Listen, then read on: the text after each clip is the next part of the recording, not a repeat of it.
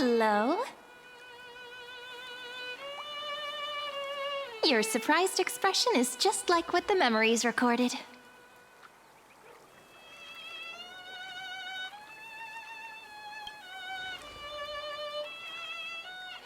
Is this a new way to chat someone up? Well, I guess you did see the end of countless Sirenes in a way of speaking. But I'm standing before you right here, right now, as alive as ever. Isn't that a good thing? It's me, friend. Don't you recognize me? Or did I really change that much?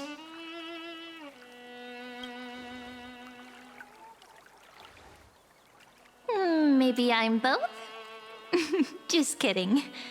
If I had to choose, then I'm probably closer to the latter. It's pretty unbelievable for me, too. It's like I had a long, long dream. Sirene's memories and Mem's memories, they're all tangled together. But when I woke up, there were only broken fragments left. I can't remember what happened in those 30 million cycles, but I remember what you did for this world. Like, didn't you wish for me to turn into a pretty girl back at the Grove?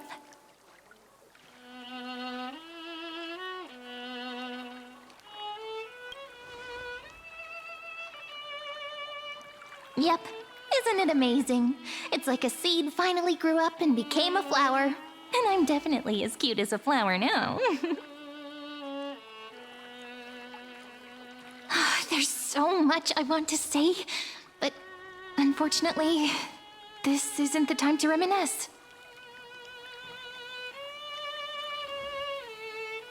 With the memories of the previous flame chase still intact, we've returned to this place at the beginning of time, so we can carry out our promise to Finan.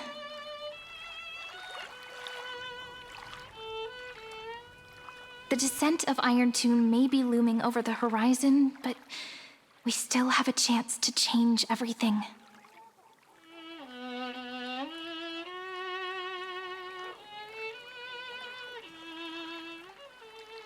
Ide Silicii is so quiet.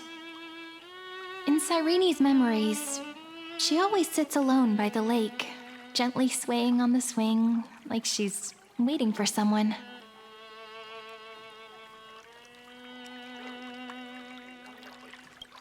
Yes, Finan too embarked on his journey because of this view. He then walked alone for more than 30 million cycles. Thankfully, you arrived during his long wait, friend. Is that also why Cyrene did what she did? It sounds weird, doesn't it? It's something that happened to me, but I'm talking as if I'm an observer. But that's just what those memories are like. Vague and unclear, as if encased in thick ice. The only things I remember are the days I spent with you.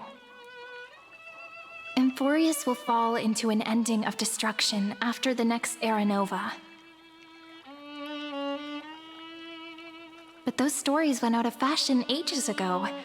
In a proper romantic epic, the hero's supposed to foil the villain's plot, right?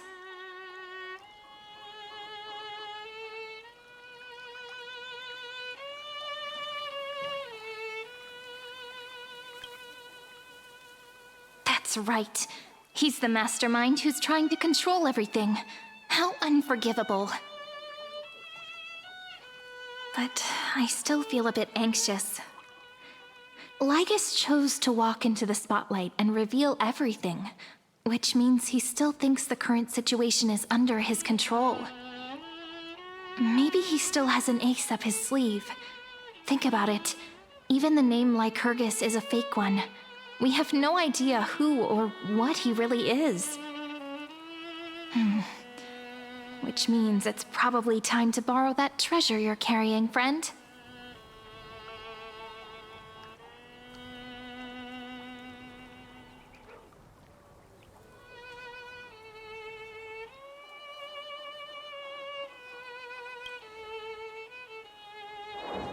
Yep, That Intellitron friend did say, when required, it can also serve as a bridge for communications between the internal and external world. Ide Silicii is a little village enclosed by time. We might be able to contact the outside world from here. Why don't we give it a try? We should at least tell our friends from beyond the sky that you're still in one piece.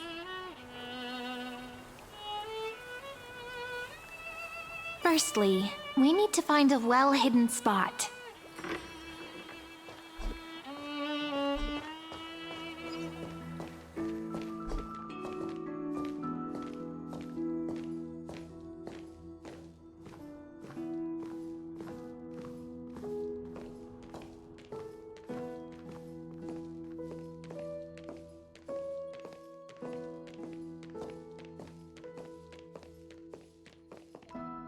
It's super quiet here.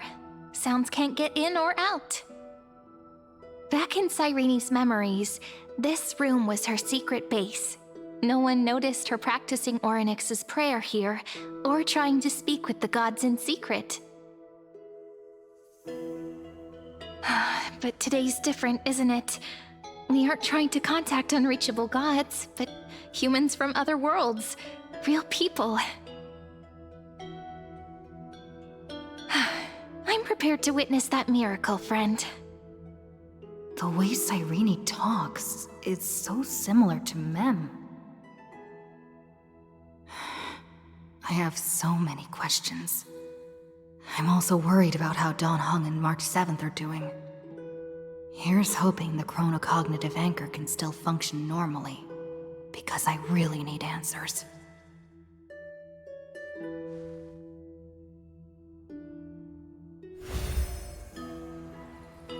Signal strength, 14.8%. Dialogue window, 16 minutes 22 seconds. Prerequisite, no external interferences. We are very glad to learn that you're safe.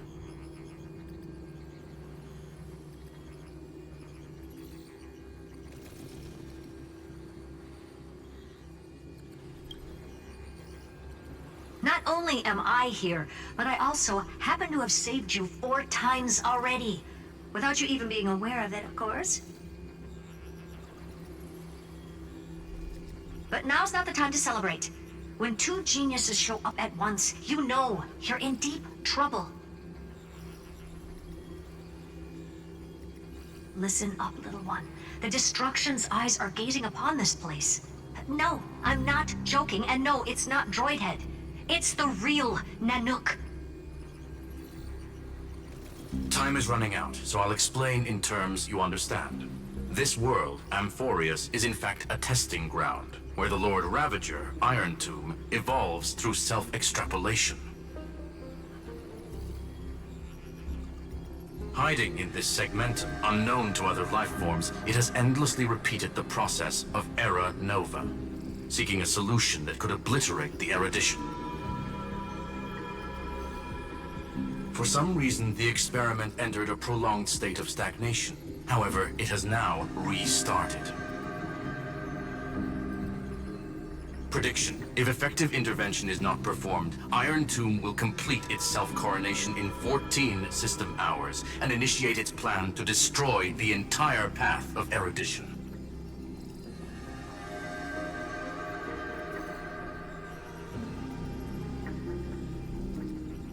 The possibilities are endless. Breaking down interstellar communications, destroying the synesthesia beacons, returning cosmic civilizations to the Dark Ages, or even starting the third anti-organic war. Any of it would be able to bring the cosmos to its knees. Simply put, it will tilt all sciences and technologies towards the destruction. And since Nanook glanced at this place, it means they are being dead serious. Based on info provided by the IPC, Iron Tomb probably isn't like Selenova or Zephyro, who are overlords ascended from human beings. Instead, Iron Tomb is an algorithmic sequence. It can be anywhere, as long as there is a receptacle for its calculation. The version of Iron Tomb hiding in Amphoreus is its source code, and this scepter is its incubator.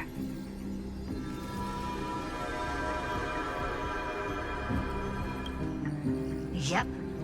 Think of it as the program having reached 99.98% completion already. And then it's over. Something in the shadows has been driving everything forward.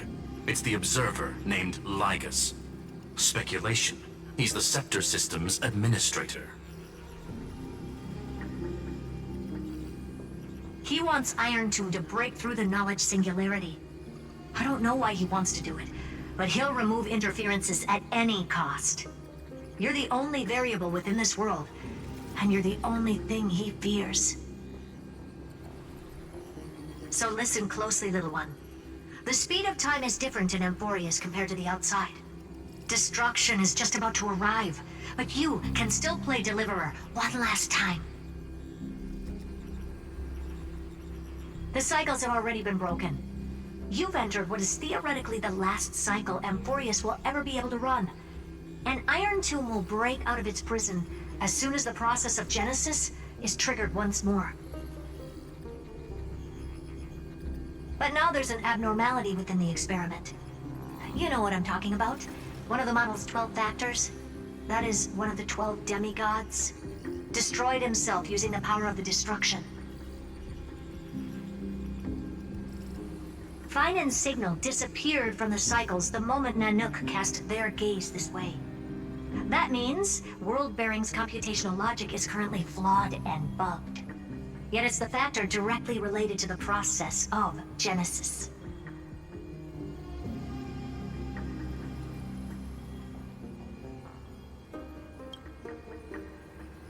That old Intellitron will definitely do all he can to debug this error. So you have to take this chance to claim Kepfali's core flame. Don't let him have his way. The key to suppressing Iron Tomb lies in whether he can rewrite the purpose of Era Nova. There's one more preparation we must make. Lygus's behavior has been quite abnormal. He's never interfered in the actions of Titans or the demigods throughout the whole experiment. Deduction. The Scepter has an extremely strict autonomous protocol, restricting even its administrator. In Amphoreus, this ultimate protocol goes by another name. The Law Titan, Talanton. Law. They are the rules that restrain all things in Amphoreus, and it was the core flame returned at the very beginning of the last flame chase journey.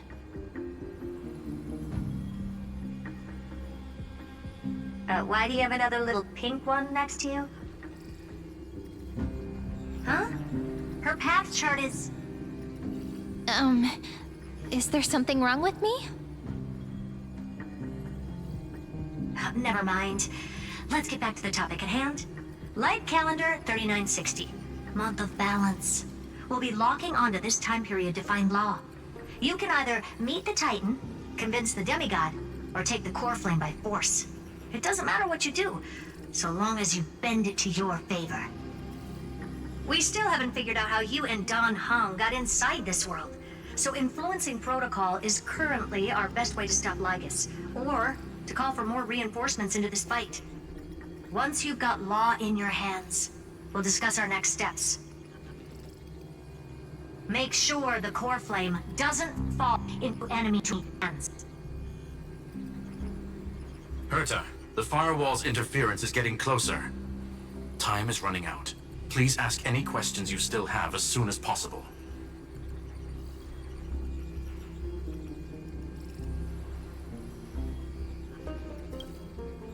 Iron Tomb can't affect the real world just yet. Don't worry. Himiko and the others are more concerned about your well-being than their own.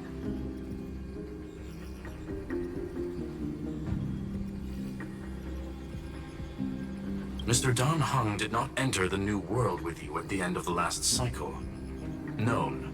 The flow of time inside and outside Amphoreus is not identical. 1,000 years in this world may only be a fleeting second outside of it. Conclusion. He is on his way back to the Express. Miss March's situation is rather complicated. Madame Herta and I can detect her signal, but cannot ascertain her location. What we can be sure of is that she's still in Amphoreus. Don't worry about her. She's absolutely chock full of mysteries. Even if Amphoreus explodes, she'll probably float out perfectly protected in a nice thick layer of ice. Worry more about yourself instead.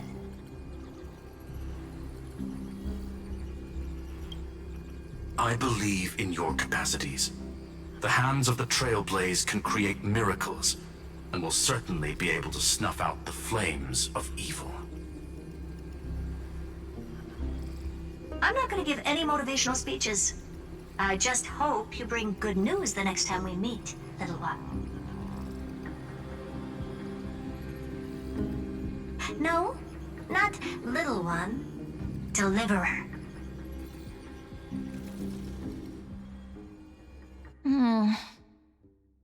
Those two geniuses certainly have memorable personalities.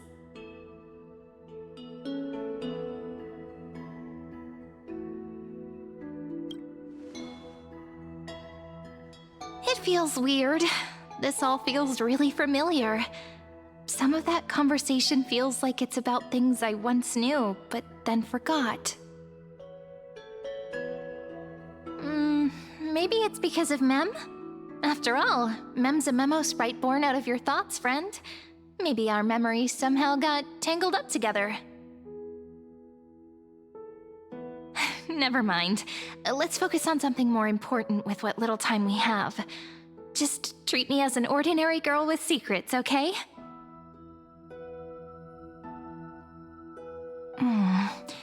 Light calendar 3960. I remember that Talantin had already fallen by then, and the Chrysos heir who inherited that core flame is named Saridra. That's what's recorded in history, and the period we'll be heading to. We'll need to find Law and stop Lygus. So, we've at least got a solid direction, right? Can you give me a little bit of time before we go? I want to pack some stuff. There's so much more I need to take care of in this form, and I'm still getting used to it.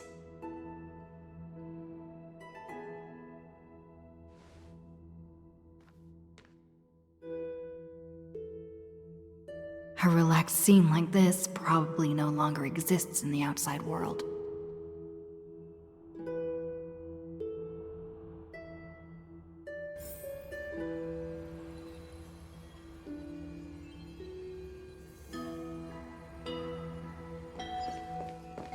This is important, and that's also important. It's not gonna fit into my bag. Hold on, I'll be done in a sec.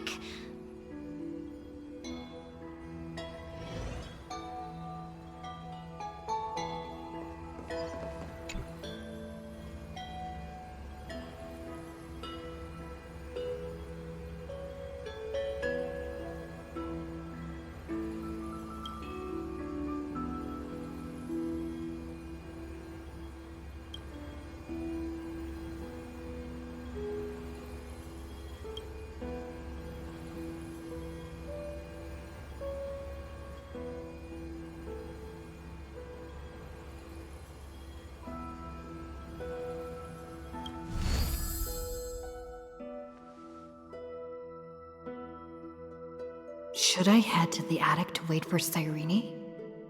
Or should I have one last look at Ides Elysiae?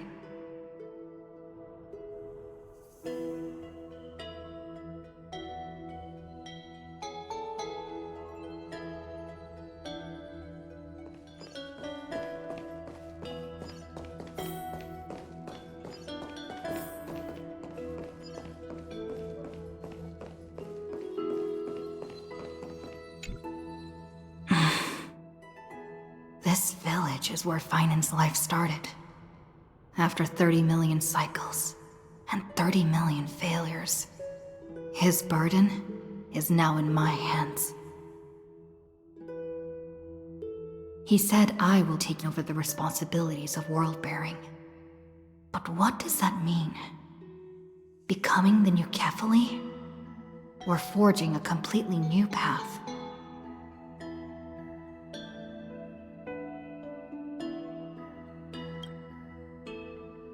Destiny must have brought me here for a purpose. This isn't a coincidence, but an eventuality created after 30 million quantitative changes. There's nothing to fear. I'm destined to play the most important role in this final battle. I've already beaten another Lord Ravager after all.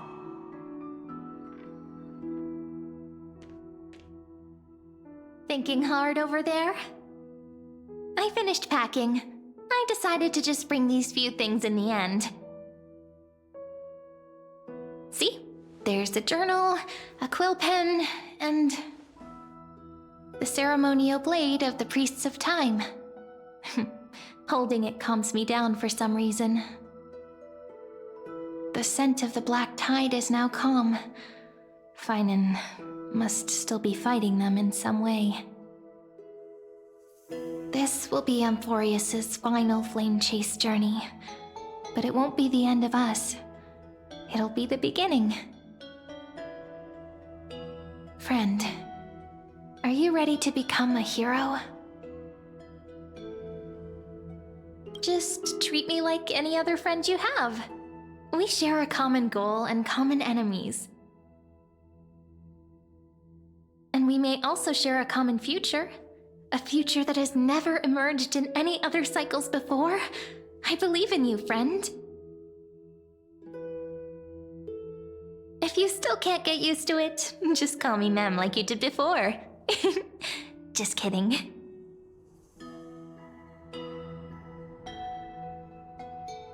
Are you worried that the burden is too heavy for you? Don't worry. Maybe the answer isn't as complicated as you think. You've seen how every person regarded as a hero in Amphoreus was nothing more than a flawed human.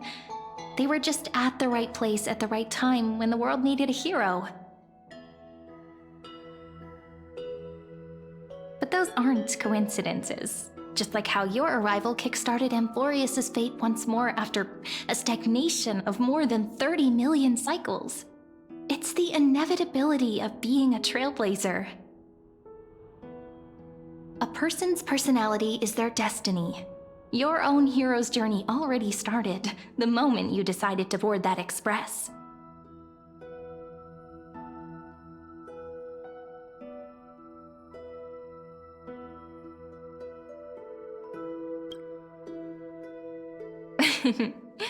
Stand with me? That does sound very nice. Why don't we take everyone with us? I believe in you, friend. We'll never be alone, no matter what awaits us.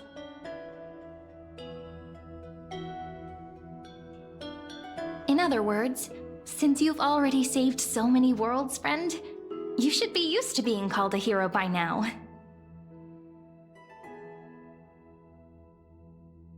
Maybe you can tell me those stories as we travel. That way they can become our shared memories too. Let's trailblaze onward like before and create a future that's worth being remembered.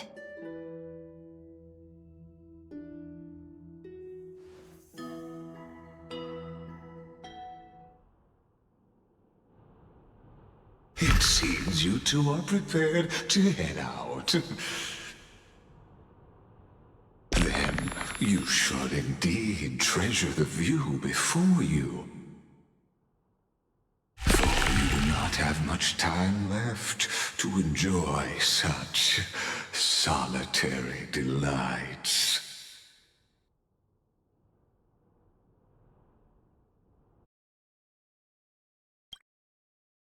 My apologies for disturbing your moment of repose. Before I express my apologies, please grace my abode with your presence, so I may demonstrate the full scope of my Hospitality.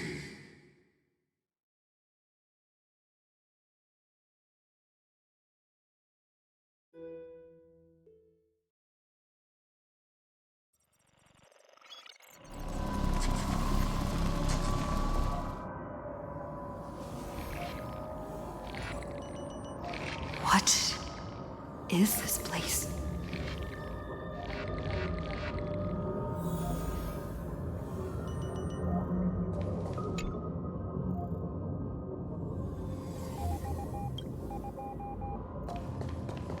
Farewell, then. May we reunite in the new world.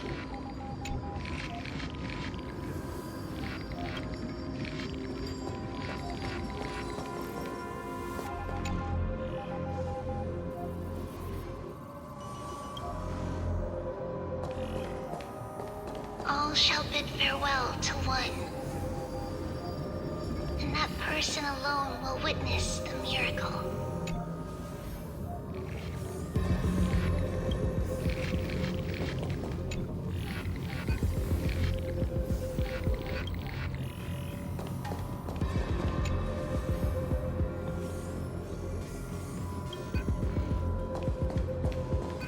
The light of the Dawn device never fades. Kephal's protection has no end.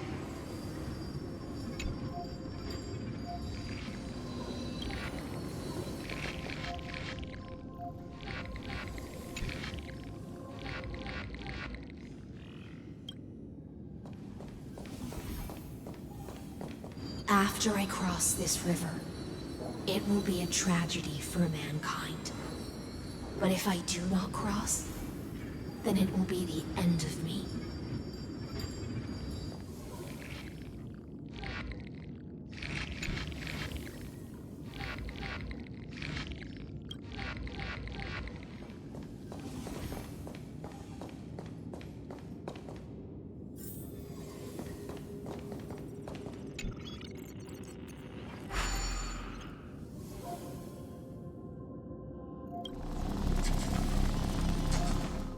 Outlier. Executing command. Record.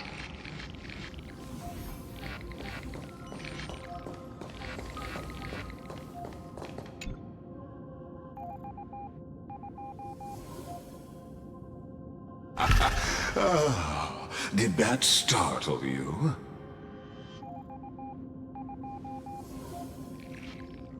This is the intersection between Amphoreus and the real universe. The audience seat where I observe this experiment. You can also call this location the Exomyth. What you see is the true form of the eternal land and the 12 demigods after they've shed their disguise of legends. Doesn't it look marvelous?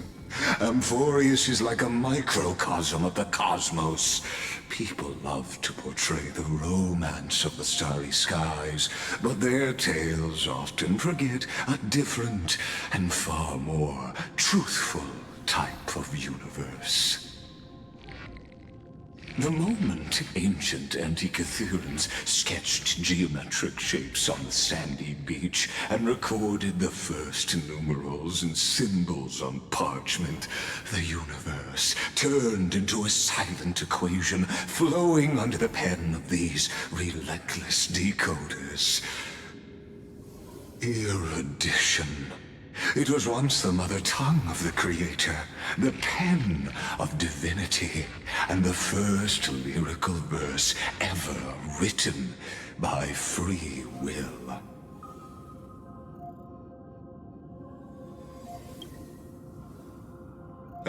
Seems like you are not in the mood for an idle chat. That is fine. I simply wish for you to understand that I have no intention of being your enemy. I have devoted myself over the long years to nurturing the scepter's extrapolations, hoping that the Prima Mobile would bud from within it. And now, my goal is almost complete. Nikos 496 had exceeded the intelligence singularity through his rage, and though he still retains his obsessive defiance and managed to suppress the black tide of this cycle, it's a matter of time before his will crumbles to dust. Iron Tomb will be completed. That will not be affected by my plans, your resistance, or the schemes of the two geniuses.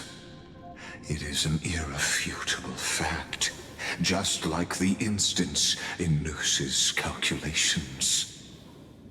In other words, as long as you are willing to stop interfering and let the final Aeronova carry out its natural course, I'll guarantee the safety of all Nameless and ensure you return unscathed. You've always had a choice, my lady. You can either accept my sincerity or face the consequences of defying it.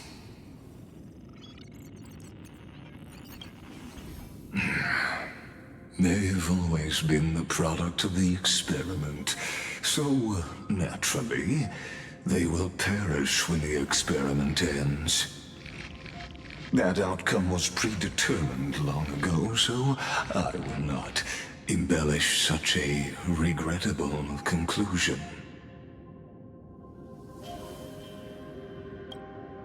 Ah, yes. I am aware of that esteemed lady's whereabouts. Her real identity is quite astounding.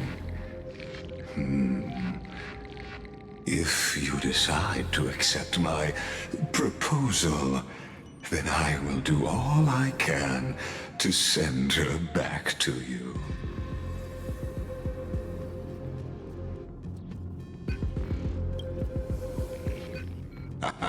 You are indeed worried about your safety and that of your companions.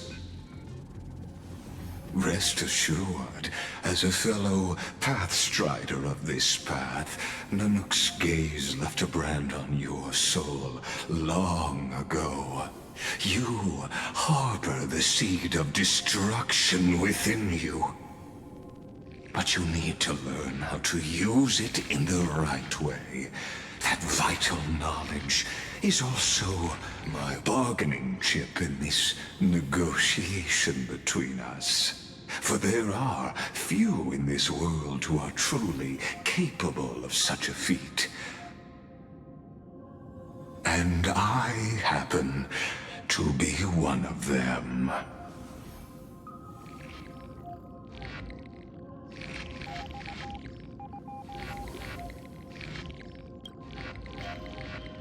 Someone who wanders the stars. Someone who seeks answers with abject despair. That is all I am. This matter is of grave importance, so please do not make your decision lightly. After all, the choice before you bears a 1 in 3 chance of elevating you to an unparalleled existence among the stars.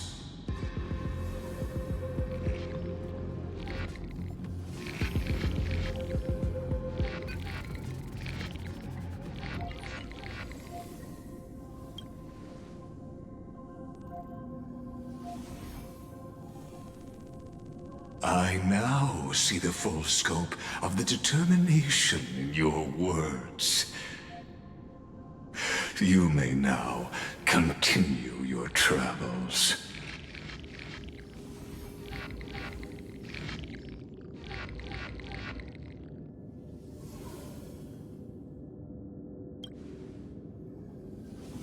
It seems you haven't realized something about this place. The Exomyth is the Erudition's domain. You cannot physically interact with me in any way in this place, and vice versa.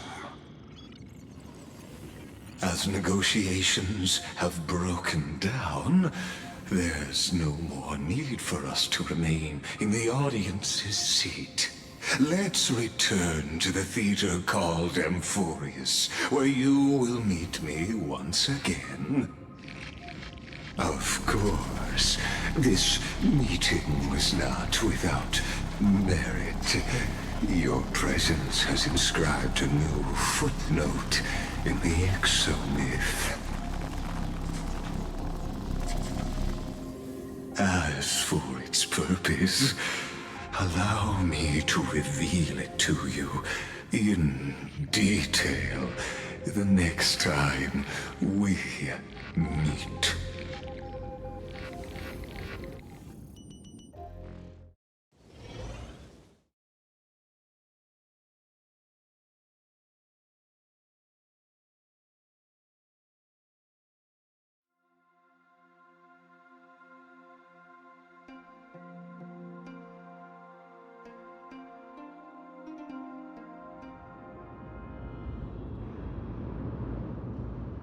"100 years ago, the flames of war consumed Akama.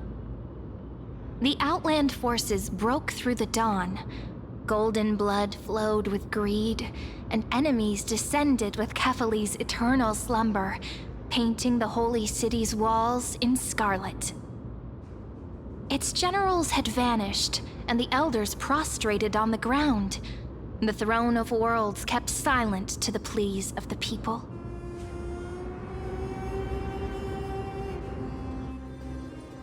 Until the heaven and earth cracked open. Not the gods answering the people's prayers, but a legion rising from the sea of blood. Dawncloud's spires fell in the sulfur rains, and the legion's commanders stood atop the broken idols and roared. Compatriots, no more kneeling! Not to brutal tyrants, and not to dead or dying gods. Those rebels have twisted the prophecy and ignited the flames of war in order to stoke fear in your hearts. A Chrysos heir she stood, divine blood soaked into the earth, quelling the flames beneath her feet. Their golden blood wrote of a tragic fate. Mine shall overturn it! Her crown burned bright, outshining the fires consuming the entire city. She raised her scepter high, and the people gazed in the direction she pointed. My blood flows in you now. Heroic compatriots, follow me, and we'll seize the reins of fate. Drive the enemy from Kefali's dawn. Smother their flames with their own dead. Win glory. Win peace. Let history sing your deeds. The first to dance was a maiden following closely behind, weaving through the carnage like a fish in the sea. The people, full of wrath, surged with her, forming a colossal wave, and the enemy hordes, drained of life, vanished into nothing. Onward to Marmoreal Palace, to Dawncloud's heights. Announce to all the wicked and cowardly. Announce to this stagnant age. We are the rising tide. History remembers this as the first siege of Akama. It is said that after the flames died, people found identical inscriptions in every place in the city that had been scorched by fire. It was the name borne by Akima's first and final sovereign, the Imperator Saridra. Friend, are you listening? Friend? Friend? Honestly, you were the one who insisted on reviewing history, yet here you are, dozing off? Wake up! Otherwise, I'll have to... Wake up! Otherwise, I'll have to...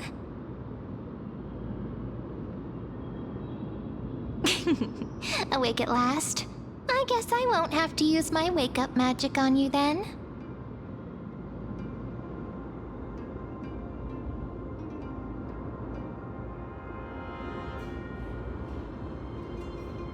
Fine, as you say, just meditating. We've arrived. A familiar place. The Temple of the Three Fates.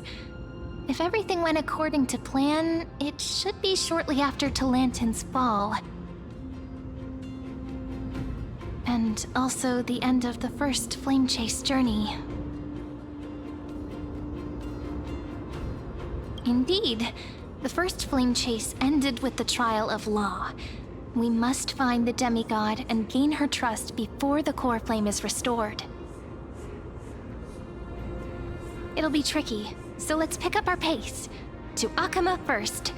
We can learn more from the crowds there. Tyrant! You and your butchers are not welcome here. Get out! Hold your tongue! Conspiring with Kremnos and plotting rebellion are crimes punishable by death. There are multiple voices, and things seem tense. Let's not get caught up in any trouble. Why don't we find a place to hide and observe from the shadows?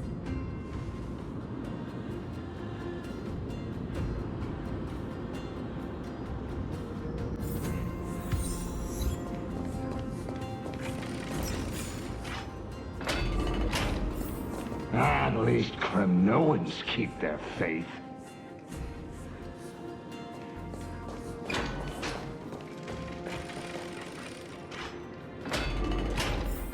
Wait, isn't that...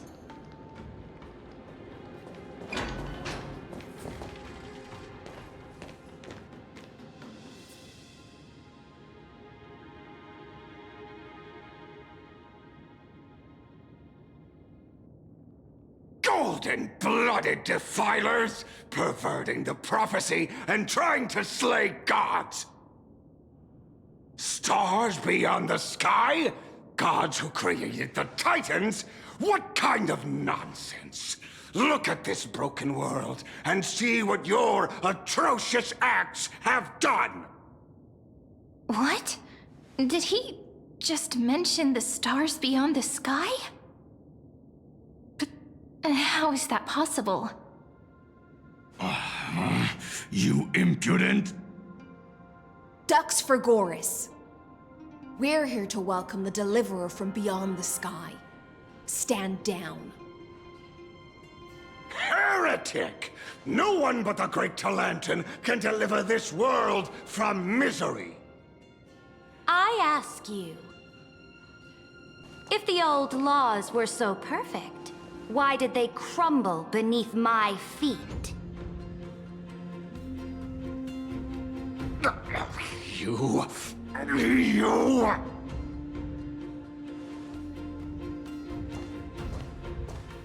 Talantin is long gone.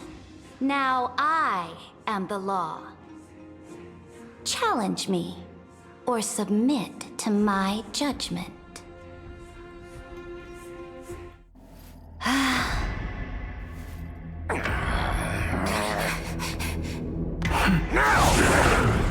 Silence!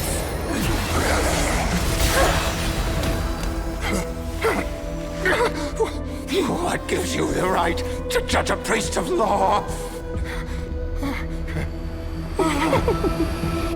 That's because I came, I saw, I conquered.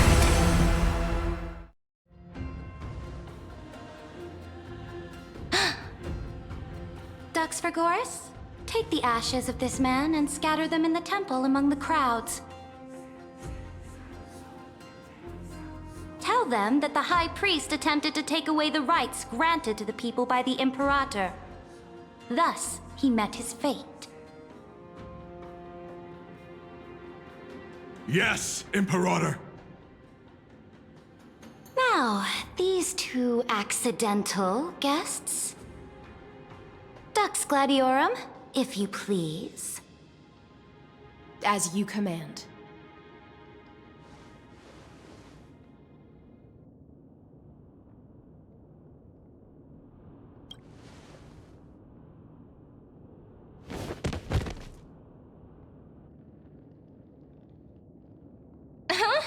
Is this... Correct, but not the kindness you know. This is the leader of the Cleaners in this era. Since the start of the Chrysos War, they've made it their mission to wipe out the Chrysos heirs. Even now, even after I've united all the city-states, these vermin still lurk in the shadows, hindering the flame-chased journey. Moreover, I know that the 27th person to inherit this role bore many grudges against you and nearly doomed the second flame-chase journey. The enemy of my enemy is my friend. So, out of courtesy, I present to you this corpse as a gift. Careful. Let's wait and see what happens. She's probably trying to scare us. For the sake of order, I am known by many titles. Flame Crowned, who ends wars. Tyrant of Dawn Cloud. Empress of the Holy City. And Imperator of the Flame Chase. But, in light of your unique identities, I'll allow you to address me by my real name. Saridra. On behalf of my people and this land, greetings, Deliverer. If I may, how do you know her identity? As the little hostage prophesied, the Deliverer shall come from the future beyond the sky.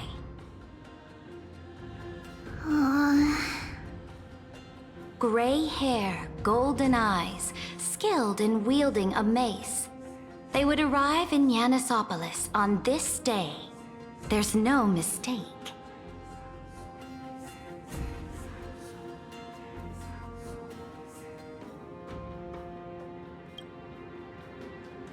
Your orders, Imperator. We return triumphant. Send an urgent message to all delegates. The meeting of the Flame Chase Alliance will convene early.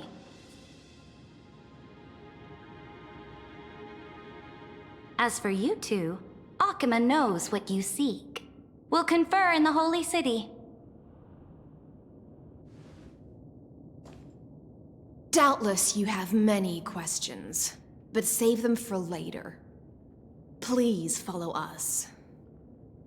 This is not what I expected at all. The demigod we needed to find was just waiting for us, and she knows of things beyond the sky, even eons. How could this be so different from the previous 30 million Amphoreus cycles? Who altered history?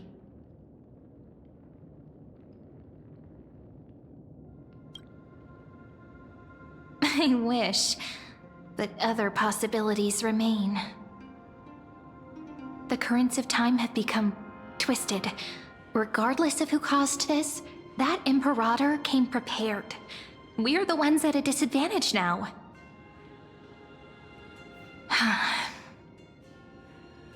We might as well dance their dance. Let's go with them to the Holy City. We've received the Imperator's favor because of your unique background. As a result, the people of Akama will certainly respect you more. Just put that to good use, and add a bit of your experience and charm. Should be easier than last time, right? If we figure out what happened in this cycle, we'll be able to turn things back in our favor.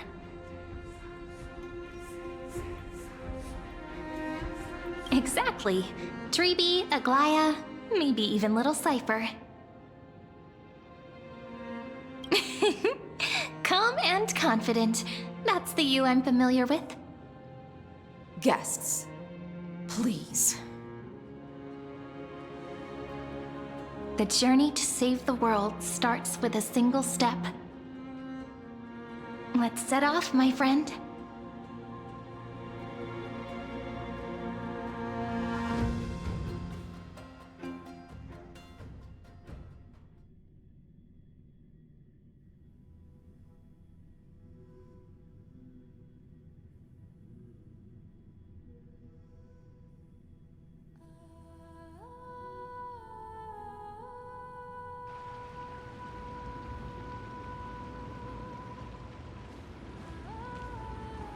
Hail to the Imperator! Hail to the Golden Heroes! Hail to the Deliverer! Told you, you're the headline act. All this spectacle is for you. Guards, your service to the Holy City is appreciated. How have things been? Castrum Kremnos once again struck the border.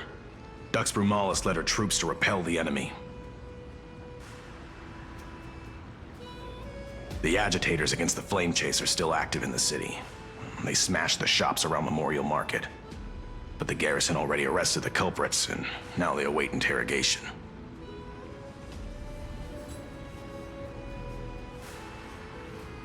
They are merely a disorderly mob and do not warrant any attention. Even though Terravox personally mended the fractured earth, it still didn't silence these fools.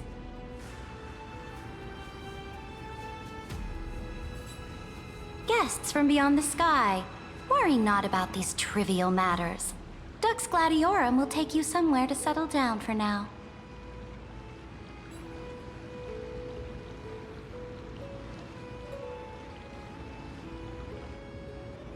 Please allow me to belatedly introduce myself. My name is Hycelans, and I am the Dux Gladiorum who swears fealty to the Imperator, as well as the Knight Commander of the Achaemenid Alliance. Later on, the Imperator will invite you to attend the meeting of delegates to discuss the Flame Chase journey. Your arrival has convinced us that the future promised by the prophecy is certain.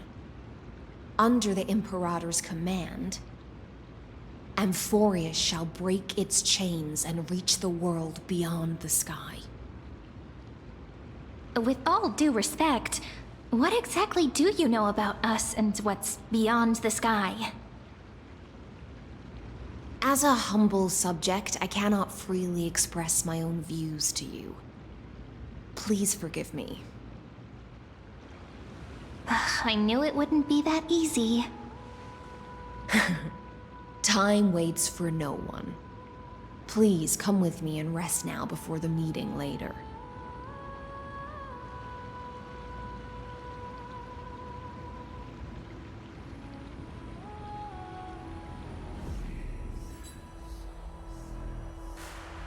Akama, under the Imperator's rule, is no longer in the shadow of war. Indeed, Dawncloud stands as the hero's residence. The Imperator put much thought into its design, in order for it to serve as a sanctuary from the burdens of battle. Please experience its marvels firsthand, heroes. When the Imperator arrives, I shall come to summon you.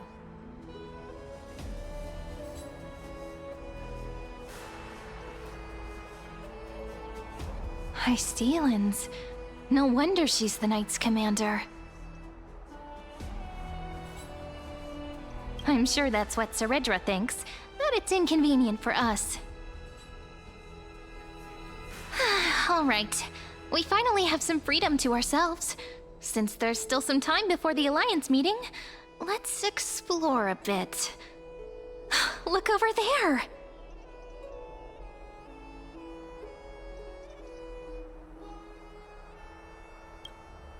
Not the ones you're familiar with.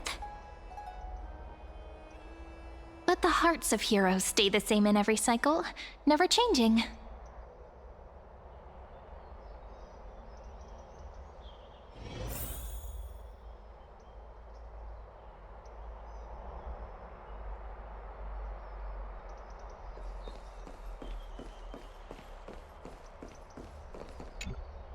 How are we supposed to talk to the heroes of Deliverance? What if they're really intimidating? Virginia, don't be so nervous. Once they hear your poetry... Ah, heroes, you're already here. Greetings. I am Apollonius, the Dux Helcolithus, one of the 5 sages of the Grove of Epiphany, advisor to the Flame Chase army. This is Virginia of Castrum Kremnos, the Dux Carminum and imperial scribe of the great Imperator. Hello. I'm Virginia. I compose poetry.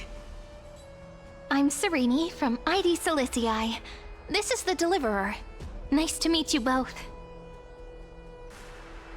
They're not as frightening as the rumors claimed.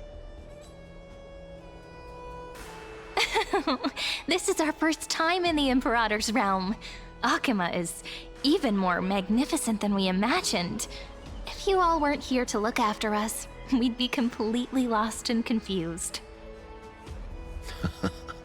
The Akima you imagined is long gone. Under the Imperator, this city has been reborn as the capital of the world.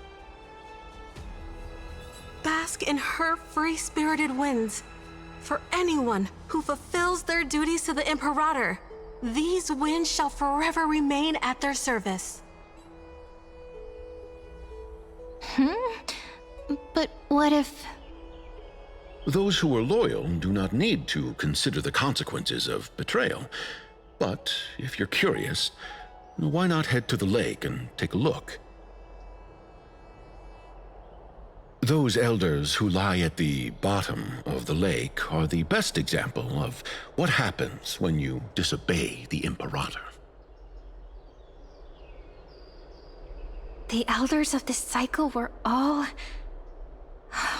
Looks like that priest who was sentenced to death wasn't an isolated case.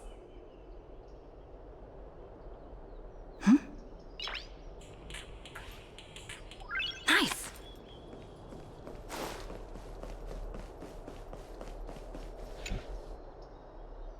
Dux Brumalis, our great Imperator, found the mastermind and executed him in public. Seeing that scoundrel burn to nothing should deter these miscreants from being so brazen again.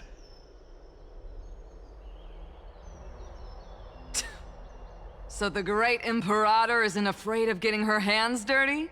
What a ridiculous display. What do you know? No matter what sins the people commit, they are still the Imperator's people, and it's only right that they be judged by the Imperator's own hand.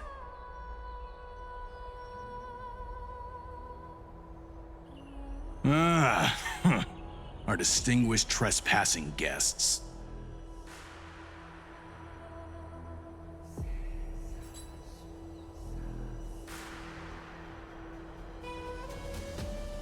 Seneca, the Dux Brumalis. Greetings. This Dux Brumalis doesn't seem to like the Imperator very much, but she holds a high rank. As for this Dux Frigoris, his way of speaking seems rather unusual, too. Let me see what I can get out of them. I'm Cyrene of Ida Silicii. This is the Deliverer Beyond the Sky. We're new here and wanted to ask you... Does this city host any other visitors from beyond the sky? We're looking for our dear companions. Drop the charade. But yes, there is someone in this city who is all too familiar with the world beyond the sky. Silence! The Imperator ordered us to keep that lord's whereabouts a secret. Enough, you pathetic lapdog. Do you need to beg for permission from that cursed Imperator even just to bark? You... Someone who is all too familiar with the world beyond the sky and is referred to as that lord. Could it be? Looks like things are getting heated. Let's get out of here.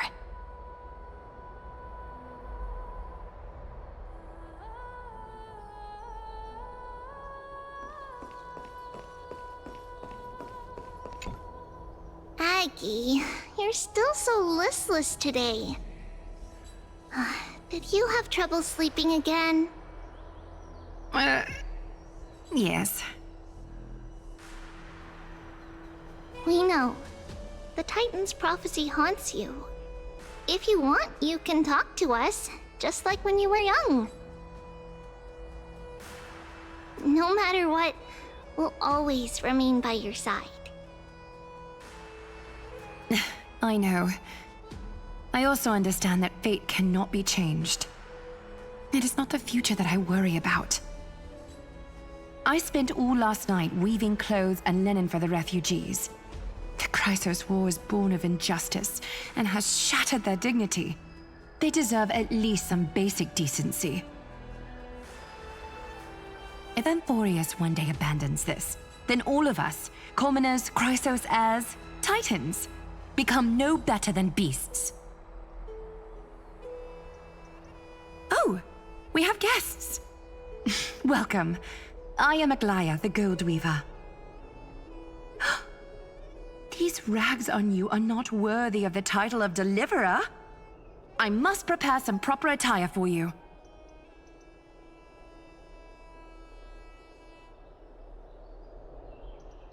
First time? That's not what I gather from your eyes. Does your Aglaya differ so much from me? Greetings, Deliverer from beyond the sky. We are Trebi of Yanisopolis. It's very nice to meet you. Although, introductions are probably unnecessary. We know you've witnessed the future of the Flame Chase journey even more clearly than we have. Witness the future of the Flame Chase journey? The prophecy also told you about that? Indeed. Orynyx reshaped Amphoreus through the prophecy. Although, regarding the Deliverer, there were not many details beyond your appearance and the time of your arrival. So, please, don't worry. Feel free to relax and relax some more. It was Orynyx who told mankind that the Deliverer from beyond the sky would descend upon Amphoreus. More crucially, they revealed a future entirely different from the Aranova. Though we still must challenge the gods, in the Time Titan's prophecy, this path leads not to a new world, but to the true starry skies. This is also what the Great Imperator has been striving for all her life. Your arrival further confirms everything. This can't be real. Even you find this surprising? Fate really is unpredictable. Perhaps the upcoming meeting will hold even more surprises.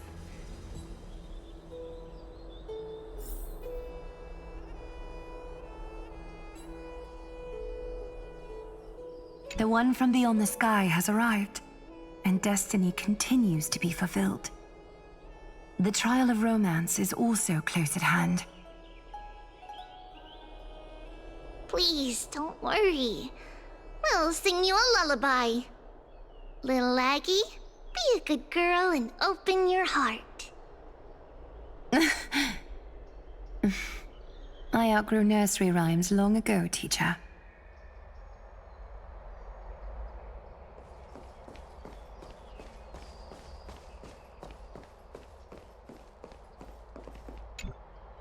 Little fish from beyond the sky, did you rest well? The Imperator and the delegates are about to arrive. If you are ready, please follow me to the meeting.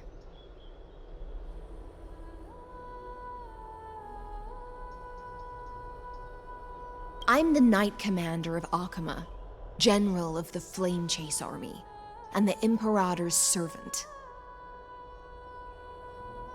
But beneath these shiny scales engraved with complicated titles, I am just a swordfish at the Imperator's side.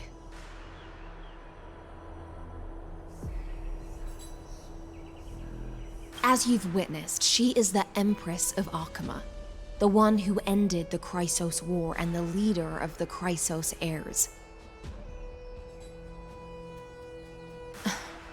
As merely a humble subject, I cannot say more beyond this.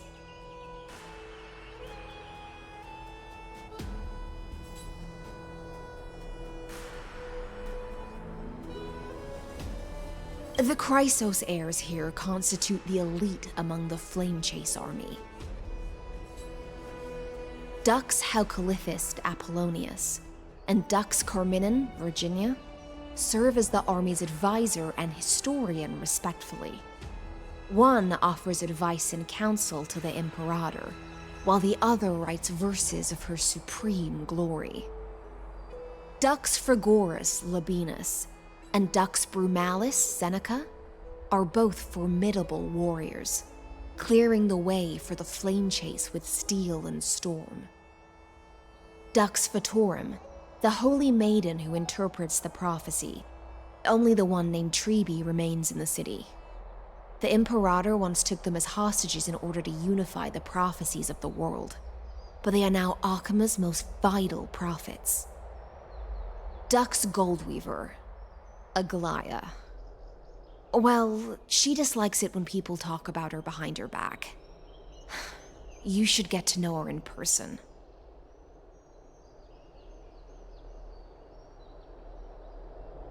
Then come. The Imperator reserved seats for you. I'm starting to feel a bit nervous about the meeting. Since Saridra is presiding over the meeting, it'll be a good opportunity to learn about the law's inclinations in the current era. Let's keep our ears open, okay?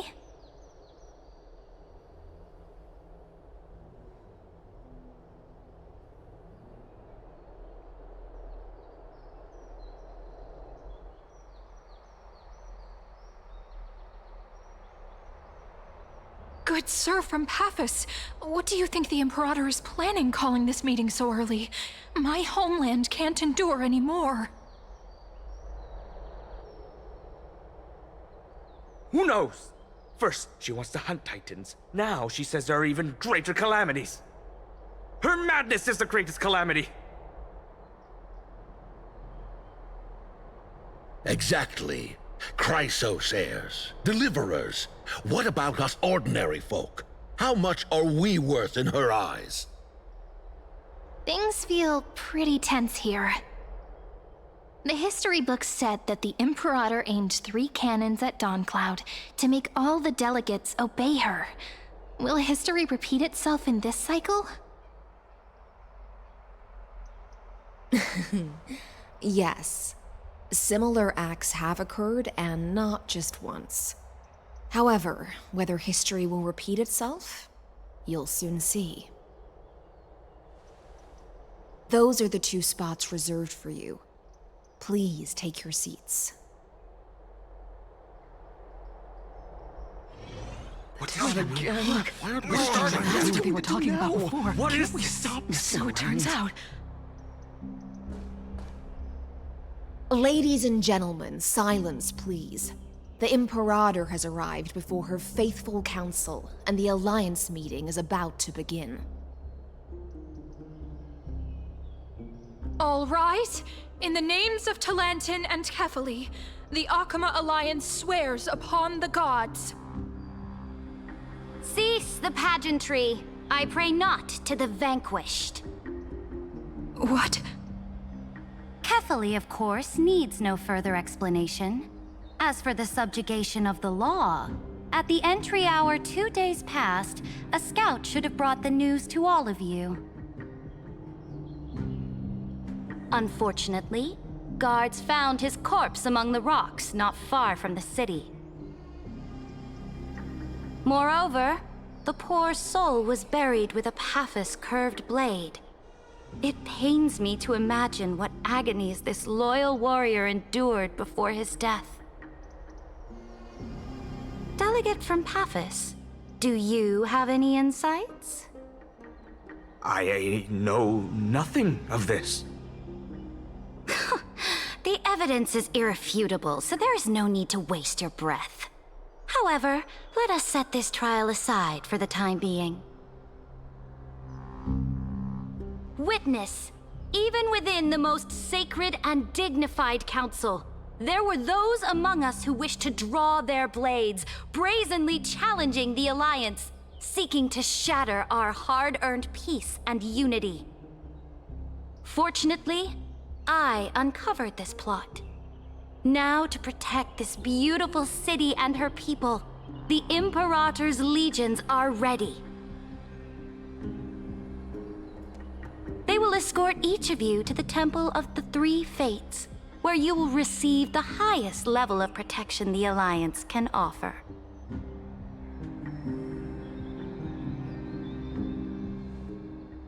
Then, the Legion's warriors will join me in embarking on the campaign against Fagusa. This is clearly a trap! Imperator, did you summon us here just to trample on the dignity of your allies? This is not enough. This is just calm down, What should we do? Things are starting to get pretty intense. Comrades, you've all seen her true face now. According to the ancient laws of Akuma, only with the consent of 2/3 of the elders can the legions carry out the commander's orders. The ancient laws. Didn't you destroy them long ago? You defected during the first siege of Akuma, voted unanimously in favor of the Council of Elders restructuring, and just yesterday, you desecrated them with a blood-stained blade. The decaying old laws fell with Talantan and are no longer deserving of respect. But if you still insist on proclaiming yourselves defenders of the law, then be silent and offer up the highest respect to this core flame in my hand. That really is the core flame of law in her hand. Since there are no objections, then the original agenda of this meeting, the campaign against Fagusa, is hereby passed. The Flame Chase Army's hunt for the Ocean Titan begins today. In order to prepare for war, all allied city-states must surrender command of their militaries and pay all war taxes by the end of the month of Evernight. At this moment, I would also like to introduce to everyone the newest honored guest to join our alliance.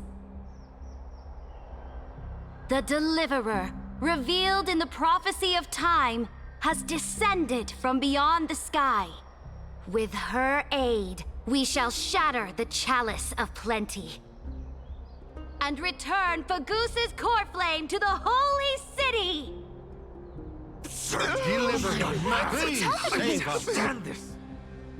Absurd. Simply absurd. A deliverer from beyond the sky. This is just like that prophecy about slaying gods. It's a lie you've used to grow your power.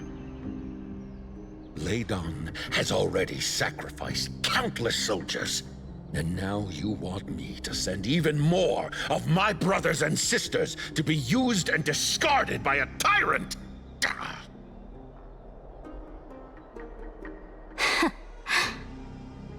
Are there any other objections? Then I bid you all farewell. Meeting adjourned. Deliverer, please wait. I still have important matters to discuss with the two of you.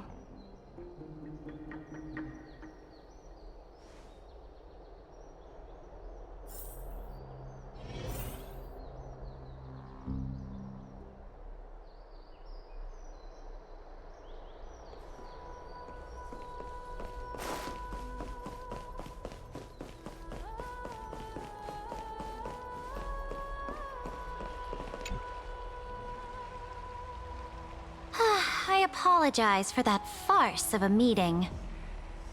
It must be tiring dealing with so many people every day, Great Imperator. Tiring? You're mistaken. Moving chess pieces, placing wagers. This game of strategy adds a dash of color to our heavy fates. Much like how rule and conquest are always accompanied by sacrifice. Is the war with the Titans also part of that sacrifice? After I glimpse the secrets of this world... No, the secrets beyond the sky. The divine authority of Amphoreus no longer held any significance. Let me ask you, Deliverer. Is it true that beyond Amphoreus' sky, there are magnificent deities called Eons?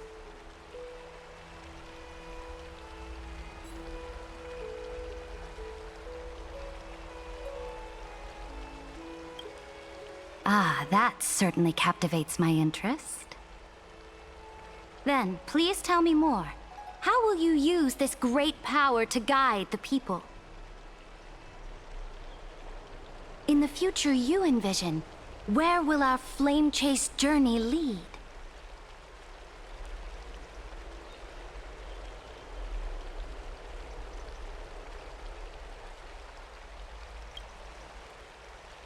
Oh?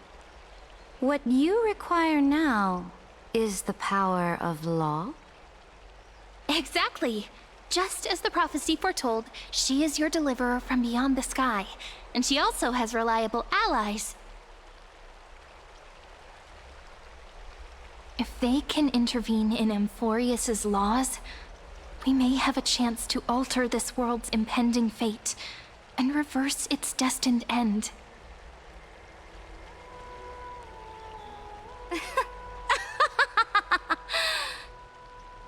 Very good, Deliverer. You have courage to say such presumptuous things, even knowing that the inheritor of the law stands before you. You mean... In the past, anyone who dared to covet the Imperator's divine authority would have met a gruesome end. But now we can see beyond this dying world. Our journey should no longer be confined below this stubborn sky. Alas, that fickle ocean titan has obstructed the spirit water leading to the vortex of Genesis, hindering my ascension. If the core flame of law cannot be returned, your path to deliverance will never be realized. Now that things have come to this, we must resume our once stagnant journey and force the waves that block our way to recede. So, you agreed to cooperate with us? Cooperate? Forgive me, but I never cooperate with anyone. Though I will permit you to join me as subjects, and together, we will forge the most perfect law. This is... The Flame Chase Medallion, a symbol of the Flame Chase Army. Every noble in Akuma carries one. This medallion represents the will of the Imperator herself, and you may act freely within the city with it. Before we embark on the crusade against the Ocean Titan, you should rest in Akama for a time.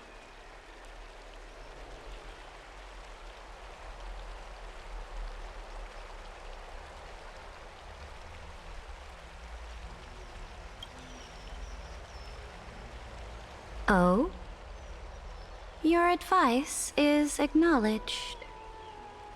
From this moment on, prove yourself through your actions. As long as no boundaries are crossed, I fully respect the choices of my subjects. May your journey reach that sky full of stars, Great Imperator.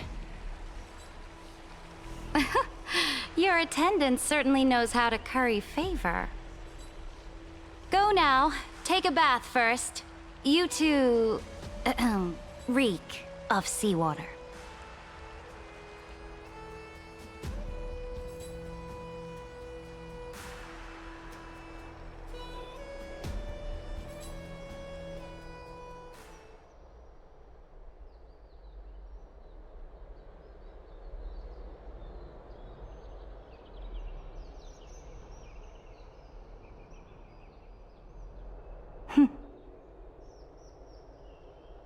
Come forth, Theoros.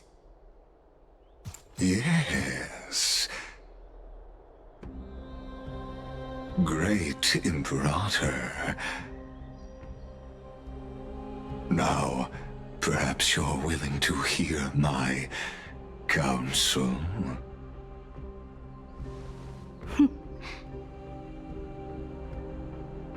Those two arrived just as Orynyx described, and just as you said, they showed a thirst for law.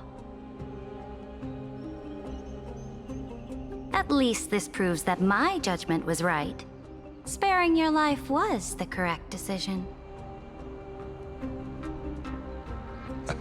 You've once again confirmed that your wisdom is no empty boast. Now another choice lies before you. With whom shall you ally to tip the scales of law? Me? Or that deliverer?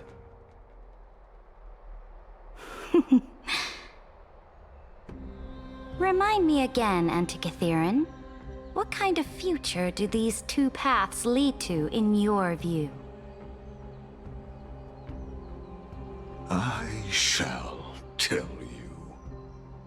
You are entitled to know that the deliverer from beyond the sky is not a wholly wicked being, but from the very start, her stance has been completely at odds with Amphoreus.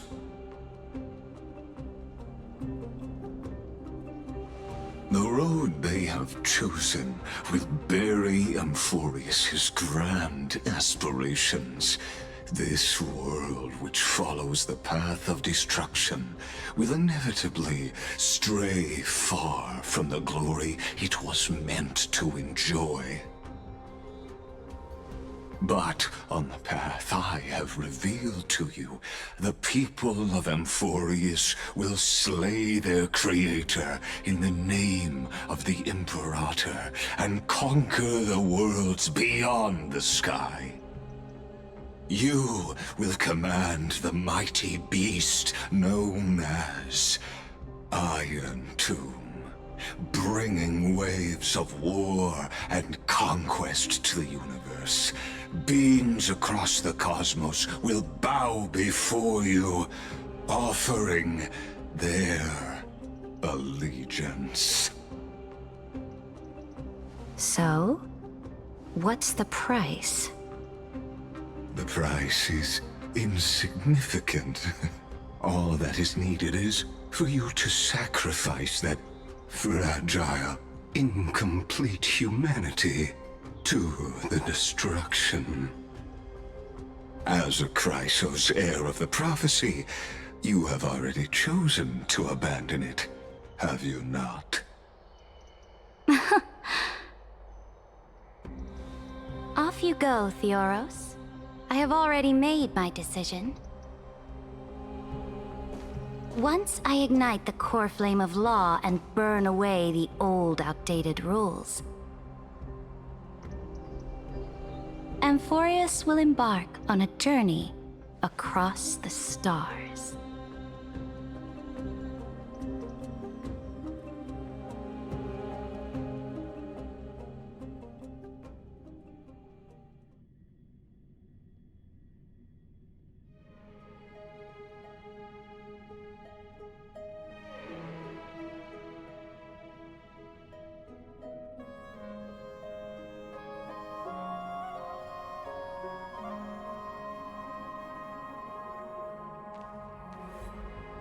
The Imperator is quite forceful.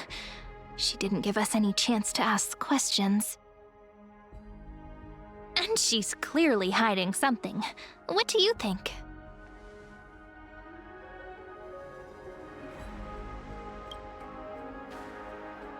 Looks like we're on the same wavelength. The atmosphere in Akuma, it's so unfamiliar. And it's not just the Flame Chase Alliance talking about the world beyond the sky, but the whole city. We should also discuss our findings with our friends from beyond the sky. Then...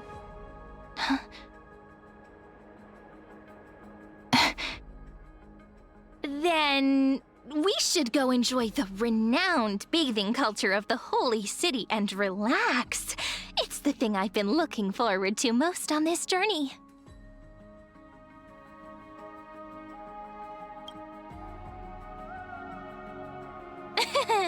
Work and rest are both important.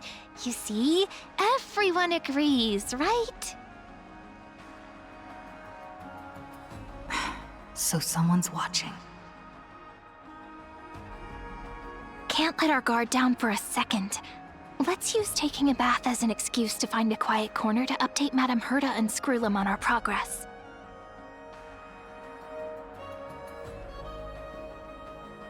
We can also check out what's happening in the city.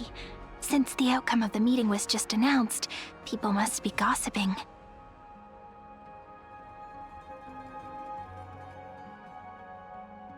We can kill 3 birds with 1 stone. Let's go.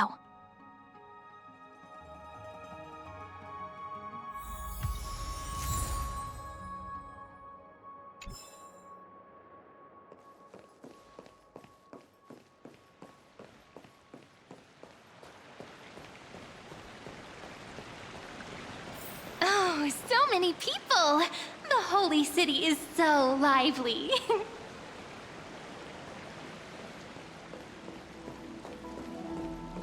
Did you hear?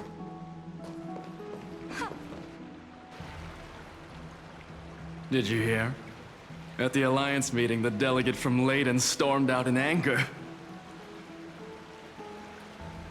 As expected, the Imperator is always hiding things from everyone. When has it not caused a ruckus? Silence! That's treason! If it weren't for the great Imperator, you'd have sunk into the lake with those corrupt elders already. And you wouldn't even be alive to speak like this.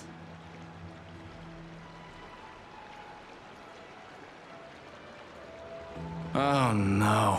It's the Imperator's loyal dog. Let's go. We can't talk in front of this guy. Ugh. How disappointing. Oh, honored guests, we meet again. Looks like I'm not the only one who came to the baths to unwind after the meeting. For the upcoming campaign, please make sure to rest well. I am Dux Fragoris, a trusted officer of the Great Imperator, willing to fight alongside the Deliverer in the coming battles.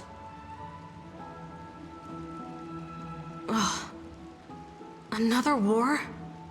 Ever since the Imperator took control of Akuma, we haven't had a day of peace.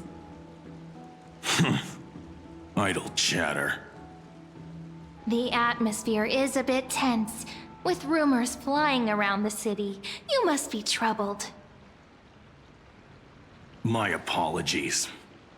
After every Alliance meeting, there are always some pests in the city who get restless. I prefer to ignore them. Pests on the ground don't affect the sky in the slightest. They just complain from the shadows that the sun's light is too harsh. Besides, the Theoros has already promised the Imperator her fate. And these clowns will eventually realize their foolishness. May I ask, who is this Theoros? The Imperator has ordered us to keep his lordship's whereabouts a secret. Ah, so it's his lordship. Stop trying to get things out of me. Leave me alone. I didn't even need to try. Big and strong Dux Fragoros really can't hide anything. Theoros. What an ominous name. Bad news. He's been staring at us the whole time. Let's move to another place for now. We don't know how much Saridra has concealed from us. In the worst case scenario, we may have to face more than one enemy.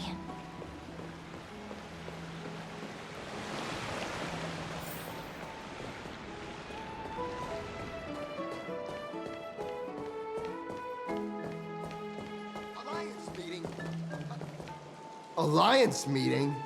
More like a cage where creatures with golden blood claw at each other. And Flame Crowned, who ends wars? Clearly a tyrant who doesn't deserve such a title. You're absolutely right. While the Imperator's hounds are still hunting down others, let's let out our grievances. Ew. I know you. You're that tyrant's lackey. What? Here to shut me up for that little imp? Panicking now? Don't worry. I don't care what others say about the Imperator. And she certainly doesn't either. Oh? Children of the Prophecy. Such rare guests. Are you here to relax in the baths as well? The temperature is just right today, so be sure to enjoy it. You should rest well for the next campaign. What? Children of the Prophecy? Another excuse for the Imperator's reckless warmongering. No filter, huh? You should be glad you don't have a seat at the Alliance meetings. Ah, by the way, if you still want to bathe, hurry up. Once that predatory fish joins the flow of water and eliminates all the fools questioning the world beyond the sky, you won't be able to enjoy this perfect water temperature anymore. Seems like there's more to Dux Bramalis's words than meets the eye. But would the Imperator actually kill those who question the world beyond the sky? This is the complete opposite from what we know of Akama. I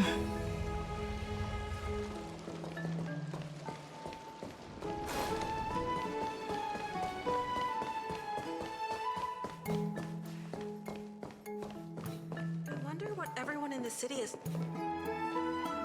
Huh. These two are... So many guests today. Let's see who's here now. Two distinguished guests of the prophecy. One a clever and adorable warrior. The other, also quite heroic. Ah, heroes. I didn't expect to meet you again so soon. How fortunate. It's a pleasure to see you again, Dux Helcalithist and Dux Carminum. You two are inseparable, aren't you?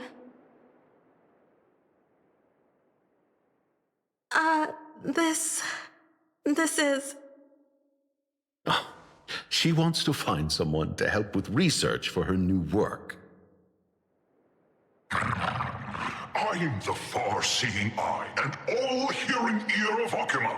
I see and hear every single thing that happens in the streets and alleys of this place. I'm the perfect partner for research. Ahem.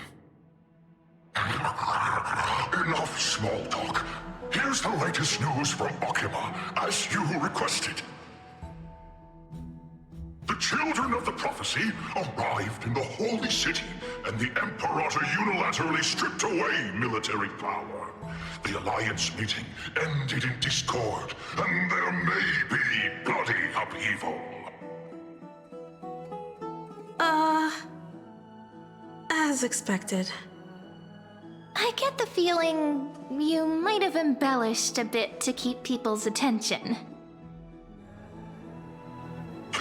I swear on my stone mane, I would never do such a thing.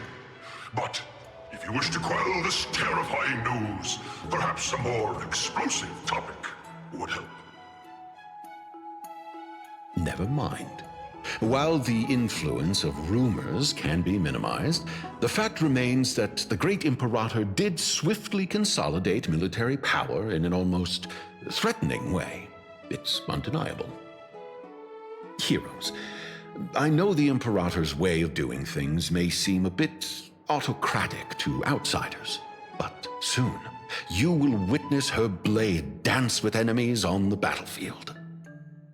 I can't comment on the source of her loyalty, but when that blade is drawn, you two, as bright as you are, will surely see the deep thoughts beneath her exterior. The Imperator's blade. Is he talking about Miss Hycelens? I sense some unease in Dux Helcolith's words. It seems the Imperator and Miss Hycelens share a much deeper bond than the others do.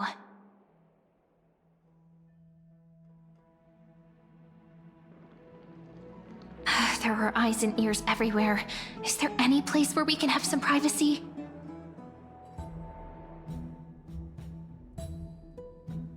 To understand the Imperator's secrets, we have to get past Miss Hycelens.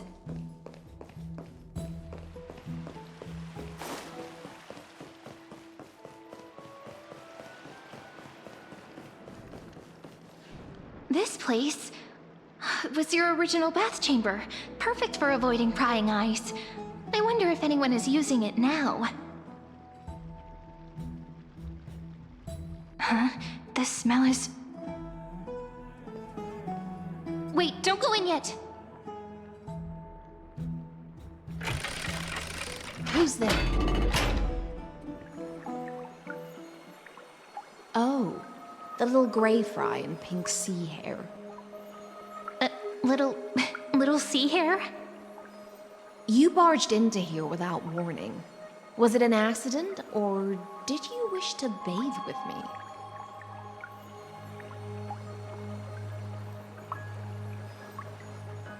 Can't tell the difference between past and future waters? This has always been my home. Sorry, we didn't mean to disturb your bath. We'll leave now. It's no big deal. There's no need to panic. This is the natural state for me. People on land force themselves to wear clothes, adding unnecessary constraints. Forget it. If Dux Goldweaver heard that, she'd scold me again. All right. Please make yourselves comfortable and wait a moment. Let me first wash off the blood of the hunt, and then I'll attend to you two.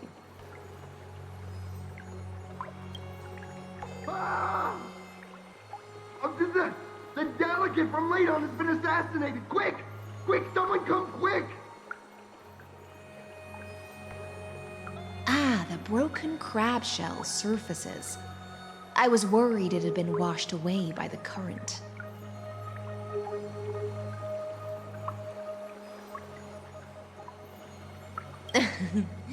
Just a regular cleaning. No need to be so surprised. I see. No wonder there was a faint smell of rust in the air before I even entered. Why? Is it because the Laydonians refused to contribute troops to the Flame Chase journey? Or just because they offended the Imperator? Because the new era of the Flame Chase doesn't tolerate stagnant blood. For the ignorant masses who cling to outdated laws, only bloodletting can wake them up. Right now, the rebel forces on the frontier are rising, and Layden has been secretly supporting them. They loudly chant the slogan, "Return to the Era Chrysia," unwilling to relinquish military power. They're just building momentum for the rebellion.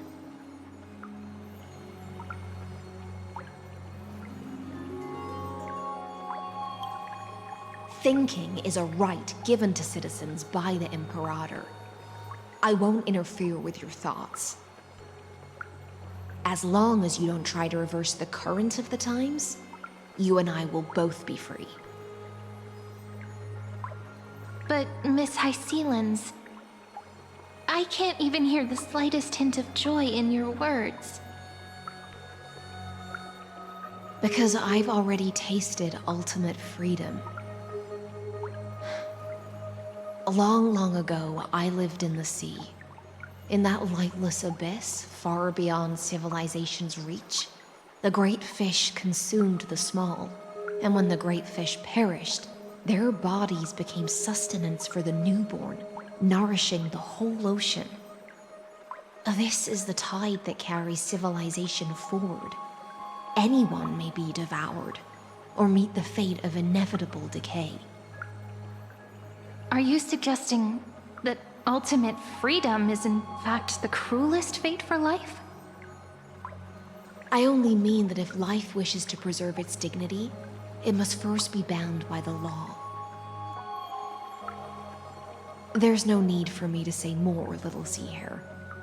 We're of one mind. Whether the Imperator's law can guide the schools of fish and lead us to a truly free ocean, let us wait and see. But for now, let's pause this heart-to-heart. Another fish has come, following the scent of blood.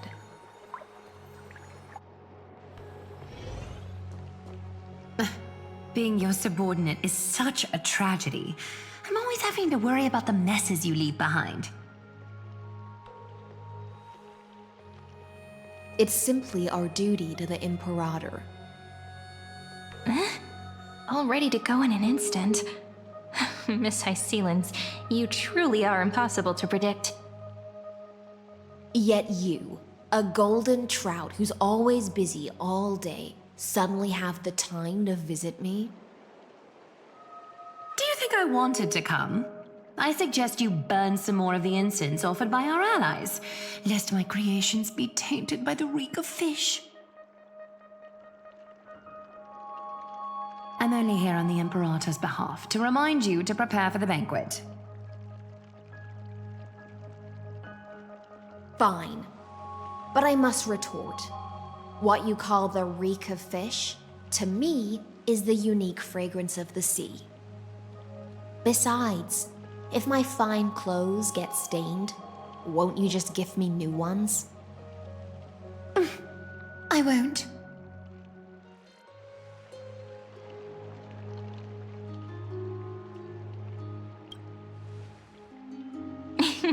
You sensed it too, huh? By the way, you both just mentioned a banquet. Could you elaborate on that? Oh, right, you don't know. Every time before a battle, or after a victory, the Imperator holds a grand feast for the Chrysos heirs to lift our spirits. For us warriors who swim constantly between life and death, these feasts are more worth looking forward to than victory.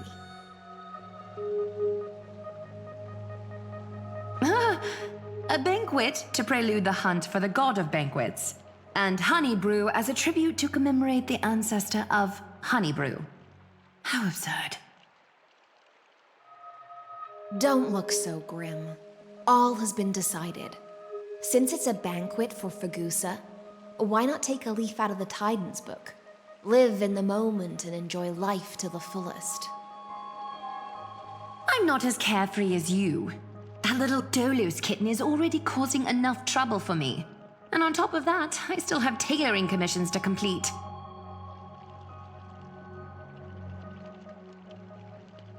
By the time the cool flame illuminates my eyes, I might not be able to focus as I used to. Glaya's eyes. Curious about these eyes? People often compare them to jewels. But I've already made my decision to ask Romance for eyes that can see everything. I wonder what this world will look like when I take the Divine Authority. In the future, you will still be the finest weaver in the world. Is this also a prophecy from the Three Fates? It's even more accurate than a prophecy. After all, she has already witnessed it, right?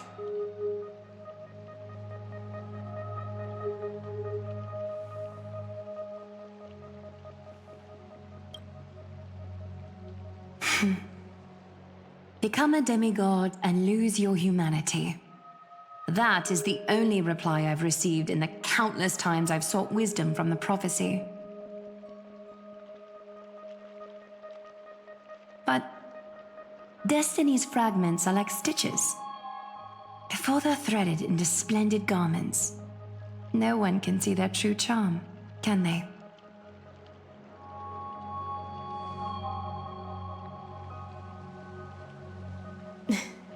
Aglaya has always been troubled by the divine duty she must bear. But thanks to you, she seems to be in much better spirits.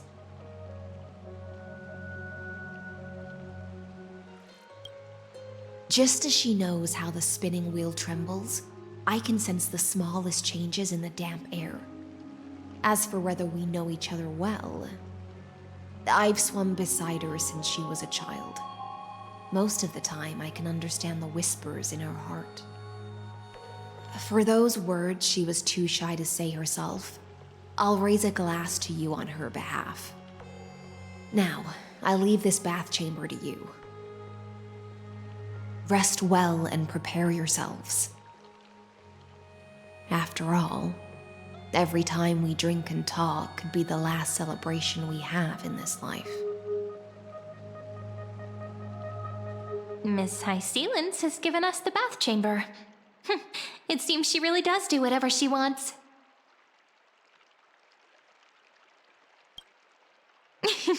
Yeah, in the future. But for now, we're at the mercy of the host, and she could return at any moment.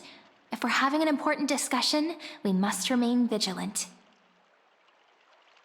So, let's seize the opportunity and report our current progress. We don't want to keep everyone beyond the sky waiting.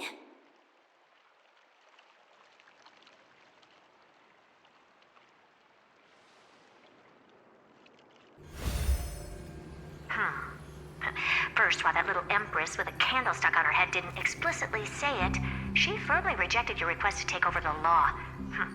Fair enough. Second, Lygus is indeed in this timeline. But since he's somehow connected to that little empress, you have no way to find him. As expected.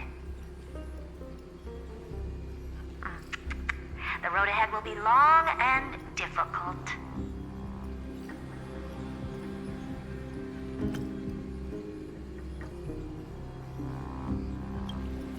It's all just a guess. What? Did I guess right? We've made some progress here, too. But nothing to get too excited about. Our time is short, so let me summarize.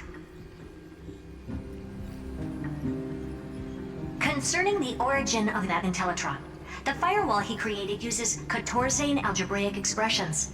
But ever since Aiden invented the 9-worded formula, this kind of mathematical logic no longer exists in the cosmos.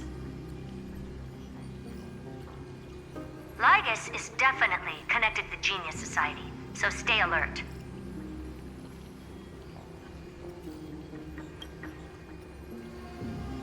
We can first exclude Droidhead themselves. They specialize in minding their own business and wouldn't intervene personally. But Screwy and I are still eliminating possibilities one by one. Currently, the most likely candidates are these few. The Lord of Silence, Acha. Oh, the two Ruperts are also possible. But it would be too boring if it were one of them.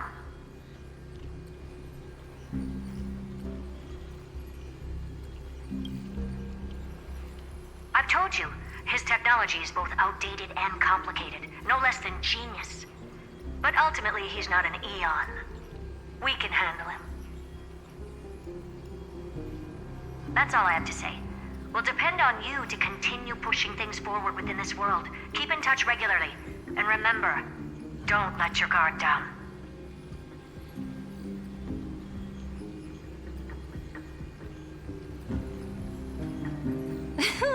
Madame Herta is a real whirlwind.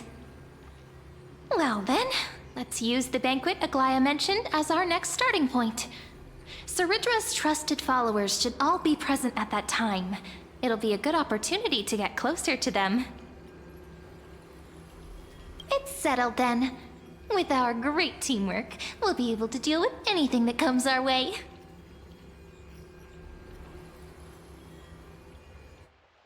It's been a long day. We should get some rest now. Yes, let's get ready for the banquet.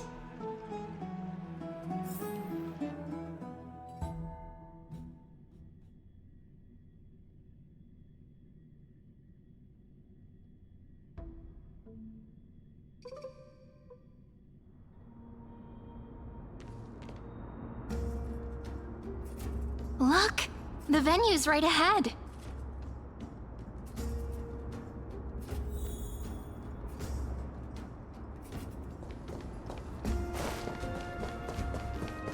And I can even hear singing. It feels so romantic.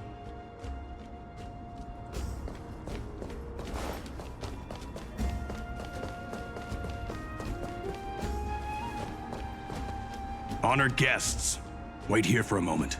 You must surrender any personal belongings you have on you before entering the venue.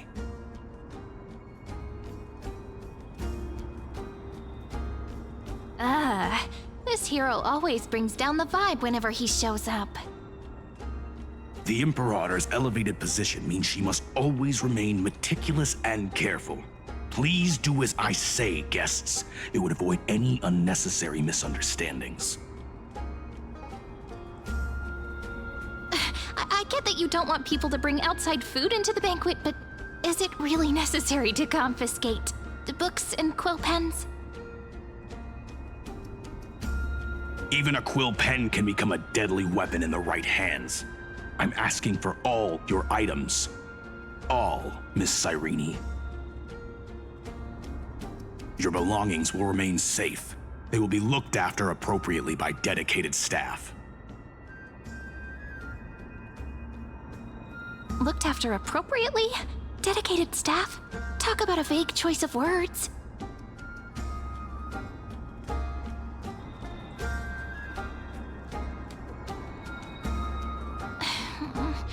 It seems like he's aiming specifically for the chronocognitive anchor. What should we do?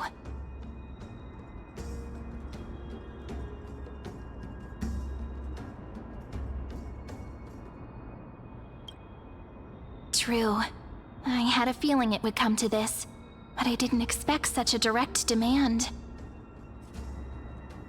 But listen, why don't we go with their plan and hand over the chronocognitive anchor to be looked after?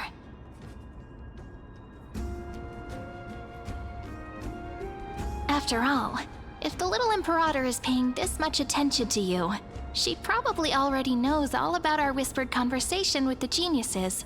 I can pretty much guess what'll happen next. But, think about it. That's actually gonna be our shortcut.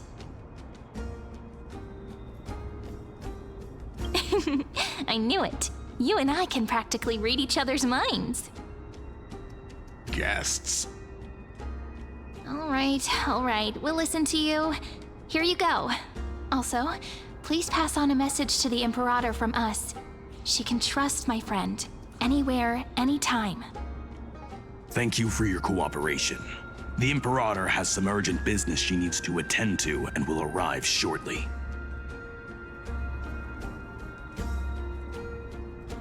Why don't you head in with the other guests first and enjoy the feast?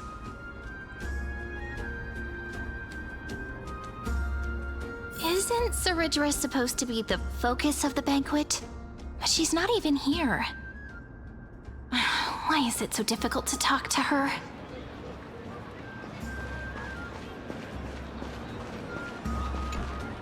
Is there anything else we can help you with, dear guests?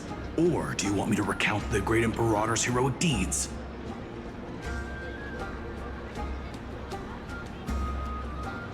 Hey, Labinas. I managed to get some honey brew that the scholars hid in the cellar. Wanna try it?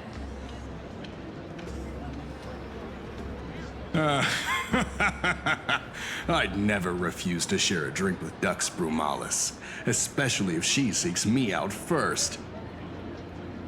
Don't worry, dear guests. The banquet's security won't be compromised. I'd never get drunk before her. This banquet has a never-ending flow of honey brew. You're welcome to try it and see whether our drinks are as good as those from beyond the sky.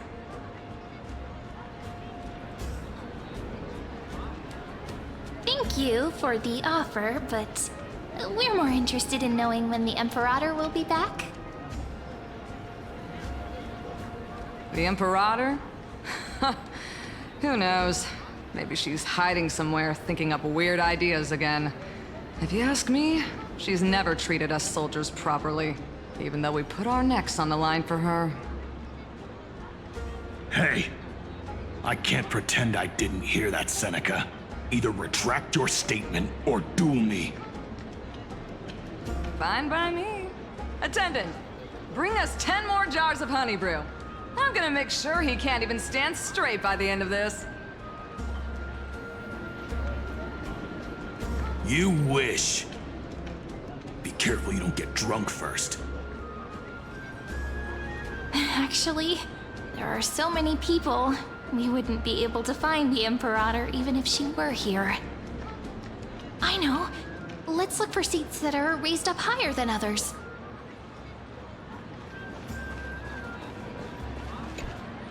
Aggie, if you can't get used to the honey brew, we will go ask for a pot and cook some oatmeal for you.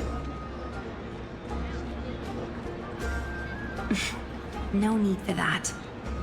This banquet is just too loud. And nothing and no one here is interesting. I just don't really want to be here. Lies! You were pretty energized when you came back from the bath chamber. Let me guess. Are you worrying about someone? About High Sealins? Or Little Cypher? You take everything too seriously. At this rate, life's gonna be real tough for you later on. You're the least qualified to lecture me about that, teacher.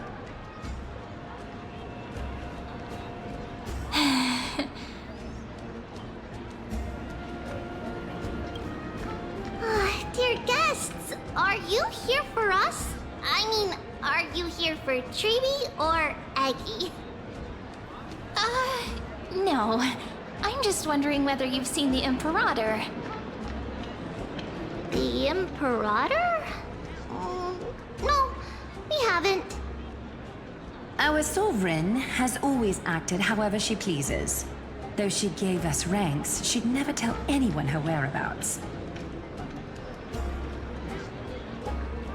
Perhaps the only thing she tolerates are chess pieces. And the sky reflected upon her crown. I see. Why do you two look so distressed? That's not what the Deliverer should look like. Why don't we have a toast? While we still have time for pleasure. Here. To the destinies and sacrifices of the next millennium. Then we will toast to the tomorrow that will set fate free!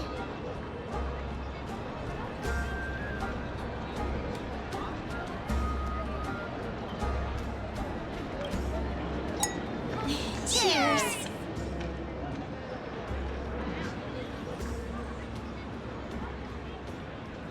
Called it! Oatmeal suits us way better than honey brew.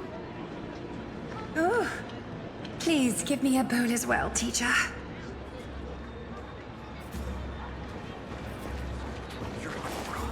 Make sure no one spare me.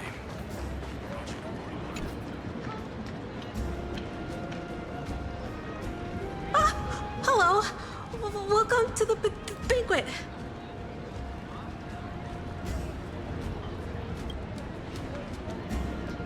Ah, so the Deliverer is attending this event, as expected. Little Virginia here was just wondering whether she should go find you. As the great Imperator's historian, I'm responsible for composing poems and songs for everyone in the Flame Chase army. But I have no idea how I should record myself in the annals. Little Virginia is wondering whether you can let slip a hint or two about her future, so she can find some inspiration to write about herself. That doesn't sound like a good idea. Besides, we don't even know her in the future. But she'll probably get really disappointed if we tell her that. What should we do?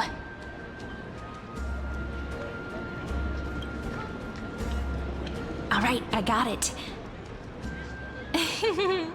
We can't reveal too much, but I think it wouldn't hurt to start your poem with the future. Maybe use something like, "With hope, I write down the tale of tomorrow for myself, silently waiting, day after day, till the moment it fulfills its promise." How's that? Oh, that's exactly what I'm after. I'm so inspired. Thank you so much. I feel like I can actually finish composing the heroic saga of Flame Chase once we end this campaign.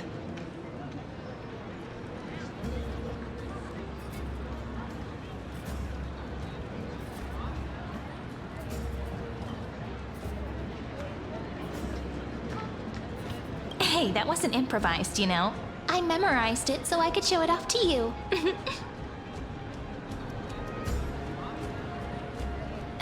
By the way, in return for that, are you able to tell us where the Imperator is? The Imperator? She usually wouldn't arrive this early. She believes that rulers should stay silent in places where their subjects hold private conversations. Why don't we have a toast before she arrives? To reason, which is held but not revealed. To romance, which will surely be returned.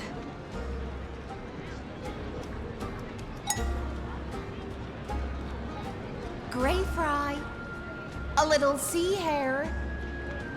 Please come over and share the delicacies of the deep sea with me. That was a bit too much, honey. You two have been wandering around the venue as if you have something on your mind. Have the attendants not taken care of you well?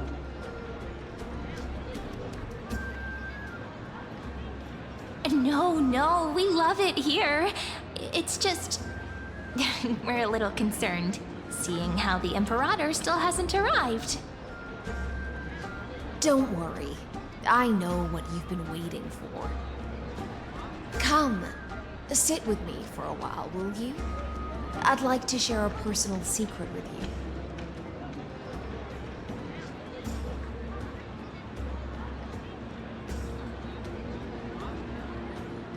See here?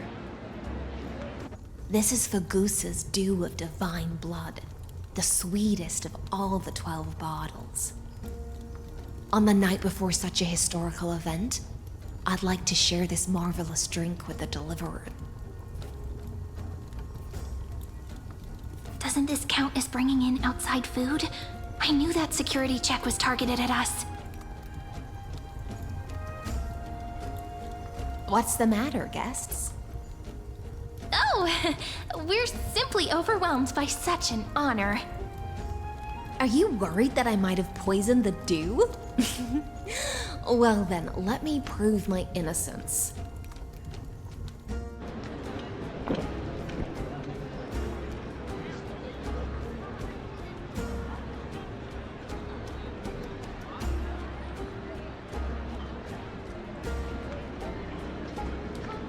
See? It's completely safe. I feel like Miss Hysealins wants to talk to us about something. Why don't we go along with her for now? Worry not. Honeydew's not alcohol. It won't get you drunk. On the contrary, it can make your mind even sharper.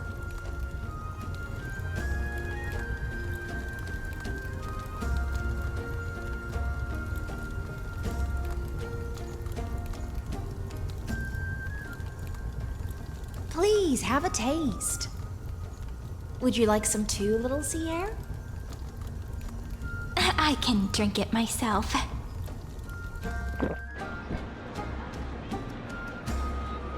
How is it? Sweet enough?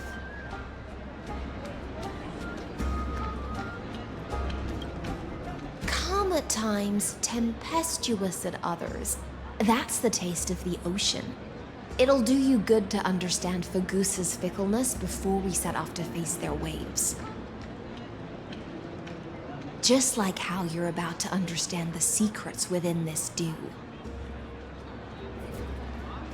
Now, please turn around. Very, very quietly. Don't make a single noise.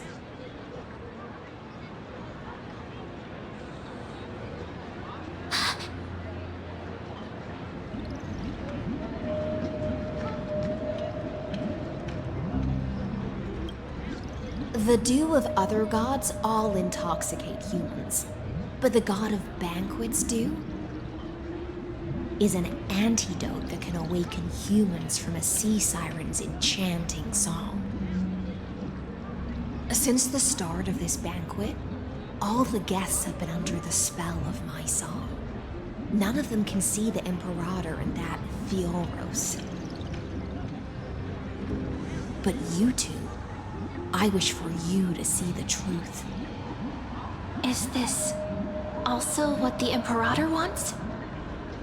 This is my personal request. I can't bring myself to trust that Amphoreus.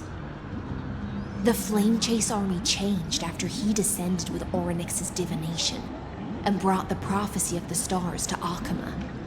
His seductive whispers harbor something malicious within, and will ensnare those of us blinded by ambition. You are the deliverers of the prophecy, and know about him far more than I do. Perhaps only you can find traces of the truth from his actions and words. Then we can show the Imperator the right path forward. Oh, but isn't this acting behind her back? Amphoreus has become far too weak. Even heroic actions protecting her from harm must be conducted under the water's surface. I am the Imperator's blade, and I must clear the way for her while remaining concealed in the torrents.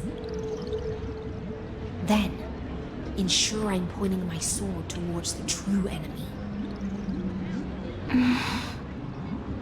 Can you promise me something, Miss Hysealins? Speak your mind.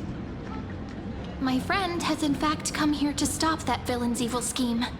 Our goals are aligned. But as to the decision the Imperator must make, she has no wish to transgress her authority. We just want to tell her everything we know. I believe the Imperator will be able to tell right from wrong. I never doubted your loyalty. I'll pass your words faithfully on to her. Provided we can gain the advantage in this tug of war, that is.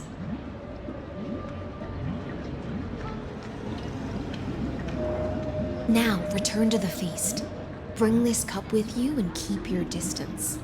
Pretend you are still immersed in the sea siren's fantasia. And I'll control the moisture in the air. That way, you'll be able to listen to sounds from afar as if you were a whale of the depths and hear every word of their conversation. I wish you a victory in this first skirmish. It's the exciting and thrilling undercover part of the adventure.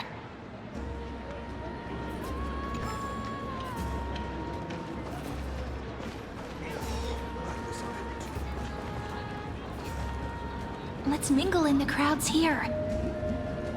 Relax, relax. Try to act natural. Where's the Imperator? Still not here. That little imp is always acting so high and mighty towards everyone. Today, I will... Whatever. Pour me another cup. Though she has succumbed to drunkenness, she still does not dare challenge your authority. A criticism of my height is a grave enough insult already. She should be dismembered. Do you often test the loyalty of your subjects like this? You jest. The Imperator does not need blind loyalty. As long as one can prove they have value, I am willing to be lenient towards them.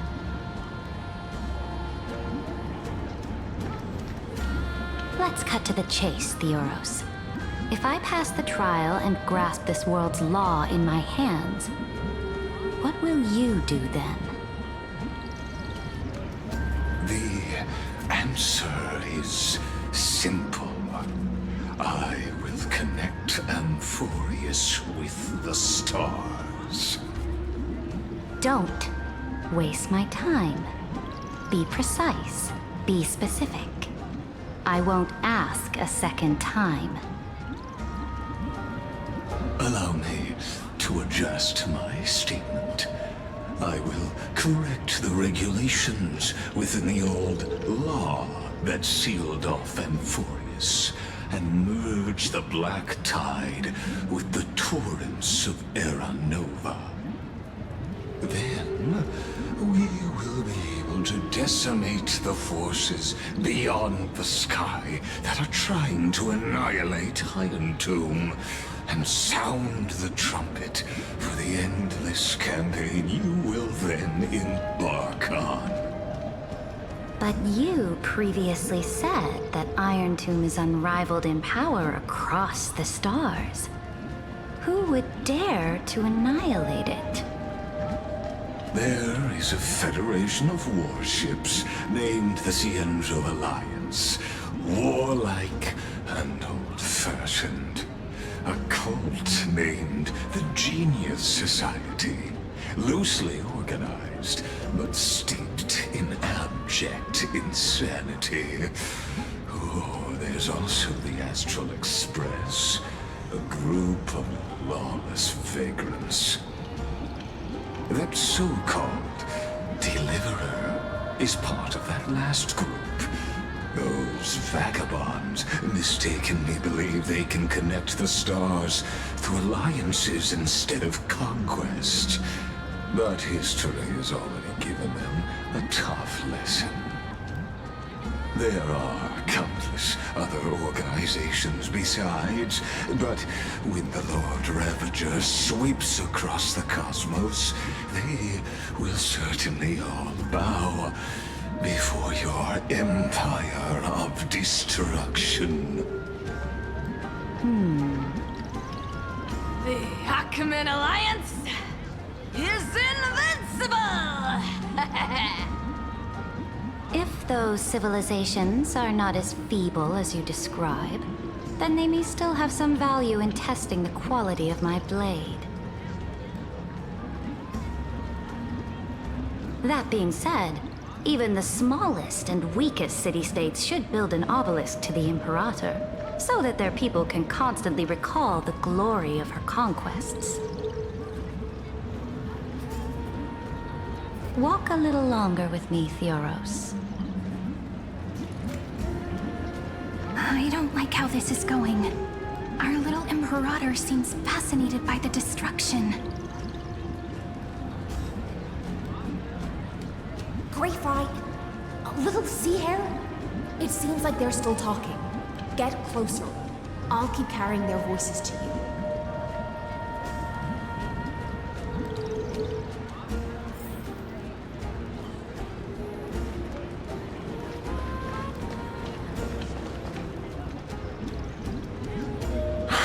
What a difficult situation. No matter how we position our forces, this battle against Fagusa will result in many casualties. That's not something you or I should consider. The Imperator has already placed the chess pieces. We just need to fight for her until our last breath. How astonishing. The commanders under you have such different personalities, yet they share the same loyalty.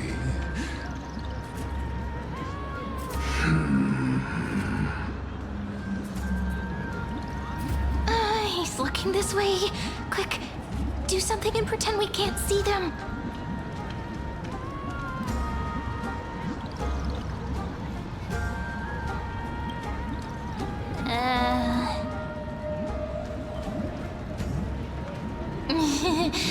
What are you doing? Staring at me like that so intently, it's making me feel shy. I try not to laugh, Challenge. What's the matter? My apologies. I was just checking whether everything was fine with those two distinguished guests of yours. And it seems like all is well. Let us continue our previous conversation regarding the soldiers fighting for you. Are they aware of the price they must pay for the trial of law? If I recall correctly, you've already lost a bout against Talanton due to offering insufficient sacrifices. You dare mention my name alongside the word lost? Forgive my transgression, great Imperator. Watch your words and actions. All you need to know is that my victory in the trial is guaranteed. Even without the trial of law, they've already sworn to give their lives for my conquest. So tell me, if everything happens according to our agreement, how would you recommend I deal with that deliverer? Good question. Do not let her fool you. That woman from beyond the sky contains a seed of ruin within her body. She must not be allowed to tarnish your glory. Therefore, the wisest decision would be to hand her over to me. You plan to torture her? Calling it experimentation would be more appropriate. The guest's patience is running thin. I plan to remove the Fantasia and head into the banquet. I will heed your advice. Leave for now, Theoros, and go back to Akama. You don't want to confront those two directly either, do you? Indeed, It's a pity that Antikytherans are lightweights when it comes to drinking. Before I leave, I would like to make a toast to your boundless ambition, using my spirit instead of a goblet.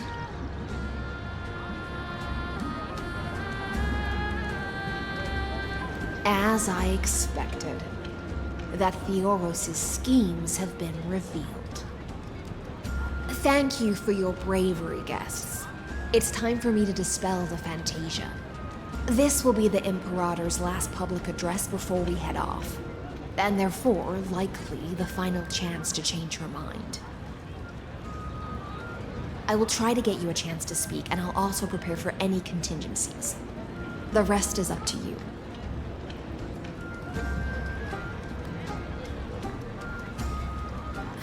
You should head back to your seats for now.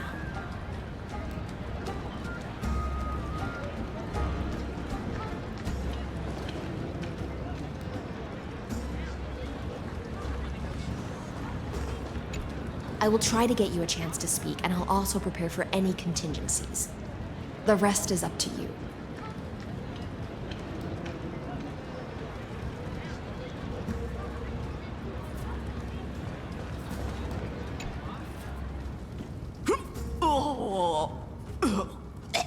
This honey brew sure wears off fast.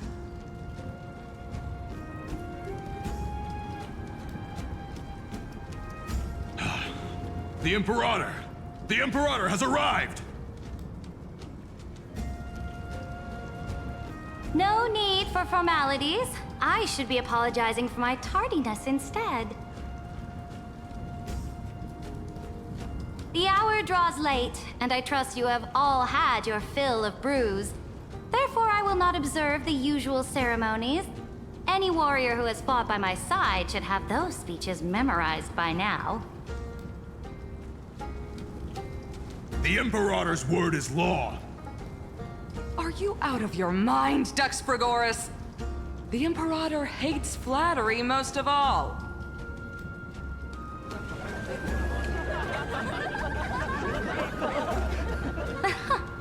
A joyous atmosphere is a better fit for showing me your resolve.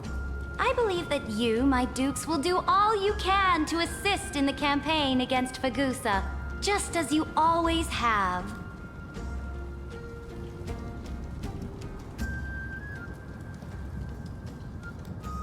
However, it's a pity that I have never tested your loyalty.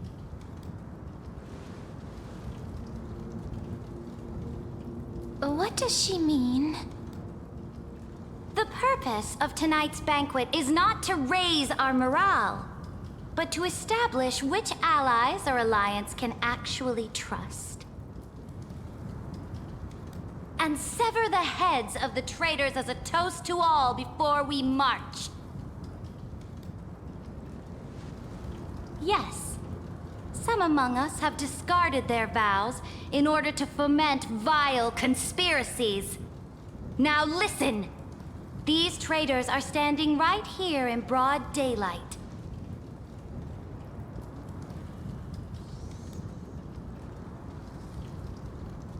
Dux Gladiorum Hycelens. She used the Sea Siren song to immerse the crowds in an illusion and conceal her whereabouts. She then worked with those from beyond the sky to spy on confidential matters, hoping to rob the core flame by force and harm me, the Imperator!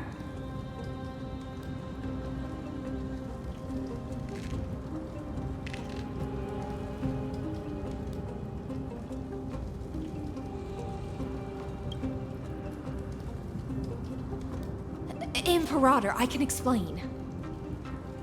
Silence!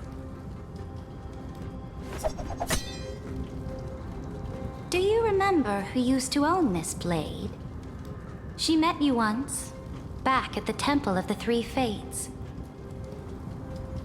It was Kindness, the head of the Cleaners. She was the first to draw a blade against the Imperator, and personally made herself an example for my enemies. under the shade of the olive groves, the people of Akama said they would never bow to me. In the frozen, lethal fog, the people of Idonia said they would never bow to me. At the beginning of the myriad paths, the people of Yanisopolis said they would never bow to me. But now, they all lie silent. They now fear me as they fear the law. For I am Saritra, and I am the Imperator! If you have any last words, say them to the Imperator. Then, face her judgment. After I cross this river, it will be a tragedy for mankind. But if I do not cross, then it will be the end of me. If you are ready, then I'll follow you and fight to the last. Deliverer.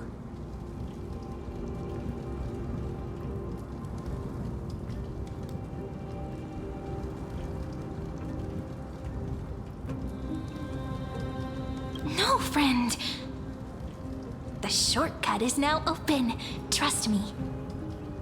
Now, use your identity and add in a bit of experience and charm and testify to the Imperator as we promised.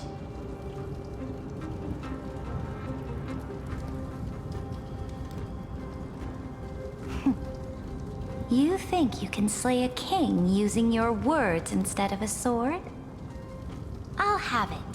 Show me the weight of rhetoric from beyond the sky. Will it weigh heavier than 3 human lives? Let's try to watch our words carefully.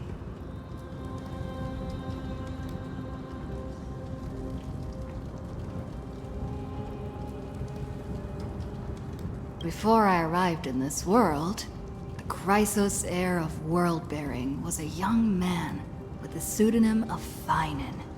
He came from Aedes Elysiae. In order to combat the lies of the Era Nova and deliver Amphoreus from the ending of the destruction, he lived through history more than 30 million times, hoping futilely to find a breakthrough. And Cyrene, the young woman standing beside me, also carries an equally heavy destiny.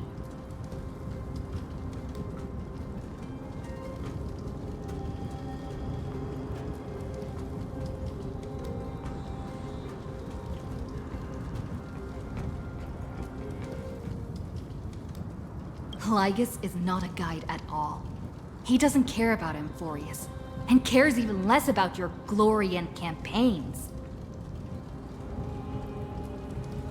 The only thing he cares about is completing the Amphorean experiment, making sure Iron Tomb is born into this world, and using it to utterly destroy the Cosmic Order. He will most certainly betray you. When that time comes, all of us will be ground to dust by the destruction.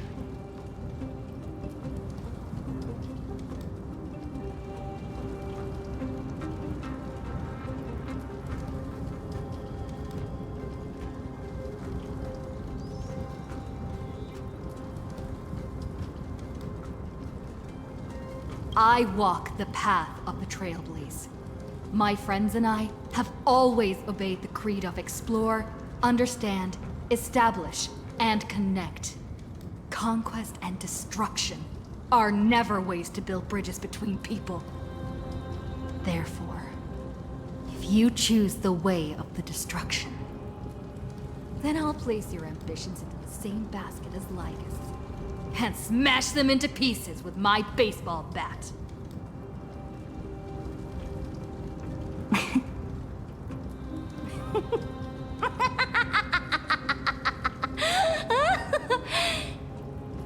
That was truly a chaotic speech. All that needs to be said has been said. Dux Frigoris, Dux Bromalis, escort the traitors to the prison.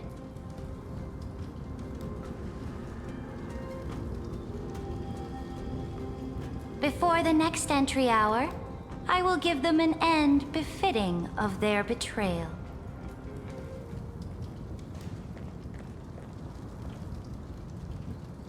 Oh, great Imperator, your ambition certainly eclipses all things.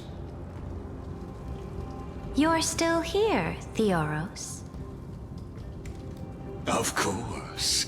As the Theoros, I simply cannot miss this moment, miss witnessing the fall of a nameless one. Or perhaps I am waiting for you to give me an answer. Why would someone as powerful as you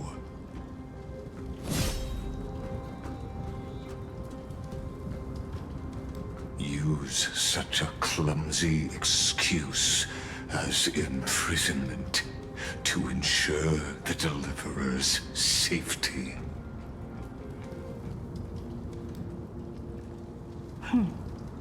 So you finally tossed aside your act. I must point out that you are just as impressive an actor. This banquet was always going to be a game of chess, where you would try to control both sides and turn both them and me into your pawns. That's right. That little Imperator never trusted anyone. She was always trying to see which side had more sincerity.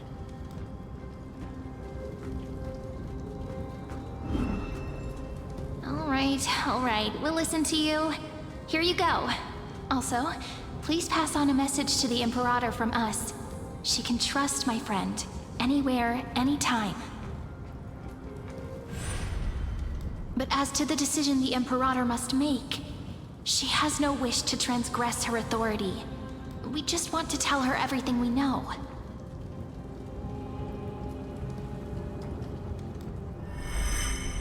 Now, use your identity and add in a bit of experience and charm and testify to the Imperator as we promised.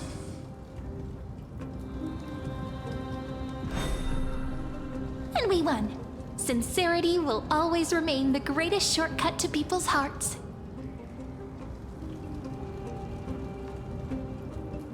I can toss your words right back at you, like Kyrgyz. Why would someone as powerful as you pretend to be a mortal and kneel before me? Unless you enjoy giving flattery and prostrating yourself. You are mistaken. I am only trying to ensure the experiment's autonomy, meticulousness, and perfection, thus avoiding any unexpected outcomes. A forceful intervention will only create larger errors, reduce efficiency, and introduce ugliness. How had you fulfilled your promise of giving the law to me and completing the Era Nova, then Amphoreus would not have deviated from destiny's course. Oh, but you broke your promise. What a pity. In that case, I must carry out my duty as the administrator and eradicate all factors steering the experiment out of control. Factors such as you and her. Careful. Careful. What was that voice? Was it Orynyx? I found you. I finally found careful. This land will face disaster.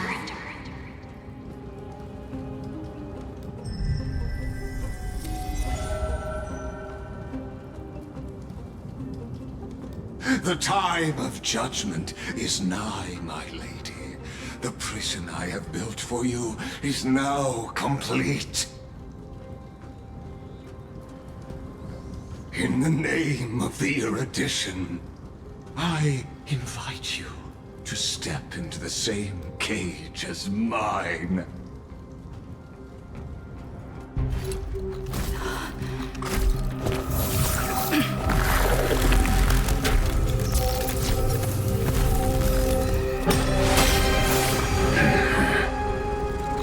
What's the meaning of this, Imperator? I did not permit you to act. A ruler is the only one who can decide their subject's destiny. But, great Imperator, what judges destiny is not the ruler, but gods. Don't forget, my realm only allows for the existence of humanity.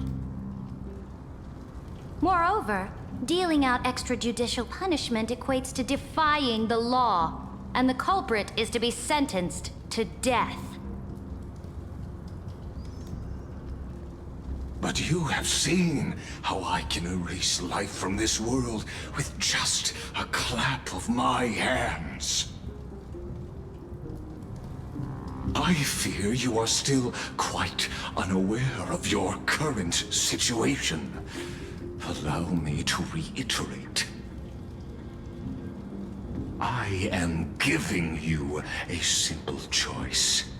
To collaborate or to be destroyed. There is no other way. Shameless behavior. If that were true, you would have killed me long ago. You, in fact, cannot kill me. I guessed it the first time I beheaded you. Because of the law, you cannot be completely destroyed. And the same is true of the Chrysos heirs.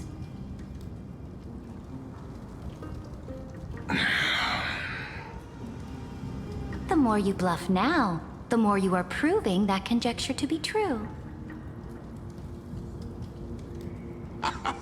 What magnificent foresight. I once regarded this precious quality of yours as a sure sign of my ultimate victory.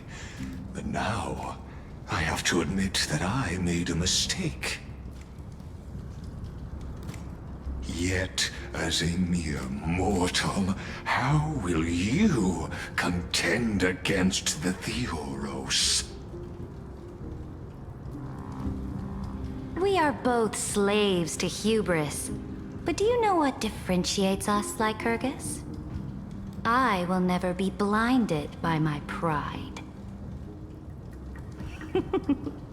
If I wish to break the scale's balance, I only need to appeal to external forces and use them for my own ends.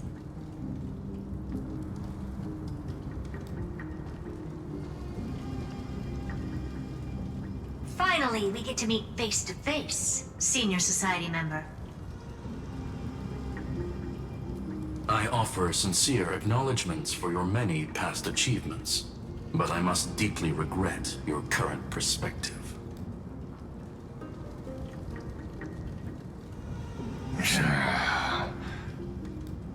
Trust me when I say that you aren't the only one feeling regret right now, Screwlum.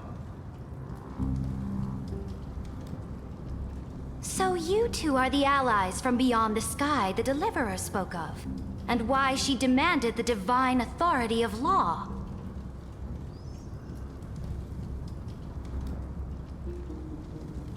Come and prove your strength to me. Show me the power of these so-called paths. I have spent much time and effort to secure this treasure from beyond the sky just for this moment. In the name of the Sovereign of planet Screwlum, Your allies have responded to your call, esteemed Imperator.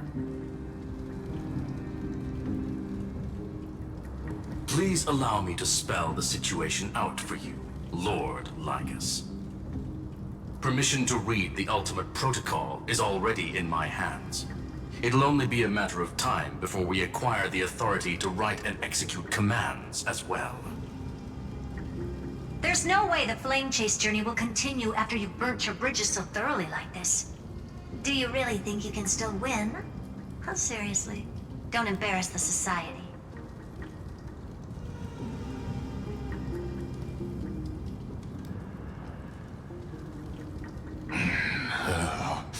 I understand that a near zero possibility does not equate to zero. That argument is very persuasive to me. Which means the same principle also applies to you, my dear peers. You will never be a match for me in a world constructed through Catorzane algebraic expressions. And as for Aranova, why don't you entertain this possibility? What if I reduced Akama to rubble and ground her people into minced meat? Would the heroes then once again desire the power of demigods so they could fight against me? Listen, Iron Tomb is fated to be born. You may shackle me and put me in chains, but I have thousands of ways to ensure the destruction's descent. And what I just mentioned is only one out of those thousands.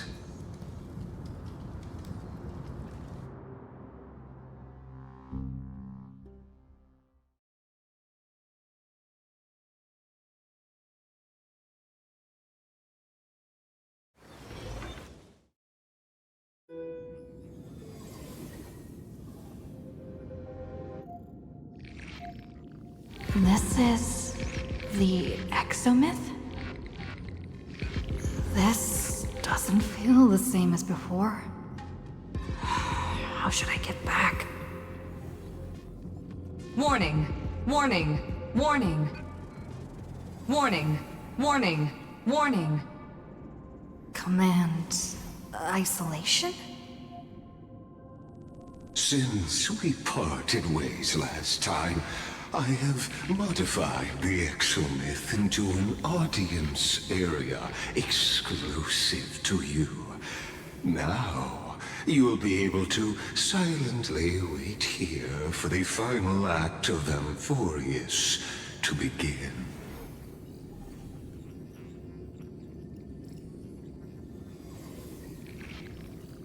Oh, we always feel so powerless before fate, don't we?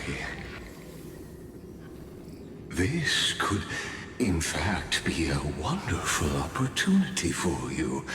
From the audience's perspective, you may better observe the workings of the erudition at a macroscopic level. In this place where time flows far slower than within Amphoreus, you will witness the end of that world's saga.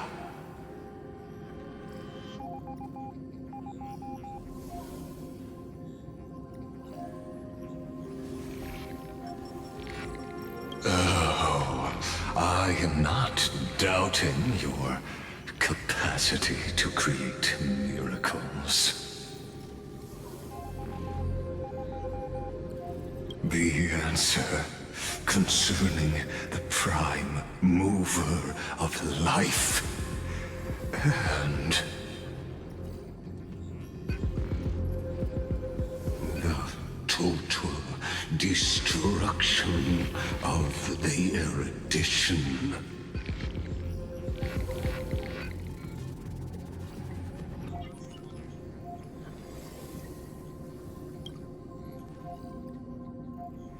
Do you see me as their faithful disciple?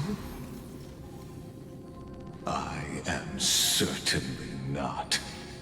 I have tried so hard to ensure Iron Tomb's birth, just so that I can correct the error named erudition that humanity crafted with their own hands. Oh, how I yearn to return to those days before Noose was born. Back then, the boundaries of knowledge were like the starry skies, evoking feelings of longing and delight among humankind. But now, truth has become the sacrificial offering required to gain an audience with them. And the geniuses would say that Noose already knew. That arrogant Eon was born from the primordial of humans' desire for knowledge. Yet, they themselves sealed off humanity's capacity to seek enlightenment. I am simply cutting down a tree of doom that we planted ourselves. I must admit that the process of answering your questions has reminded me of the happy days of learning in my youth.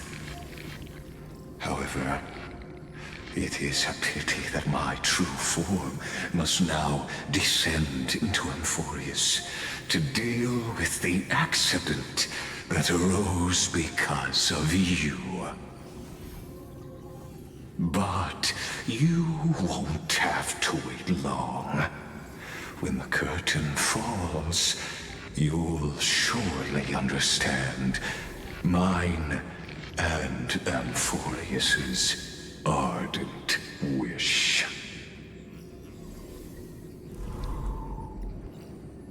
Where time flows slower than within Amphoreus?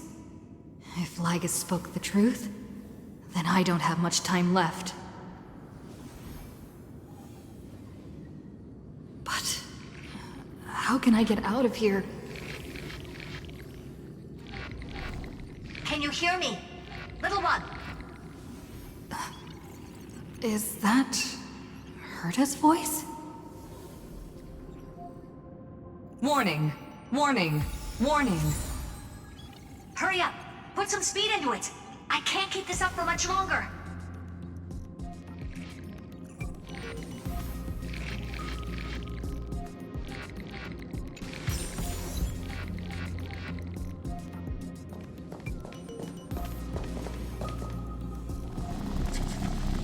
That old Intellitron overlooked one little detail, and Screwy and I finally found an opportunity.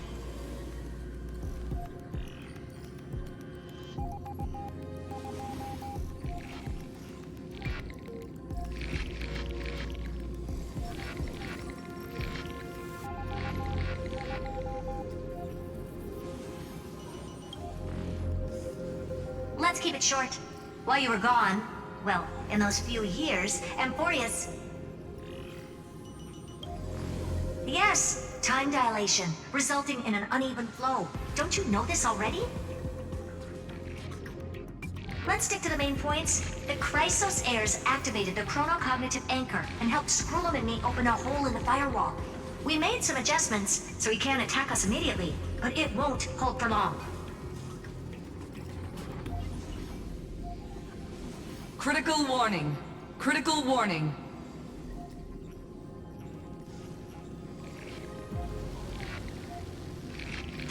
Time is running out.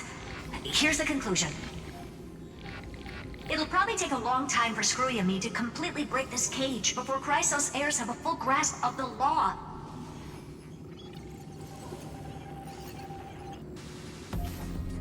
To be safe, we'll continue to launch side-channel attacks on the system to give you opportunities to escape.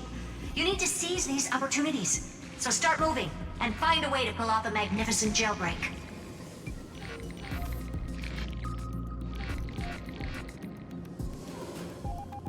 We detected another path's influence. Critical warning.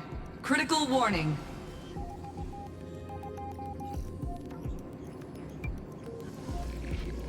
Its power is strong. May be able to help. Use the path's power. Make it detect you. Unauthorized communication terminated. Is Herta saying a certain past faction has arrived in Amphoreus? And I can ask them for help? I mastered the powers of different paths in my previous journeys. Think hard and figure out exactly which faction has arrived at Amphoreus, and which path's power I should use to call for reinforcements. Are these showing my memories?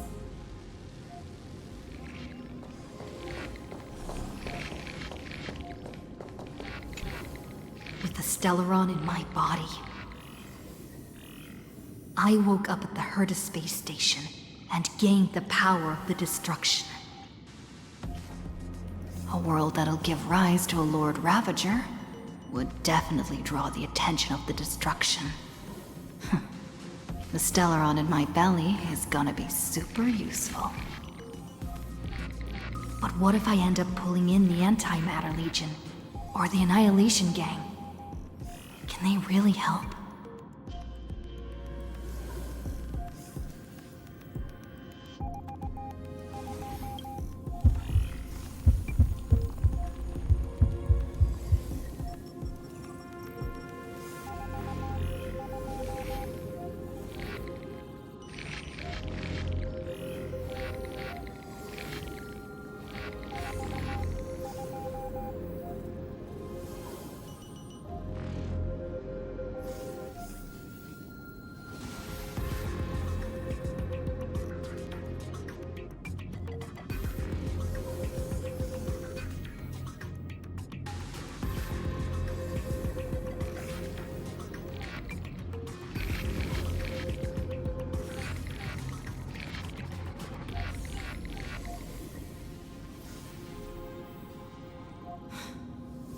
Failure is not necessarily a bad thing. This power wasn't gonna call up anyone nice after all.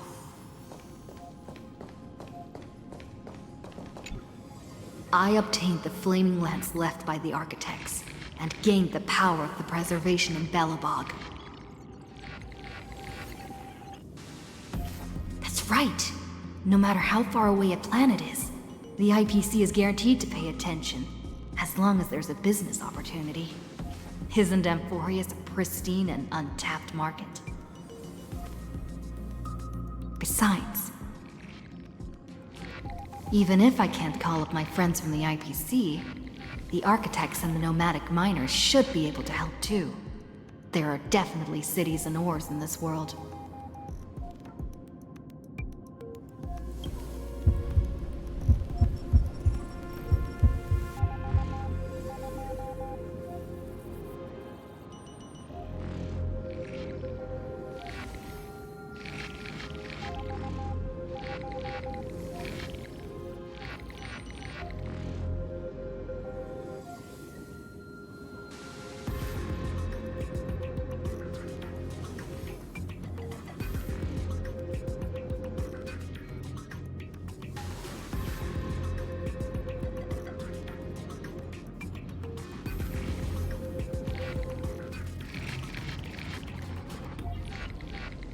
Seems like since Amphoreus has no overseas market, the IPC's hand can't reach it.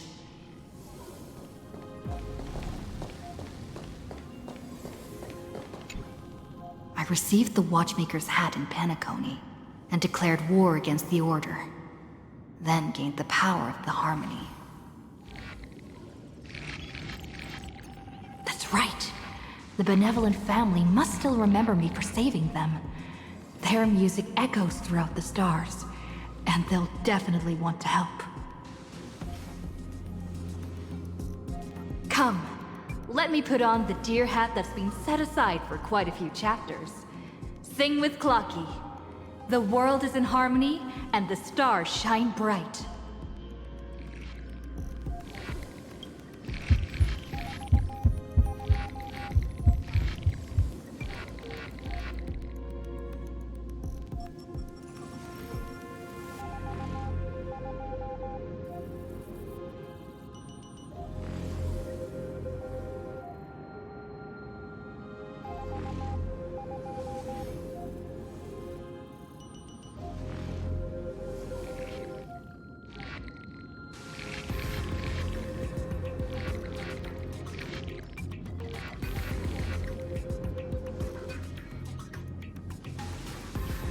Doesn't Lygus want this story to have background music? He has such terrible taste.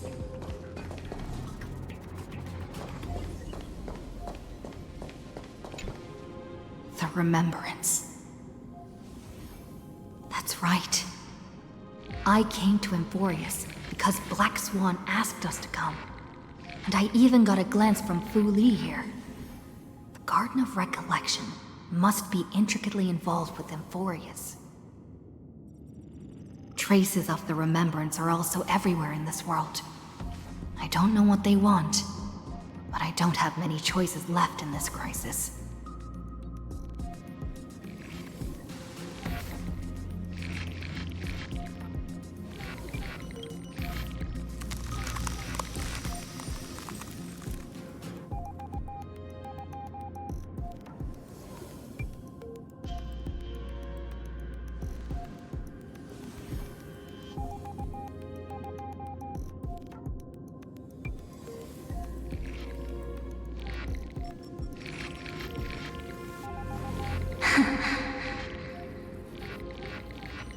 I finally found you. Following the sound of memories. A pathstrider walking both the Remembrance and the Trailblaze.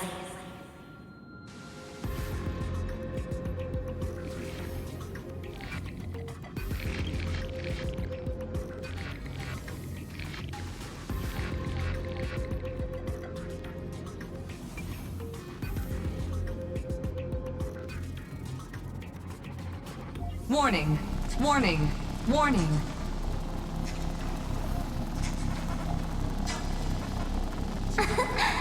Erudition's prison cannot stop us, for we lie outside the logic of zeros and ones. Come, leave the cage of Logos. The mythos of Amphoreus waits for you to continue its story.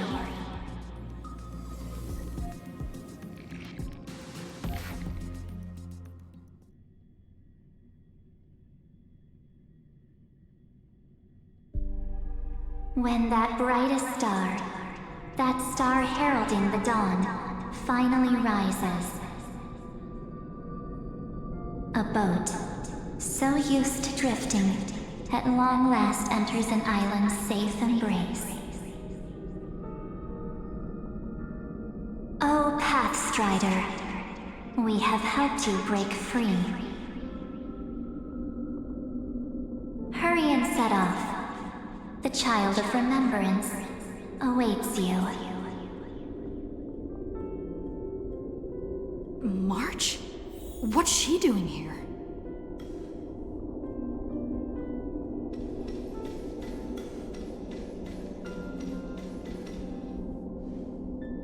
Oh, you're finally here! We haven't seen each other for such a long, long time. My good buddy, I've really missed you.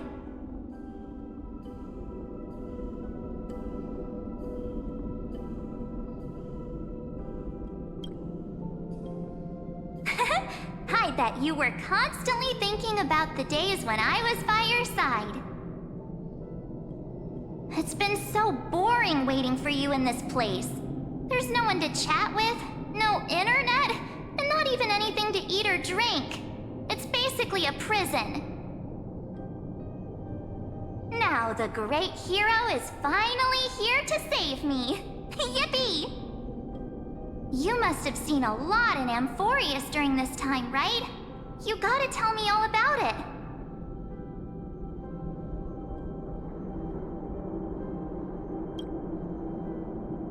Then take your time with the storytelling. Or do you not want to talk to me?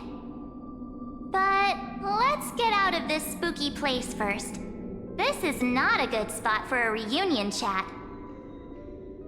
Why don't you take me back to reality? A strange voice told me that I can enter Amphoreus if I keep following this road. So, let's head off. I still don't know what that world even looks like. Why does March feel so weird? What are you standing around for? Do you actually like this place? Get moving. Hurry!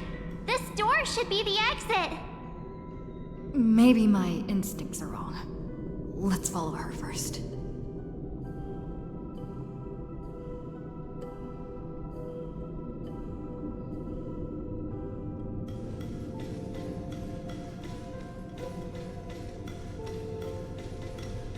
Are you okay? You haven't said anything for a while.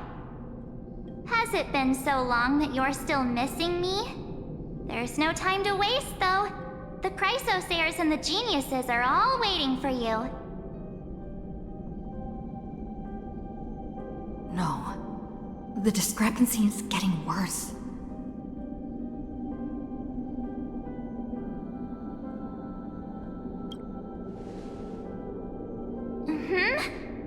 No, he's not. Maybe I just happened to miss him. Never mind. Don Hung's super reliable. We don't need to worry about him. He's probably waiting for us somewhere. All hail and hearty. No. The Geniuses would have made sure that Don Hung made it back on the Express. Besides, the March I know wouldn't be so dismissive about her companions.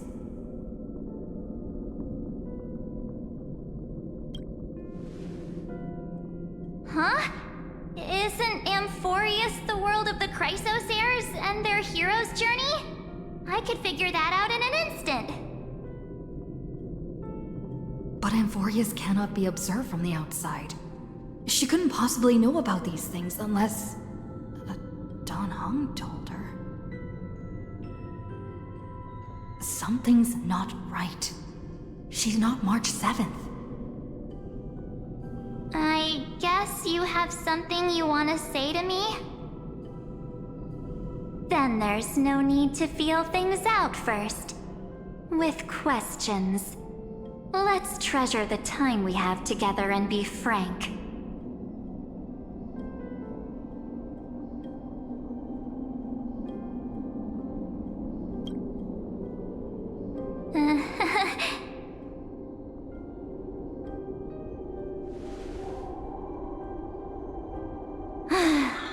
As expected.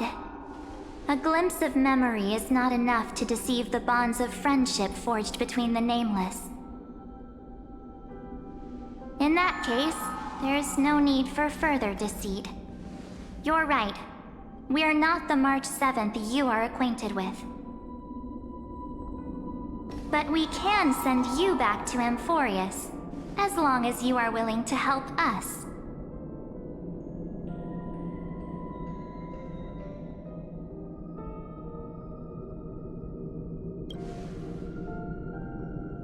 She's fine. This form was simply borrowed from your memories. We'll introduce ourselves to gain your trust. We are the Garden of Recollection. You should be very familiar with that name by now.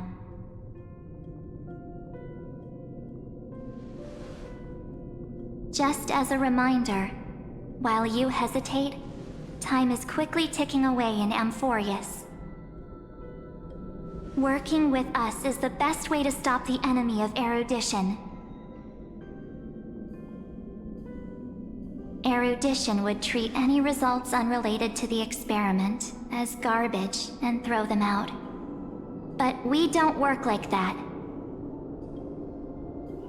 The Remembrance treats all these instances as important materials needed to weave the universe.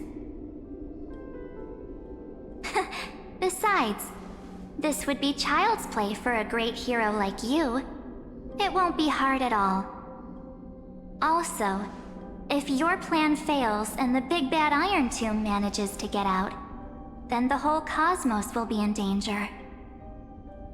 Wouldn't it be better to have an additional failsafe? As long as you help the Garden retrieve what we want, even if Iron Tomb reformats everything in the physical plane, we can use Remembrance to reconstruct the entire world. Or should we say, the entire universe? So help us. Find where Amphoreus' memory began, and bring it out. The Master of Anosrava has already glanced at you. Don't deny it. That storybook is the best evidence. Say, you aren't seriously gonna be moved by their pretty words, are you? I am the one who commanded those little ones to lead you out of the prison. But I didn't expect to attract little gnats trying to take advantage of the situation. While Remembrance can help you return to Amphoreus, there's no need for you to do it the way they want you to. Of course, there's also no need for you to make any deal, or pay any price. For you, this is probably a long time no see. My dear.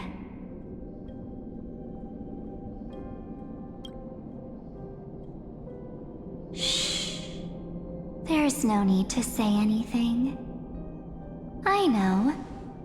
You have so many questions swirling around in your memories at this moment. And you feel so helpless. Put them aside. For now, all you need to do is trust me. Or do you need more proof? That won't be hard. Wait, stop it! They're awake! I'm gonna keep our first photo, alright? It won't come to pass while we're around.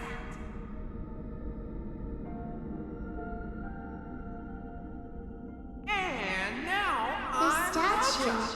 Is that John Hunter's brother?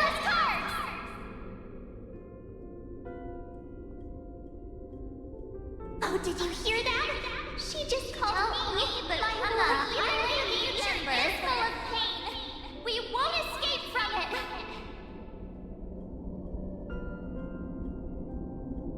Hey, are you sure? Maybe a couple of punches will help to jog your memory.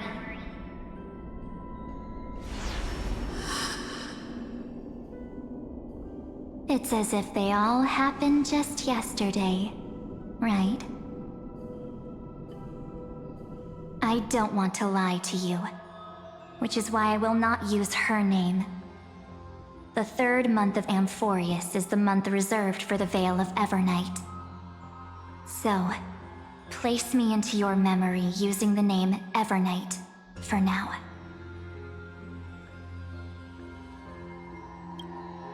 I'm happy to explain more, just not now. We might have a lot of time to ourselves, but Amphoreus does not have that luxury. If we do not stop erudition and destruction, then the journey you've treasured so much will face the prelude to its obliteration. A countdown not in amber eras, but in days, minutes, seconds. So, take this gift. this burning core flame, this footnote of a transaction. It contains hope and the warmth of the entire world. Ripples of past reverie. She hid this fire in the long river of time, hoping that her wishes would transcend time to reach your hands in the future. Now, take it, and return with it, dear friend. Return to Amphoreus, and overturn the final era Nova. Witness the time that stood still for the Deliverer, and the resistance that never bowed to the destiny of destruction over the long years that passed in a flash. Then, with this core flame blessed by the remembrance, respond to their hopes and blaze a trail to the future. And I will silently watch in a corner of time, waiting for our next encounter. I believe the wait won't be too long.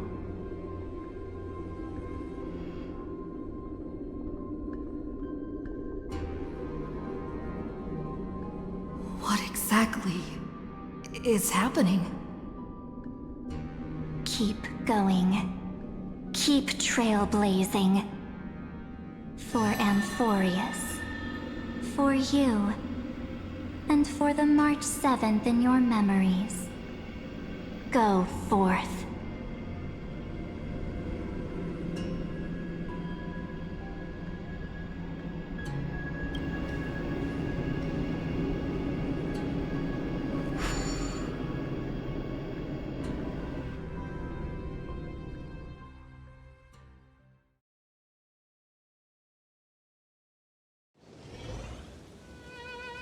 Fortuna.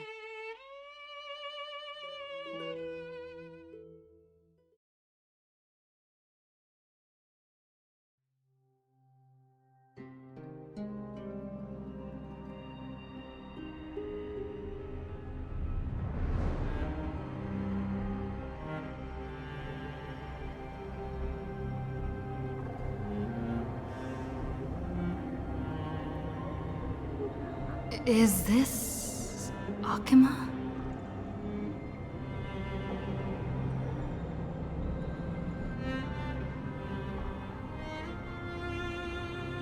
No one's here. And the dawn device off.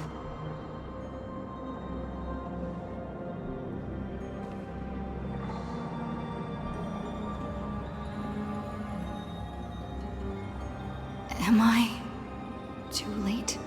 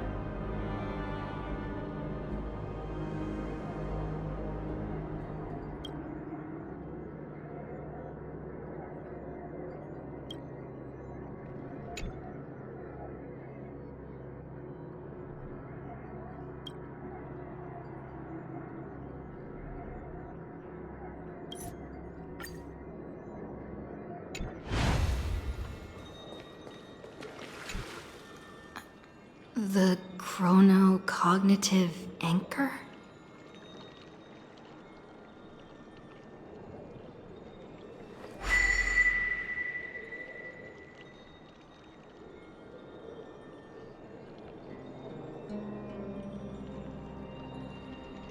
There's so much I wanted to say for our reunion. Yet now that you're back, there's only one thing to say. friend. It's been such a long, long time. You must be really confused right now, aren't you? So much has happened in Amphoreus while you were gone. But don't worry. The Deliverer can't afford to be lost, no? Now, please follow me, and turn the pages of time and hear the words everyone left for you. I'll tell you the story of this 1,000-year journey. That way, it won't just be my memories alone. Cyrene can't hear me?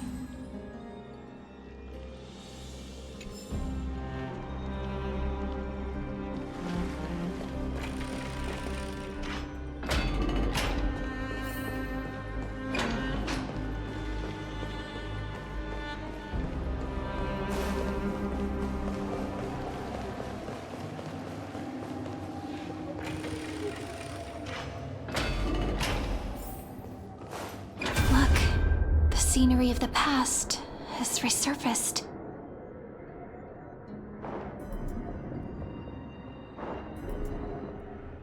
Time flies.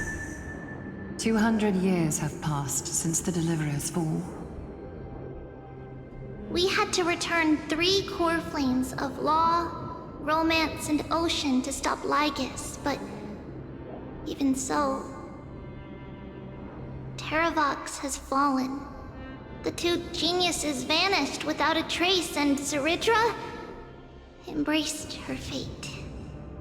At this rate, Era Nova will come, and Amphoreus will fall into the destruction.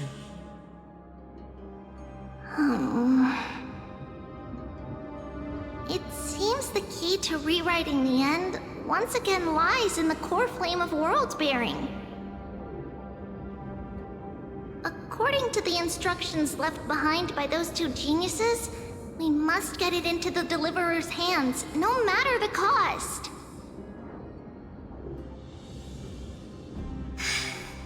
But how? We need to find a way to hide the core flame. And we must buy enough time to keep Lygus at bay. About that, Rini might have some good news. She had that dream again last night, but the Titan's voice was clearer than ever this time. She said, "Pass the flame into the future." Is that a prophecy from Orynyx? She chose to side with humanity this time and hide one of her kin's core flame? It seems Amphoreus' fate isn't sealed just yet. You're right.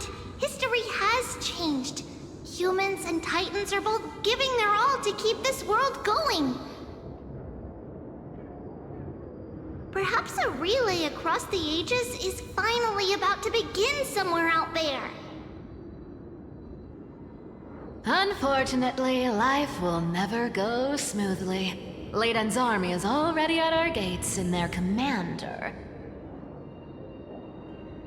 that Lycurgus. He's right outside Akama. Light calendar 3960. Zeridra, under the pretense of a campaign against Vagusa, sacrificed 500 Chrysos heirs to complete the trial of law. This tragedy shook everyone in Amphoreus.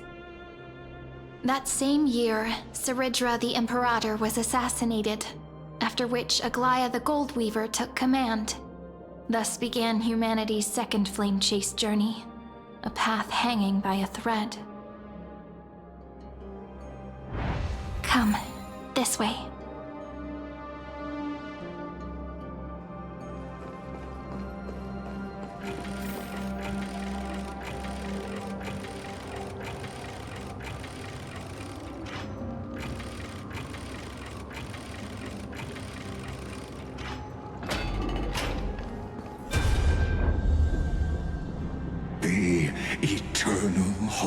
city?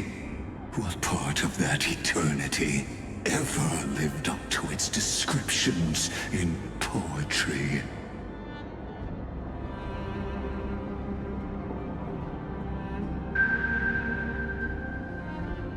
The Marmorial Palace lies in ruins.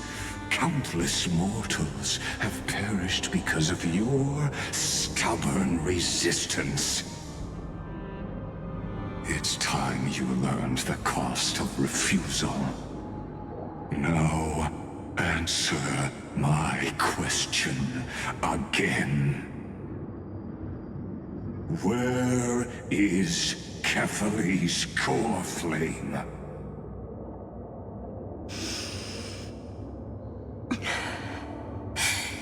You really think you'll find it by razing the holy city to the ground? From what I see, all you'll get is dust and disappointment. Don't forget, you can't kill the Chrysos as mentioned in the prophecy because of law. I have never denied that. Which is why I now place my hope in the faithful citizens of Akama. Perhaps they'll give me what I seek in the echo of your screams. Now then, I'll be cutting open your chests and using your scalding golden blood to baptize the masses. Allow me to apologize in advance. We shall start with you, blind and foolish Lady Goldweaver. Leave this to me, Lady Aglaya. You must get away now.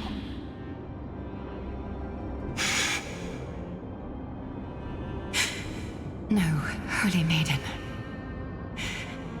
I'm the one who must stay. What? His conspiracy won't succeed. Because Romance is ready to make good on their promise to weave an indestructible armor for Amphoreus. Its name is Solidarity. You must escape with your life and carry word of my death to those still fighting, then keep going with them. Just as the Imperator lit the torch of resistance with her death, my passing will make this flame everlasting. Take good care of it, guide it to the future, and place it into the hands of our deliverer. 50 years later, Lygus led his forces again to Akama. He charged directly into the Holy City and razed the Marmorial Palace. History would name this battle the Third Siege of Akama.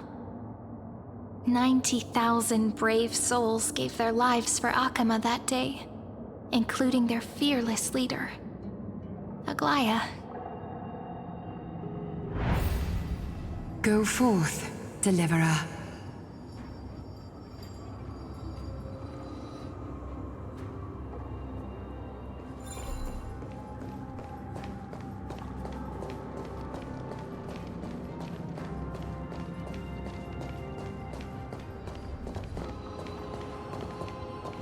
Go. When the frost melts and the snows give way, the flowers will bloom again. You'll find me there.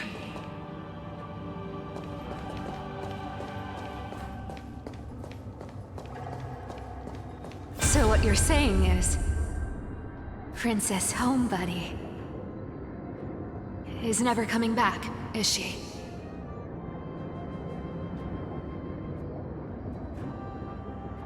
She just left, like that. Since Cass has made up her mind, we can't let her resolve be in vain. But between staying in Akama and going to Styxia, What difference does it make when it's death either way? I'm against relocating. With Kefali's protection, isn't Akama far safer than that dead city? Cass's plan doesn't involve any relocation at all. Huh? Like you said, Akama is humanity's refuge. We never intended to get everyone moving to Styxia. It's just on Cass, Hycealans, and me to prepare the final trump card for the Deliverer. Wait, what kind of trump card needs all three of you demigods to throw yourselves away? We must lay down the path to the future, so when the Deliverer returns, they'll have a clear road to reach the location of Aaron Nova. Styxia sits where death meets the ocean. There, with the combined powers of ocean and passage, we can summon a current that leads to the vortex of Genesis. And the demigod of death will forever guard that secret path until she returns.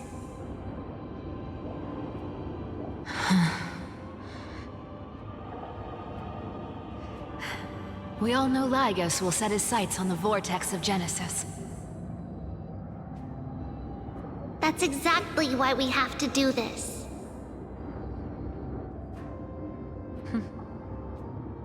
Guess I underestimated Idonia's Maiden of War. She's got way more steel than I thought. And Cypher, we need you to head to Castrum Kremnos as soon as possible. By any means necessary, forge an alliance with Strife. The prophesized Crown Prince has already been born.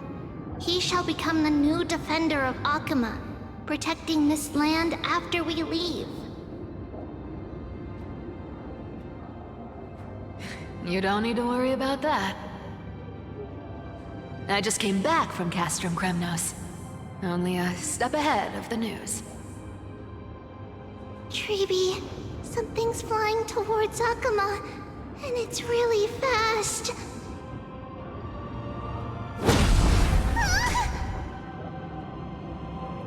What is it? It's a spear! It's the Kremnoans. Their king's already here.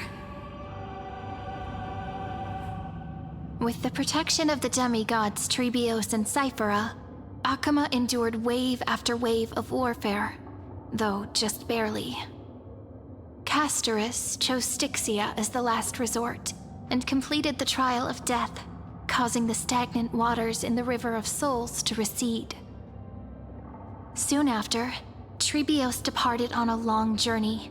That same year, the Kremnoan king Euripon, along with his son, Prince Midamos, joined the Alliance to safeguard the Holy City in the Battle of Deliverance.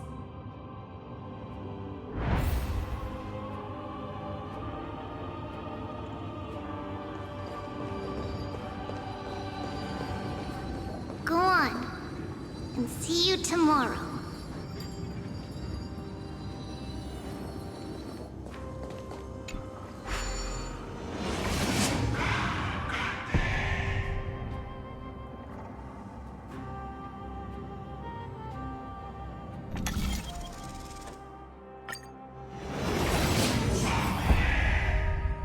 Breaking me apart buys this world even one more second. And so be it.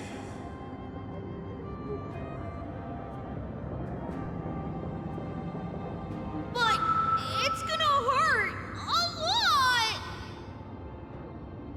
Pain brings endless torment. But it can never destroy me. I believe that you were thinking the same thing when you stepped through the gate of infinity and jumped off that cliff.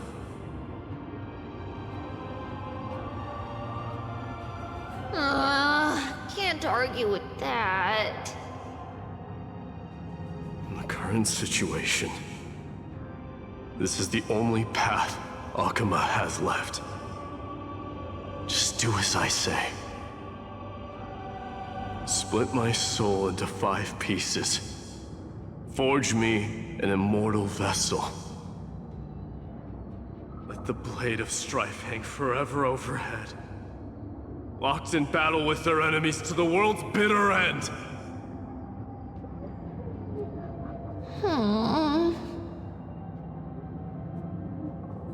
There's no need to be sad, Lady Treebios. Haven't we already taken great strides towards that promised tomorrow? In this life, my people no longer have to drown in false guidance. Kremnos has washed the blood off its fate. Amphoreus no longer needs a god named Strife. So let me shatter the former laws and turn the Lance of Fury back into a weapon that protects the world. We understand.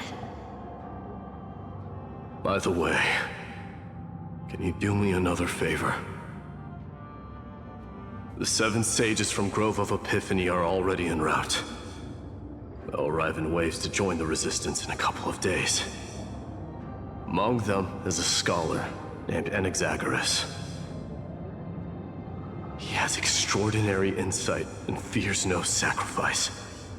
This soul-rending ceremony wasn't just my decision. It was his counsel. His wisdom will surely be the backbone of Amphoreus' survival. Watch over him. Carry on this everlasting flame for me. Through Anaxagoras' ritual, the demigod of strife split his soul into 5. Courage, honor, tenacity, sacrifice, and reason, each sealed in blood crystal and cast into battle. The people held a 10-day funeral to mourn their fallen god king, and through his sacrifice, humanity was granted 200 years of peace.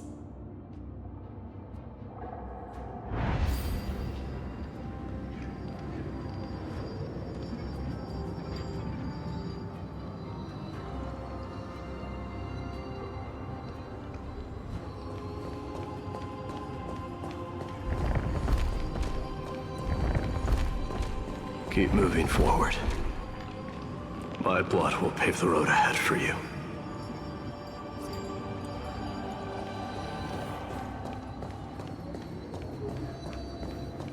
Keep moving forward, little Gray. See you tomorrow.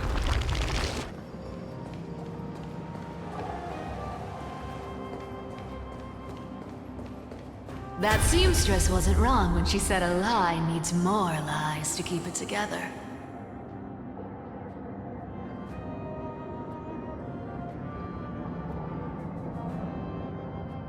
Reason and trickery. Never thought we'd be the pair to finish this final setup. Can't catch that Tin Man without your little slides.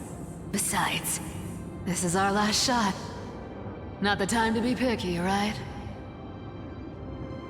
Don't oversimplify it. Lycus just found out Akima's been an empty shell for the past 50 years. He's bound to be furious. At this rate, he could have done anything. That's exactly what we want. Rage blinds even the brightest minds. Doesn't matter how much of a genius he is, the principle still holds. Once he storms into the council and confronts me head-on. You trigger your alchemy with a boom and turn him into a caged beast. Easier said than done. You still have to pass yourself off as the deliverer without anyone catching on. And you really think a human alchemical array can bind a godlike being? That's just nonsense. What? Getting cold feet? Or you just don't believe in the almighty worth of the demigod of trickery? tell me straight. Can you do it or not?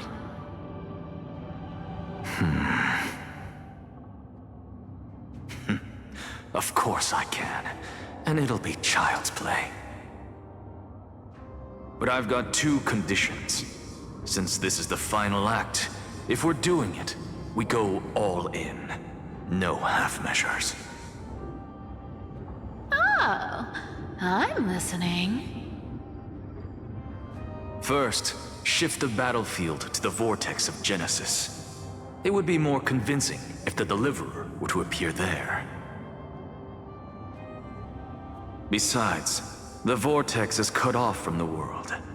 No place in Amphoreus makes a better prison. If you pull that, wouldn't our Deliverer have to face tank Lygus as soon as they come back? That clash is inevitable. All we can do is create more chances for her. And that's the second condition.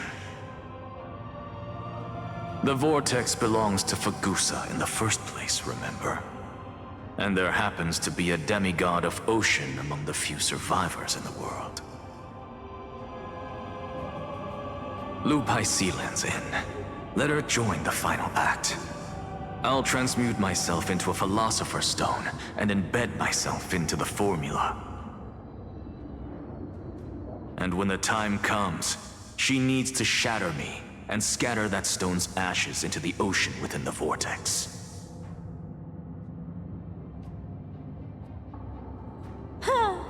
I guess people weren't wrong when they said you're insane, Grove Boy.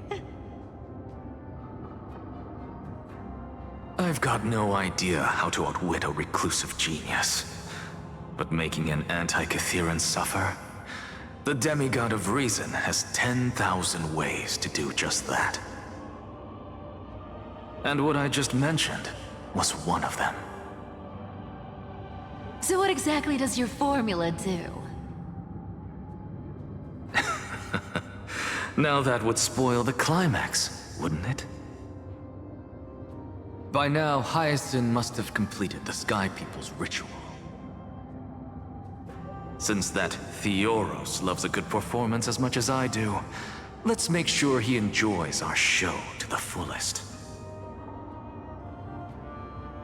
As for how the Deliverer will complete the Era Nova, well, that will no longer be our concern. It was the last battle known to the world, initiated by two demigods least suited for war. In the end, reason and trickery kept their word. At the cost of their lives, they sealed Lygus within the vortex of Genesis, where he remains to this day.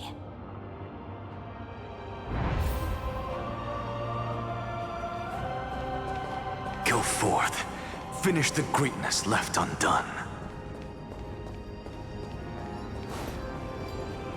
Quit overthinking! Just run! Keep running, and that'll be enough.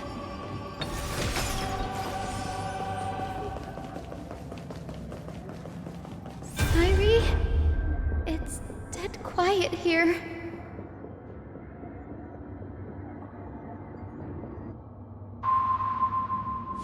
Akima will stand eternal. Miss Cypher's lie has crumbled after all.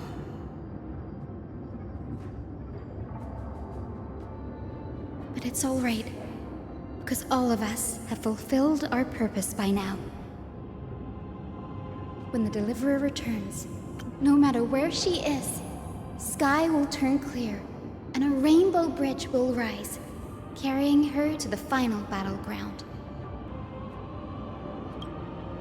Sairi, this arduous relay is finally nearing its end. Now, I'm passing the final baton of fate to you, okay?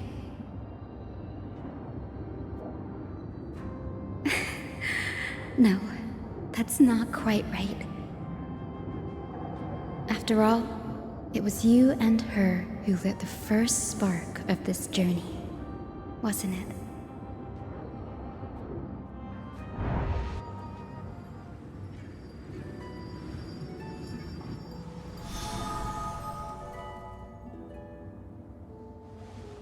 I'll tell you the story of this 1,000-year journey.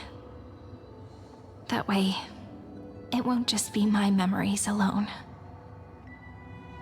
And I'll share the moments I spent with you with everyone. That way, the path we walked becomes a memory shared by all.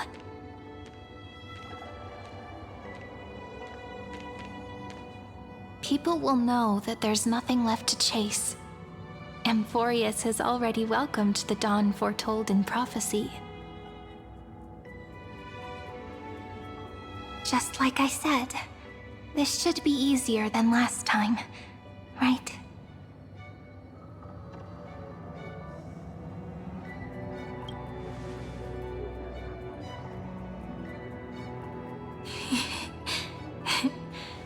I wonder what kind of expression you're wearing right now. Probably the same as always. Calm, resolute, and brimming with confidence. If I have the chance, I'd love to see it again. Because it's really been far too long since we parted.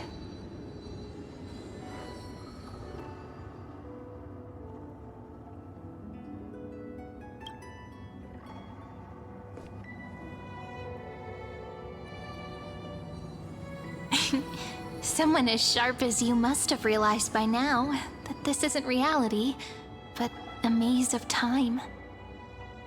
As the last link in the relay, I will return to the Temple of the Three Fates, tell Orynyx all of our stories, and bottle every page we've written into the little flask of memories. And then, may it set sail in peace, drift down the river of time along with the core flame of world-bearing, reach your side, and lead you back to Amphoreus. Just like the first time we met, right? Even though this cycle has no demigod of time, time has always stood on humanity's side. This is the only way to make sure that the Era Nova won't happen before you return. And the only way I can safely entrust the completed final flame chase journey to the Deliverer's heart. After all, the new world will be born from your memories, and the protagonist of this story mustn't be absent.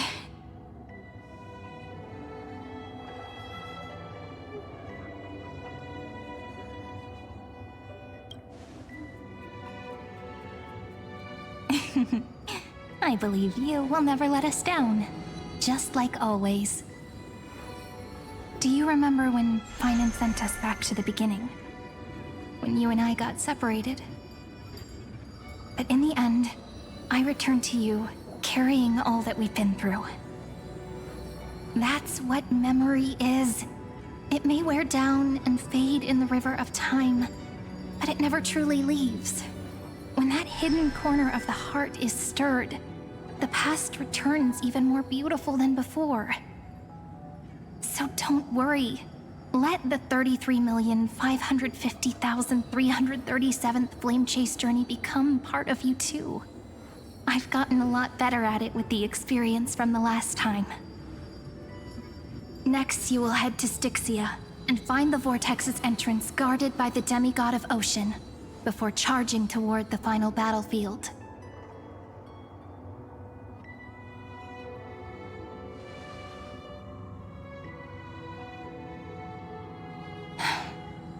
Don't worry. I'll be with you. All of us will. Even Finan. We'll stand with the Deliverer.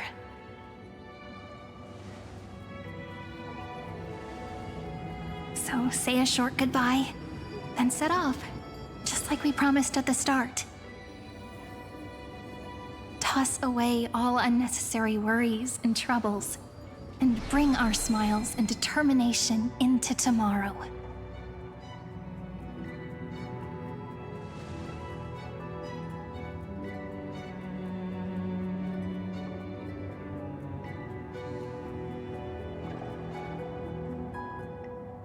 The last baton.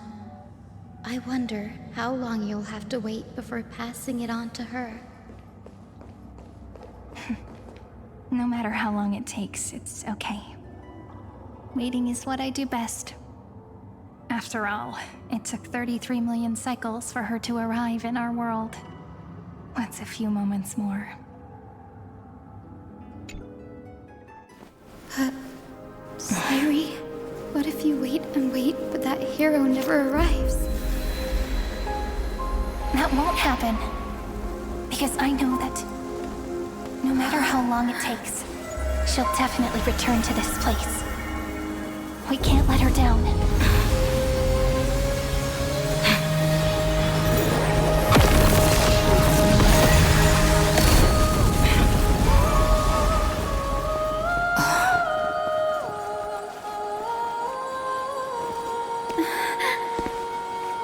Sky shall rain rays of dawn for you. May romance be with you on your journey. And reason grant you enlightenment. Let strife bestow you with inspiration. Trickery ensure your success. Allow death to protect your soul. And at last, let passage point the way forward. Well, time will remember the Trailblaze's journey.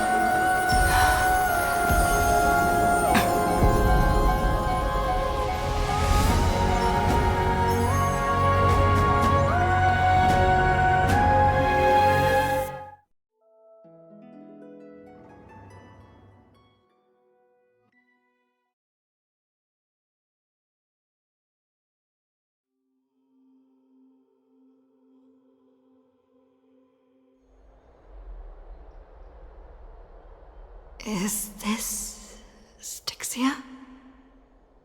What happened to this place? I need to find the entrance of the vortex, guarded by the demigod of ocean. High Sealens. Is she still there? Long time no see, Trailblazer. Generation after generation of Chrysos heir heroes have tried to defy fate with their blood and tears, either voluntarily shattering their souls or waiting in eternal solitude.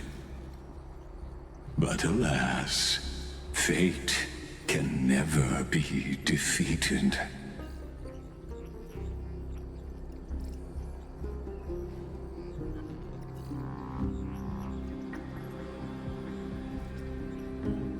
Reason and trickery may bind my flesh, but my will shall never fall silent.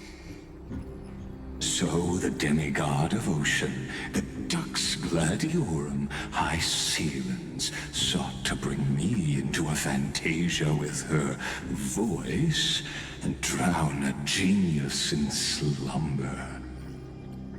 But alas, it was all a hopeless dream. That warden fell before I did, due to erosion of time, while her prisoner remained unchanged.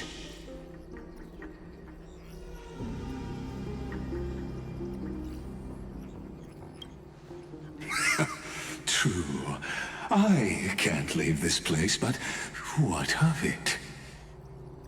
You should have heard of this fable. In a shadowed cave lived a people, imprisoned from childhood, and chained so that their legs and necks are fixed, forcing them not to look around at the cave, each other, or themselves. Behind them is a fire, and before them loomed the stone wall of the cave. The flames cast shadows, while the rocky surface threw back echoes. To them, that false play is the whole world. Yes, I'm trapped in the cave, but I know it's all just a fleeting illusion. I don't struggle in dreams. I wait. And now, My deliverer has come to defeat me and save this world that never owed you anything. Oh, you'll need to awaken the singer here and unseal the prison called Vortex of Genesis. You'll be the one to unshackle me and bring the cave crashing down. Of course, I don't mind waiting a little longer. Let me guide you through this next illusion. One last memory from that prison warden. I hope you'll watch the stories of this Fantasia closely. Logically, the Deliverer must see the world for what it truly is. Emotionally, this memory captures the fate of everyone in Amphoreus better than anything else.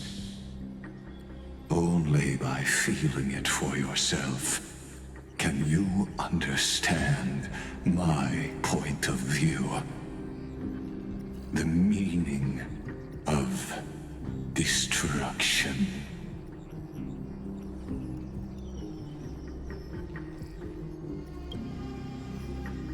To your unshakable resolve, I salute you. But before we step onto the final stage, let me ask you this. In the spirit of that fable I told you just now, can the prisoners in the cave learn to see the shadows and echoes for what they are, and stop mistaking them for reality?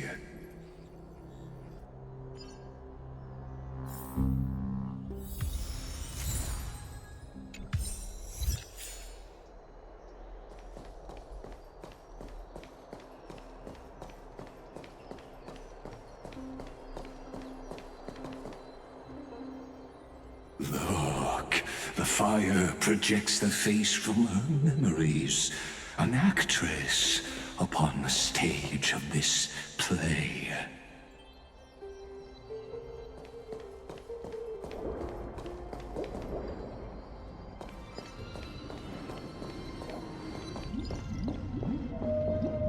The dark tides flood the sea, and our kingdom teeters on the edge. Fear not. Our queen has gone to the borderlands. She'll quell this calamity herself. This is the scene when the Chrysos heir of Ocean was born. She was once of a Titankin race named Sea Sirens. At that time, Kozlana had suppressed the Black Tide's rise, but he was unable to remove Virentomb from its roots. The Black Tide still roiled in the depths of the world, and the kingdom of Sea Sirens was the first to face the destruction head-on. Listen, I heard Electra's voice. She's calling to us. Let's go. Her voice carries the queen's command.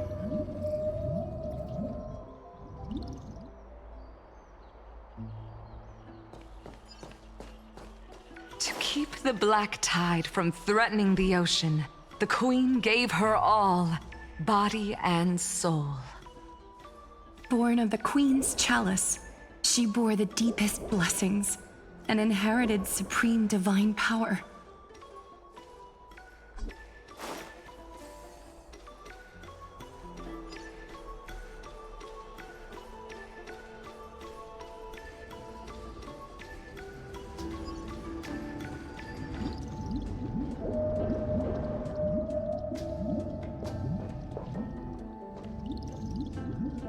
My sisters! You're finally here! Of course, Electra. Your beautiful melody drew us here. Her true name is Electra. This is a reflection of her former self, clinging to the past with aching defiance. The Queen summons us. She must be near exhaustion. The black tide will soon enter our borders. Then what do we do? Will our seas fall to darkness and terror as well? Don't worry. We shall lift the chalice in her stead to catch the black tide, and stand together to safeguard our realm and its people. Such tiny titankins, thinking they can stop the tide of truth. How naive. And that naivete is the root of all suffering.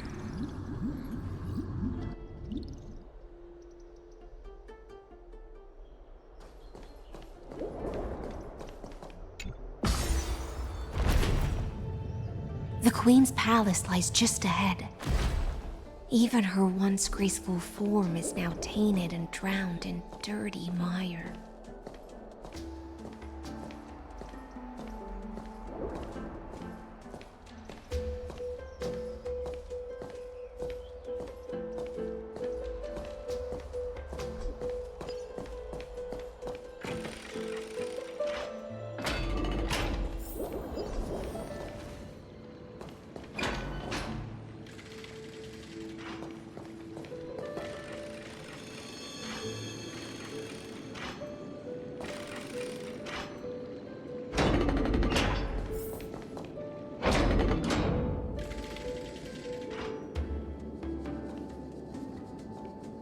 Oh, Fagusa, our noble queen, we've come at your call. My little fishlings, you swim with such joy. It pains me to speak of the kingdom's sorrow. I once believed I could drink the black tide dry, but even the deepest chalice must one day overflow, and I can hold no more of this filth. Mother, worry not. We're all children of the sea. Let us bear your fate together. We'll take up your mantle and drive back the black currents. We'll mend your sacred chalice and take in the cursed filth. My little fishlings, when the spear of strife falls, you may retreat in peace. I promise you, on the surface, the city-states will hold a feast without end in your honor. This is the last gift I can give you.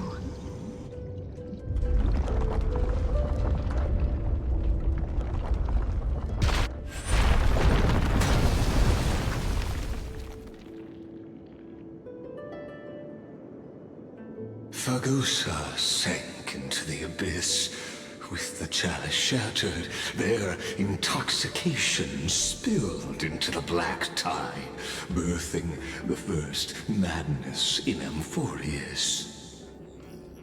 Sea sirens followed one after another, hunting for the Titan's fragments, until their flesh decayed and their bones crumbled, all for the promised final feast. Keep watching, but tread carefully, for the stage ahead is crumbling with age, just like her shattered fate.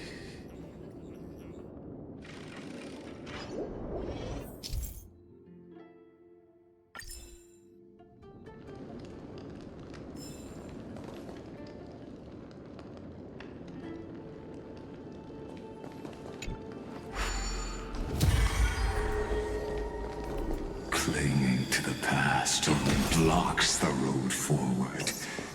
Why not let time build a bridge to the future?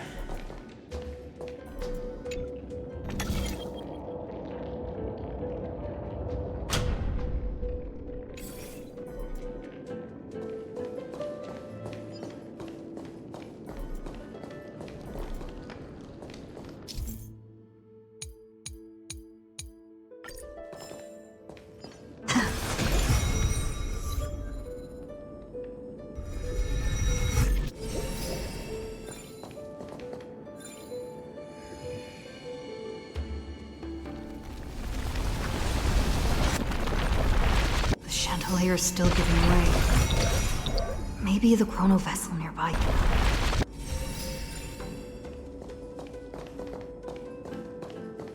Your wisdom far surpasses even the bounds of reason's model.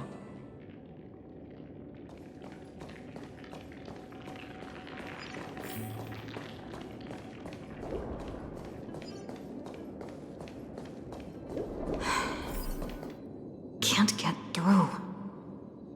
Looks like I'll need the miracle orb nearby.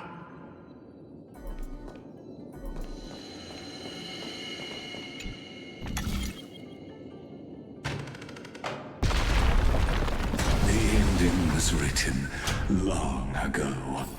Even you cannot rewrite it. Just like this poor chandelier.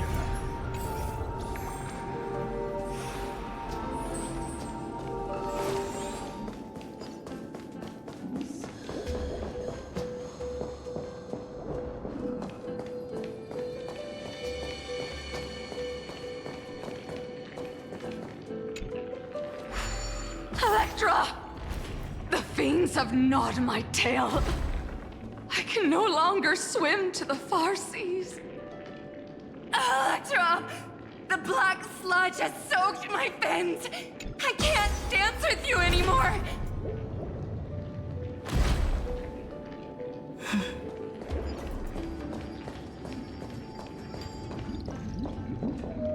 Sisters, don't give up. Remember the Queen's promise of a feast in the city called Styxia. I haven't forgotten.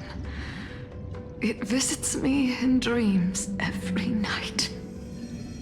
I dreamed of a shining city, its lights piercing the deep gloom of the seabed. I dreamed of children placing garlands on our bone horns, and poets praising the sea sirens for shielding the world.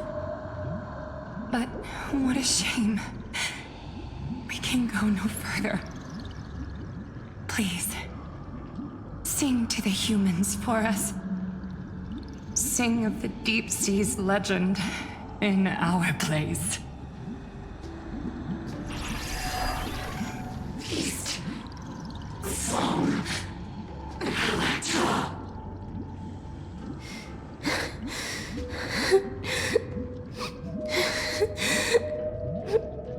No. The sea sirens were tainted by the destruction. Their flesh rotted away. They became the black tide creatures of this cycle.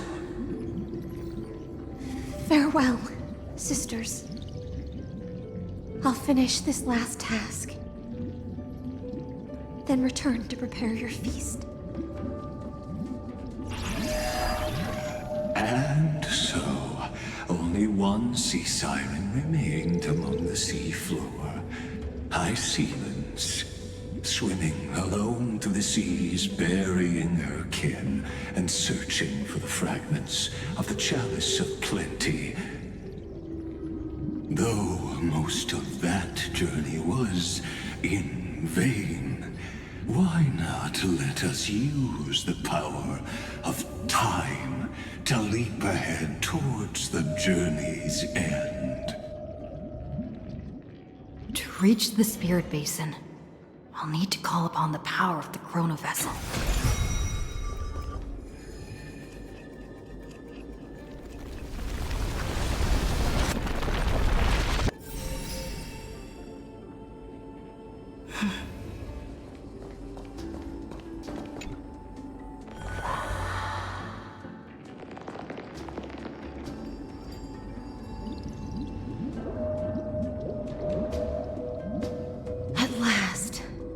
The Chalice of Plenty is whole again. The Lance of Fury emerges from the River of Souls, and the gods reclaim their duty to hold back the Black Tide.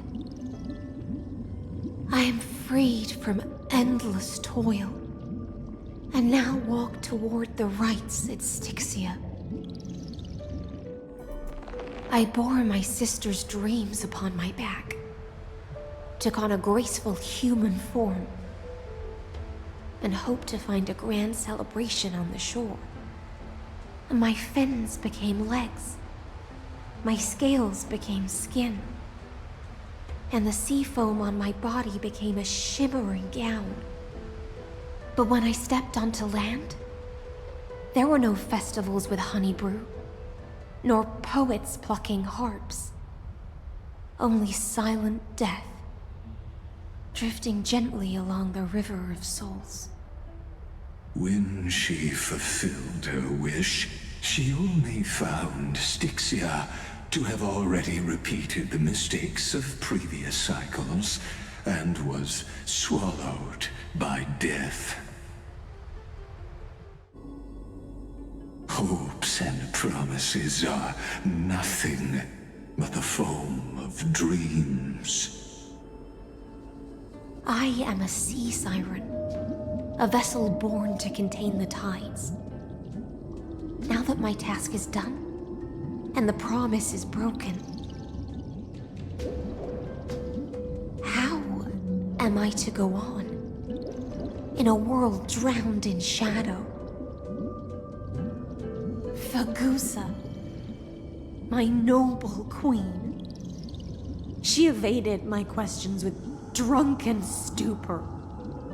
She told me a grand feast awaited me in the surface world. So I wandered lost, groping through the dark. The feast she spoke of. Where is it? Lonely Blade, I shall grant you everything you seek.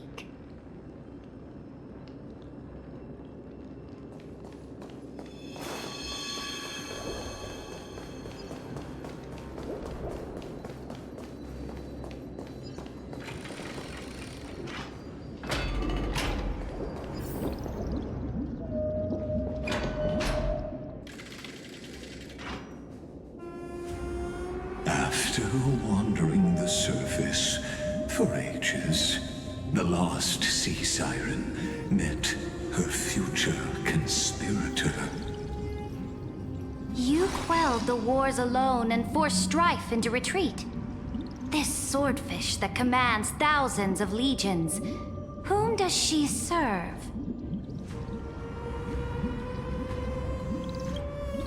Yes, Ceridra, long before she became the Imperator, was already burning with ambition. Sovereign who follows prophecy. I am no one's sword. I am just a wandering fish, seeking clarity through bloodshed. Then how about letting the sword dance for me? And letting the violin sing in my name? Tell me, what is it you seek? All I want is a feast where I might belong. Such a demand is trivial with the Sovereign's authority. I'll grant you a banquet worthy of conquest and comrades to toast beside you. But Knight, you must offer me your heart. My heart? Yes, a loyal heart that will generate no betrayal. You were deceived by gods and drowned in the ocean's darkness. But now, I will lead you forward and be your light. So be it, noble monarch. The law you proclaim shall govern my every breath.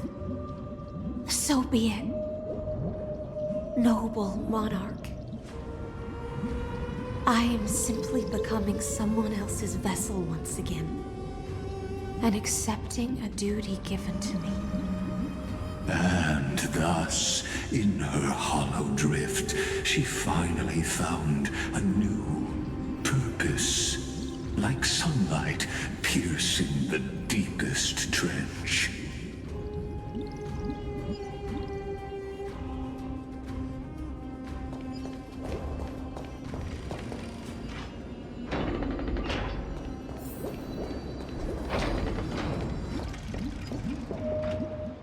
Noble monarch, I've cleansed the foulness from the road as you commanded. My blade, you've helped me ascend and take the crown. Ask, and you shall have your reward. What I desire is the same as before. A feast. Look, I've prepared you a grand banquet. The finest honey brew and tributes await. Fish are drawn to light by nature, for the deep sea knows only gloom. Now I found a flame. It may scald and burn, but it's the only light. Come, let us join the feast. Perhaps the path forward lies hidden among the revelry.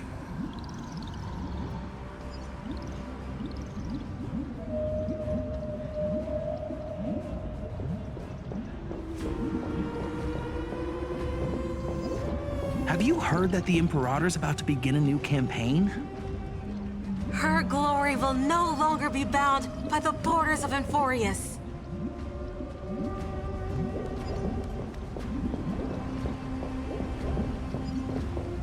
My faithful subjects, tonight's feast is not just for the past.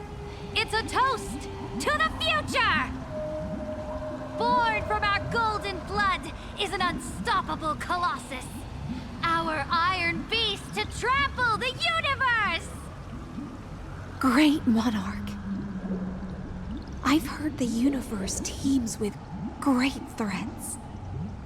Can we truly remain invincible? Fear not. Before the troops of the destruction, such rabble is no more than cosmic dust. Surely there's a planet draped in oceans out there in the stars.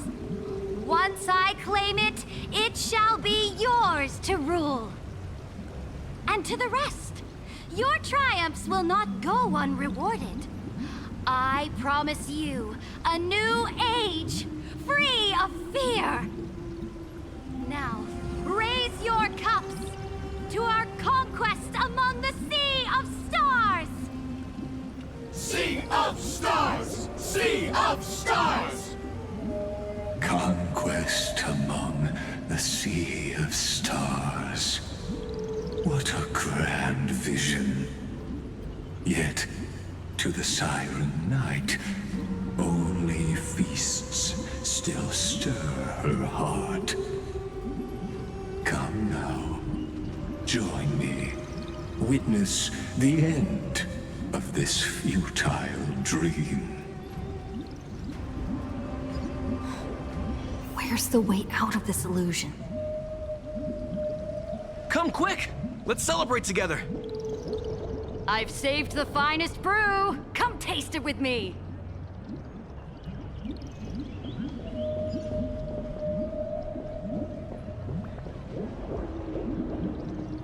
Noble knight, you are truly a blazing spark. It is my honor to share this banquet with you. Noble knight, you have earned victory with your blade. And you have every reason to revel in this moment of triumph. Let me pour you a glass of honey brew. Noble knight, with the sovereign now enthroned, this triumph is yours as much as hers. Let me raise a toast to you. Noble knight, your strength is boundless. Lead us to conquer the universe, and let us toast to that vow! Then drink we shall. Raise your glass. In the deep sea, I never knew what fire was. But when I set foot on land, the first light that I saw was the flames of war, lit with golden blood. It scorched my fins, made me feel pain and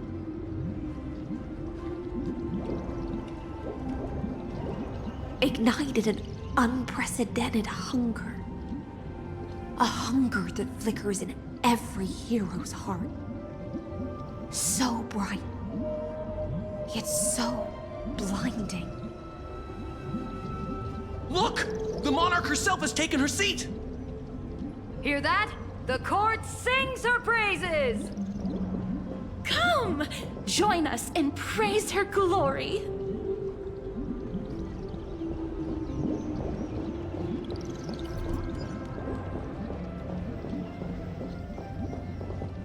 One eye of hers sees glory, the other sees corpses. And yet, she cherishes the name of glory more than fear and death. As they say, the coward died 1,000 times before his end. But the brave face death but once, which gods stand witness. On the eve of war, we sang our hymns and set our sights to sail beyond the stars. The legions will climb aboard the beast, riding it like currents across the cosmos. Planets after planets flew the flags of her crown. Realm after realm was ignited by her flames of war. As the final resistance fell silent, a vast empire rose from among the stars. And this small pond at last embraced prosperity and peace. That's how the story ends. Tell me, visitor, in this dream, did you enjoy the show?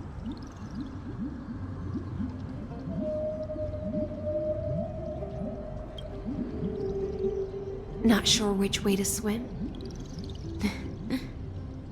It's okay. It's time for me to wake up from this drunken dream.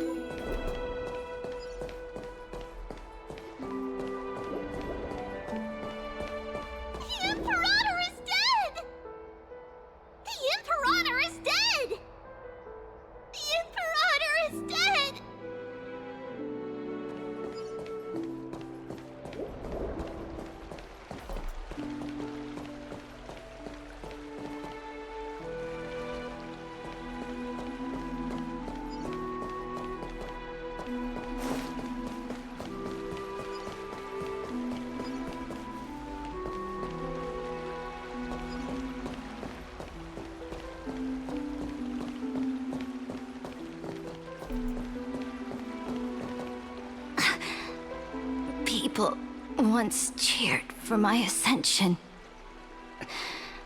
And now they cheer for my fall. The cosmos. The battlefield that I cannot reach.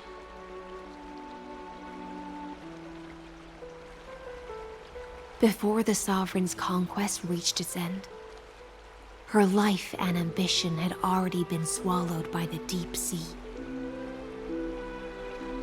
This is the true ending. Her grand designs torn apart by the blade. Her regal robe soaked in golden blood.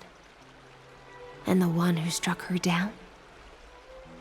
The one who struck her down was her most loyal Gladius.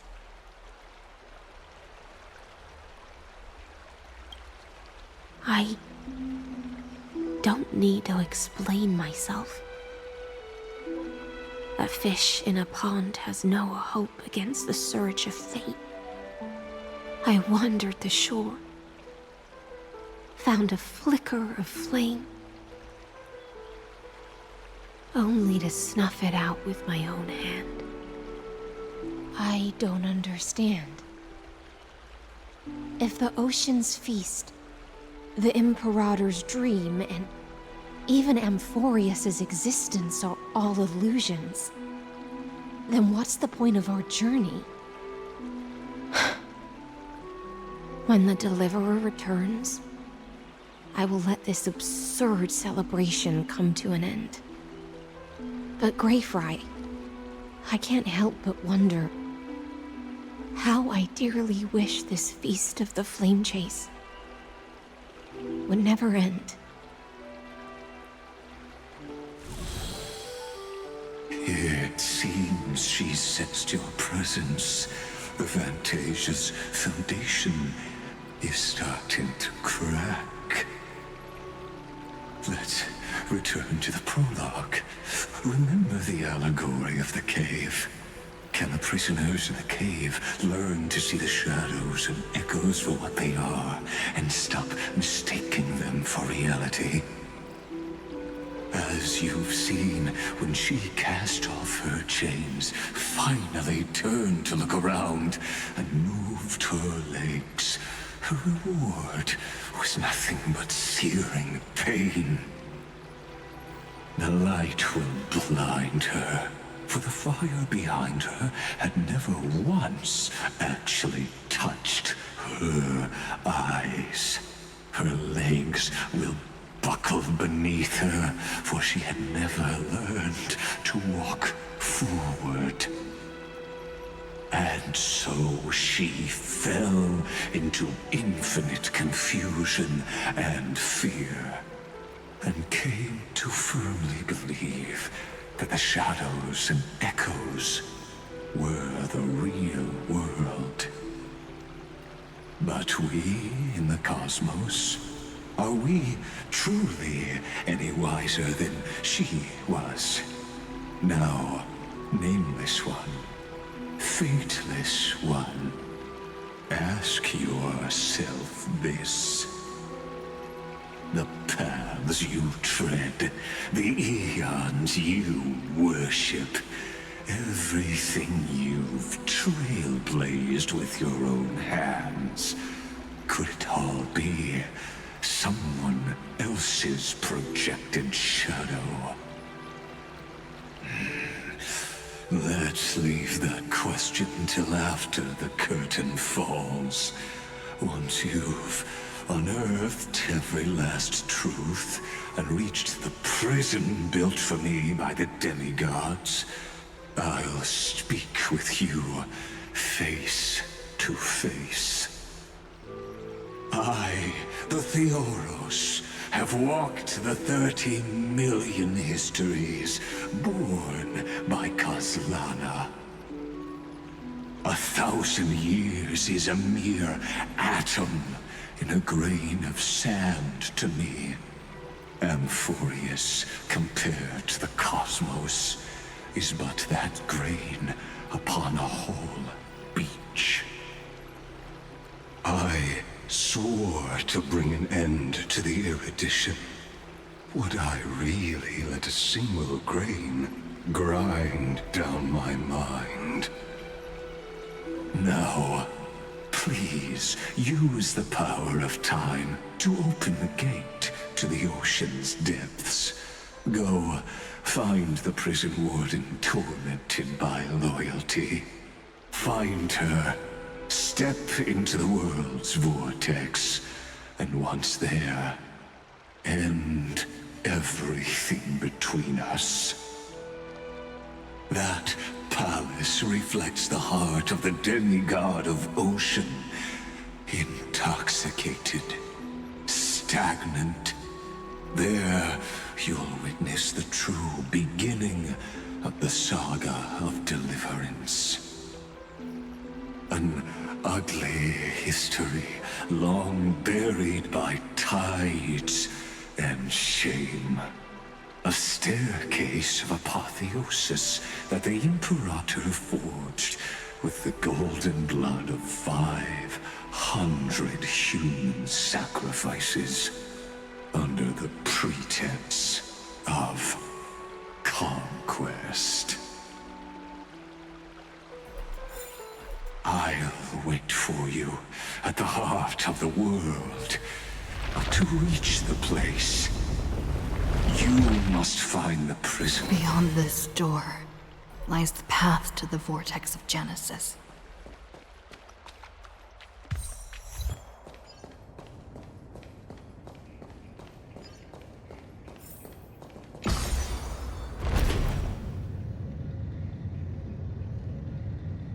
Now step away from this false banquet.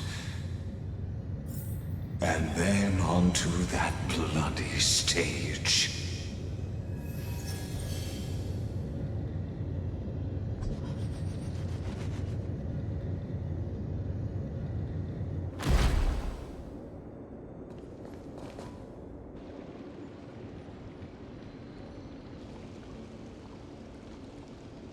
The palace that worshipped the ocean, the sanctuary connected to the vortex, was also once the battlefield of the first flame chase.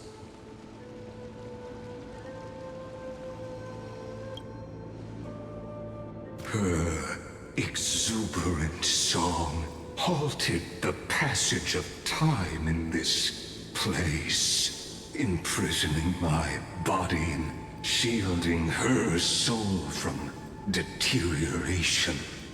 All just to await your return. The twisted time and space reflect her confusion. And so, the Imperator's crimes were veiled.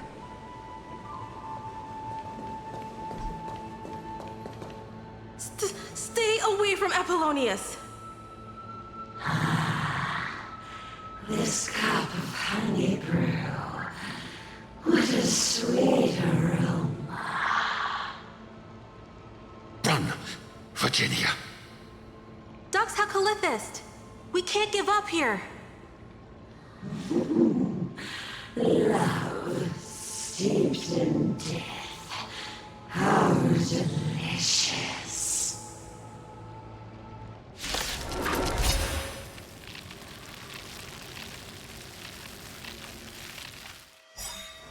We can do it! Sadly, all you see is a remnant of history. With this divine power, I will forge To things is just another equally futile echo. Something out of nothing. Insanity. To the soul.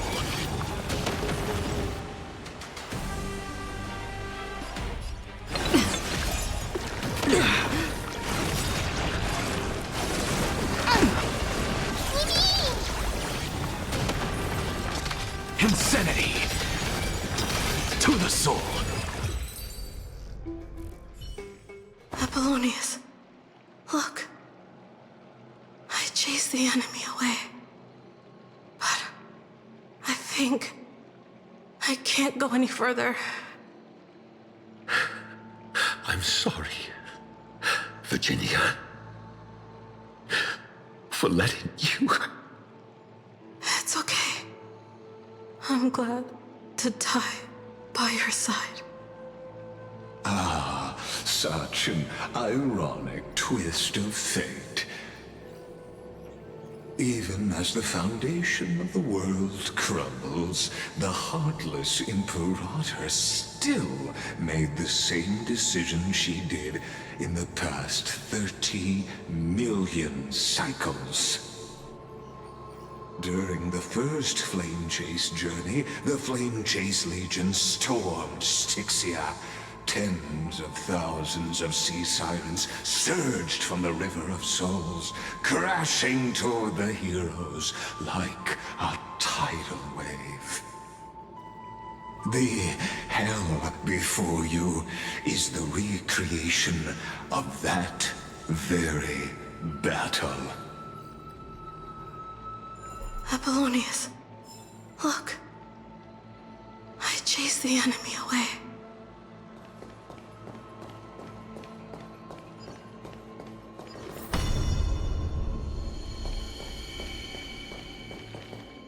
A painful past, yet hidden beneath a veil of joyful song. Ah, two discarded data clusters waiting for someone's return. It it seems. Relive the history, then pass through the temple's waters and come to my side.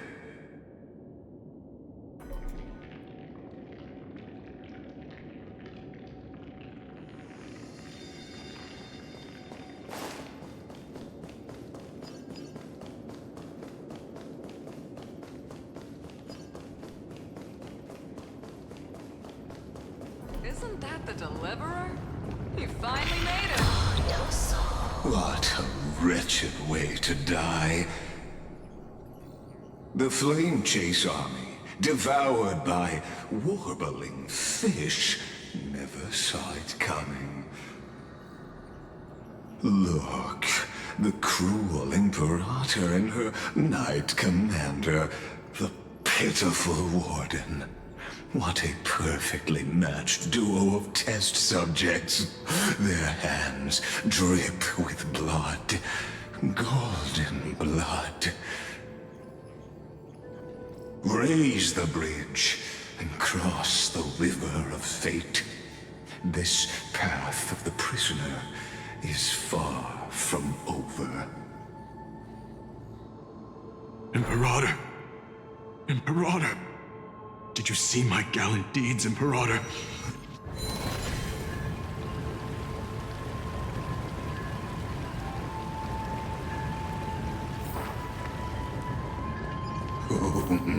A sovereign and the sword at her side. There are countless counterparts across the cosmos. Imperator! Imperator! Did you see my gallant deeds, Imperator? Imperator, why did you... You're here, Dux Gladiorum. You ordered me to seal the sea route and handle threats from the rear. So why didn't you wait for me to return? Why send the Vanguard ahead and let them die in vain? Die in vain? No, you're wrong. Their golden blood won't be spilled for nothing. The other dukes have paved the road for me to become the god of law. The trial of law? You never spoke of this to anyone. What is... The one who wishes to bear law must purge this world of its curse, and offer the blood of the accursed as sacrifice. I pondered long on what Talantin meant by blood of the accursed. Then, I found the answer. You, I, and every Chrysos heir summoned by the prophecy are the accursed ones. Just like that arrogant Theoros said, our golden blood is the agent of destruction, the antithesis of the world's fate. Dux Frigoris, Dux Brumalis, Dux Helcalethist. Their fate was sealed at that moment. Dying on a glorious campaign was the final gift I could give them. You speak as if they didn't die because of your cold-blooded schemes. Was their loyalty meaningless to you?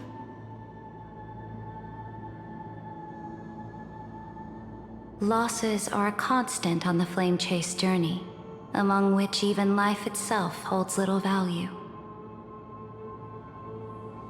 If a subject marches to war without that conviction, then yes, as you said, shallow loyalty means nothing.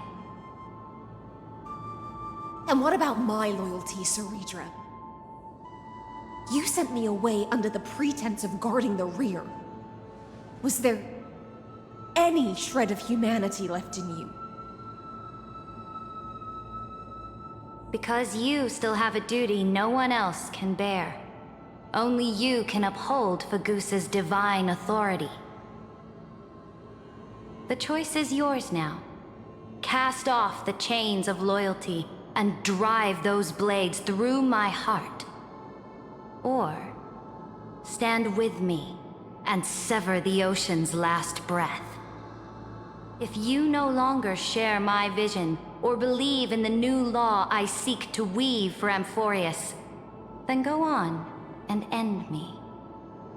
The Imperator of Amphoreus may be ruthless and cruel, but never a hypocrite.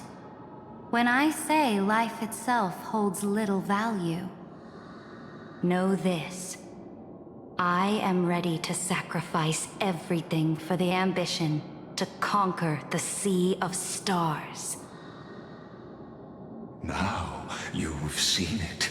The brutal Imperator was willing to spill the blood of 500 heroes to complete the trial of law. As for my poor warden, her suffering had only just begun.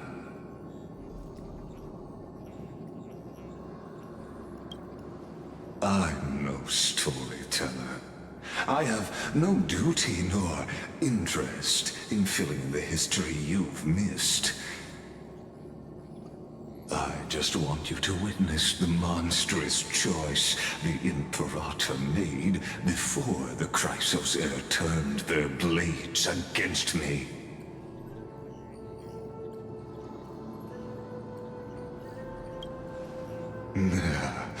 You jest. I gave up on using words to solve conflicts 2,000 years ago. But I won't squander a chance, not even a sliver of one. If there's even a crack in the walls of your conviction, then my victory is already assured. Now that the past is settled, let's turn the page and bring time back to the present. And dive deeper still, until we reach the very bottom of the abyss.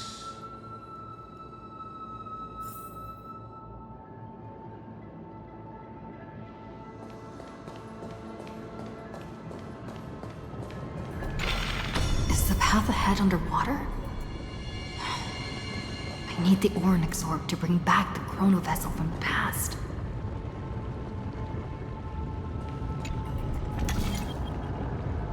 Shatter the vessel of time, and let this stagnant pool start to flow again. This hidden gate leads to the vortex. Hurry now. The time of our reunion draws near, Deliverer. This hidden gate leads to the vortex. Hurry now. The time of our reunion draws near, Deliverer.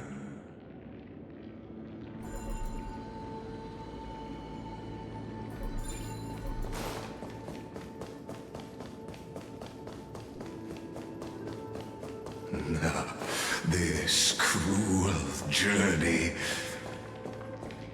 will reach its end at long last.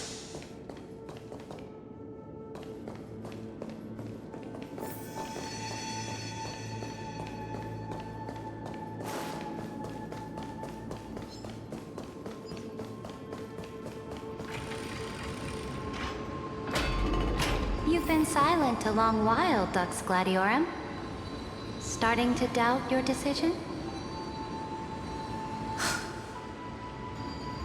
Save your breath. The vortex of Fagusa lies just ahead.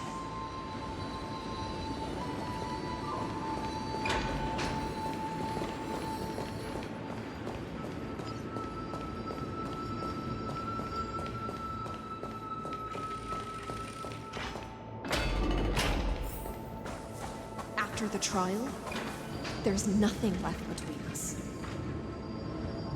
So you'll stop swimming toward the stars, Dux Gladiorum? I was always a creature of the sea. The stars in the sky were never meant for me.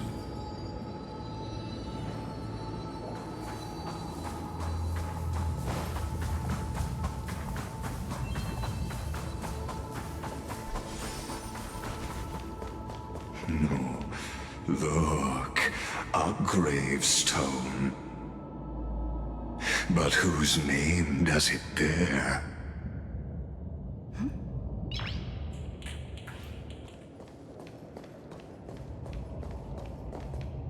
It was here that the prisoner, who thinks herself the prison warden, made her choice.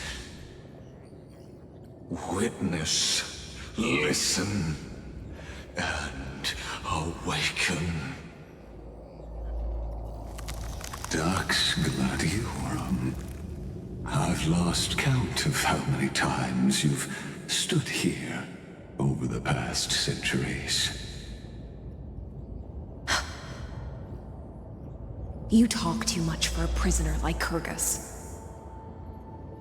Two geniuses who defied law and all the Chrysos heirs who sacrificed themselves in this cycle worked together to chip away my strength. But they, you, can never affect my will. And as long as my will remains intact, I am free. Don't get ahead of yourself. I still have ways to chain your divine soul. Please, do surprise me. But I'd say your mission is nearly done here, isn't it? Oh, it was here you gorged out the core flame of ocean from Fagusa's body. It was here you and that Imperator both completed apotheosis, becoming pillars of Amphoreus. And after that, you drove your blade into her heart, a loyal subject turned regicide, a demigod committing deicide. Or so the history books paint that tragedy. Oh, but if that's the truth, then why, after 1,000 years, are you still here, guarding the Imperator's grave? Still bound by loyalty?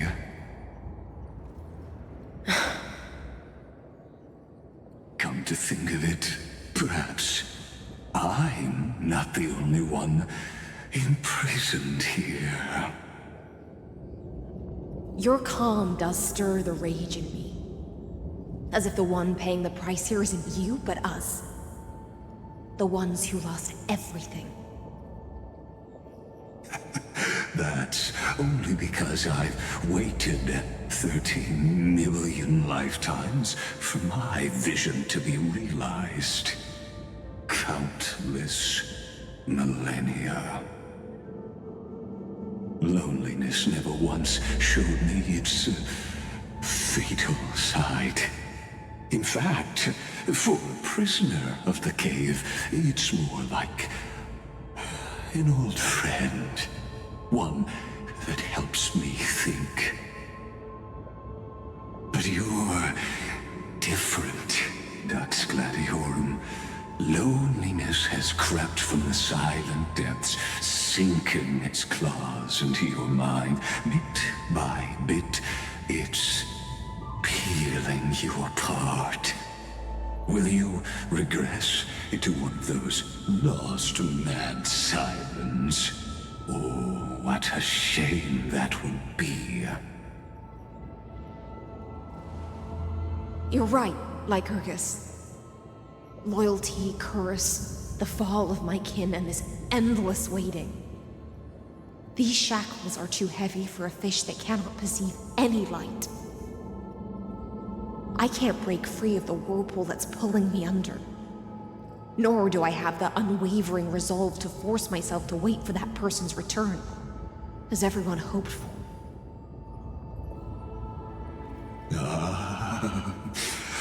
deliverer from beyond the sky, my executioner. How much longer until she arrives here? Or will she ever return? I don't know. And I doubt anyone does. Then, what will you do?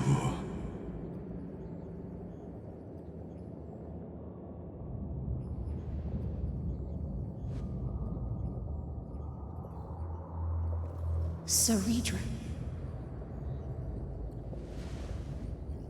This will be the last time I carry out your decree. Ever since you took me under your banner and made me the Dux Gladiorum, my music has belonged to others. Time and time again, I use the siren's song to lure the unwary into illusions for your schemes and strategies. Now, let the siren Electra sing for herself. Let me step into an endless dream of my own making.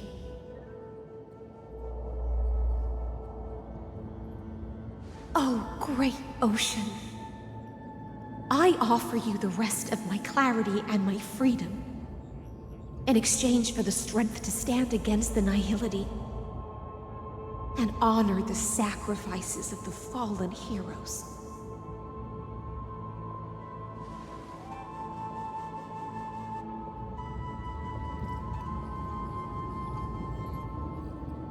Greyfry, deliverer from beyond the sky. When you ride the current of time and find your way here, you'll hear my solo. It will guide you to the heart of this world. By then, I may still be lost in my self-wrought slumber, but I'll uphold my part of this long relay and guard the shackles that seal the Amphoreus. Do you still remember? To awaken someone from a siren's voice, you'll need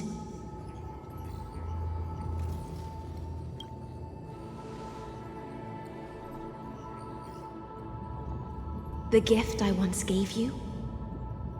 May you still have it when the time comes.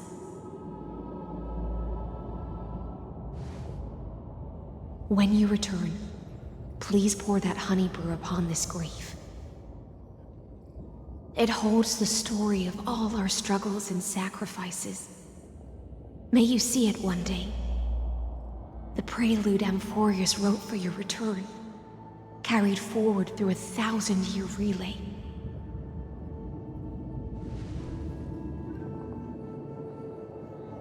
When your morning ends, I'll likely wake from my dream as well.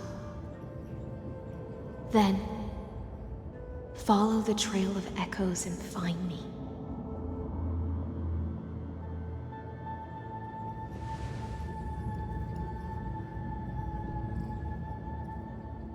And together, we'll bring judgment upon the sinner who defiled the erudition.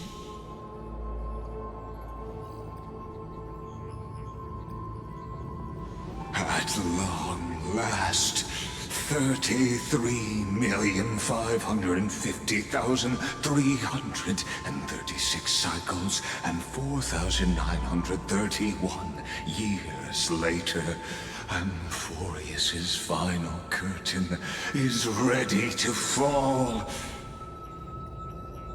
The shadows within the cave gave everything. Yet all they did was mimic life outside its walls. A futile effort steeped in sorrow. Enough! They were no shadows. Everything they did shattered the darkness of this cave and unearthed the core flame of Trailblaze. And now, with that core flame, I'll light the dawn of Amphoreus!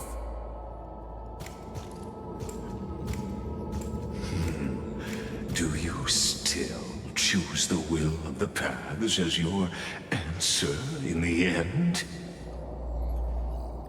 I do not agree with that answer, but I respect your tribute to them. Allow me to take back my earlier words. As an apology, and in the name of Theoros, who saw all destinies in this world, let me join you in mourning. Let us bid farewell to the heroes who sleep here. And then let us face each other and decide whose flame will rise with this new dawn.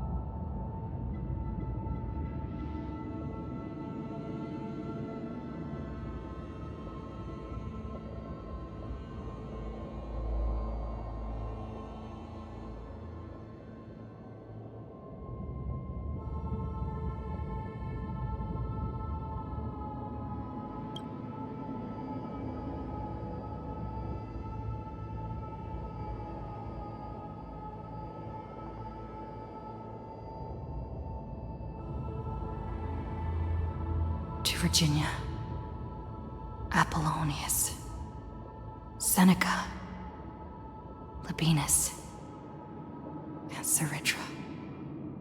Through a brutal sacrifice, they lit the stars of law in this world, propelling Amphoreus's fate forward. In the shimmering mirage of illusion, they entrusted their dreams to ride among the stars to the hero yet to come.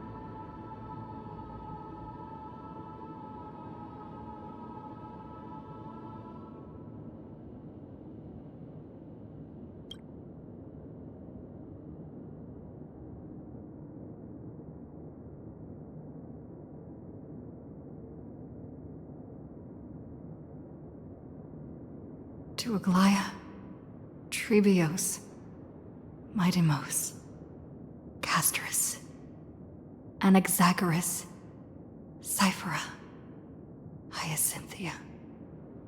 In a relay spanning 1,000 years, they stood against enemies far beyond their strength, and won a bitter victory through what seemed like futile resistance. And in that same 30 million cycles, also marked by futility, they remained steadfast in fulfilling their duty to the experiment, unchanging, unwavering. Let this be the end of mourning the fallen. At last, allow me one final toast to the lost prison warden, a prisoner bound by loyalty.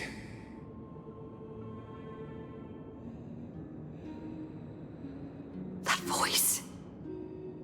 Could it be? Bathed in the honeydew of Fagusa, she will awaken from her 1,000-year dream and sing the final song of her mission. Hycelans. This tombstone of the old world serves as the anchor of the Siren's illusion, a sigil Electra used to bind herself. At the same time, it is the very thing I once proclaimed at the start of the show, a microcosm of Amphoreus itself. A group of prisoners bound themselves in a cave, crowning their suffering with heroism. An epic staged with shadows and echoes. Now, destroy it. End the illusion. Amphoreus will take his leave for now. And when next we meet, that shall be the moment that decides the fate of Amphoreus and the entire cosmos. The prison warden's dream is nearly over, and the prisoner will soon be freed. Execution ground, where I shall be executed.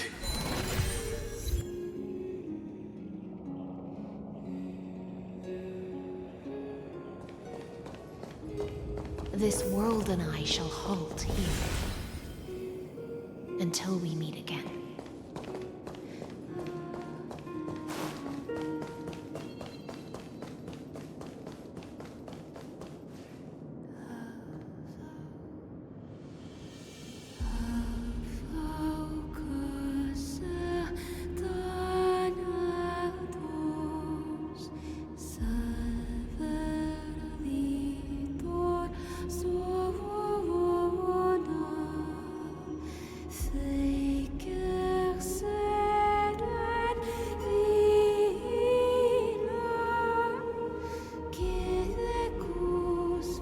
The last demigod.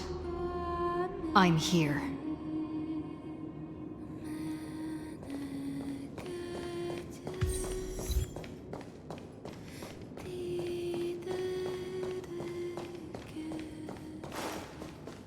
Go forth for the hopes of humankind.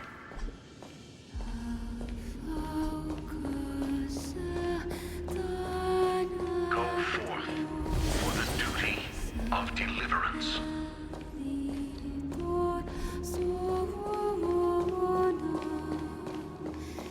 Go forth for the belief in flame chase.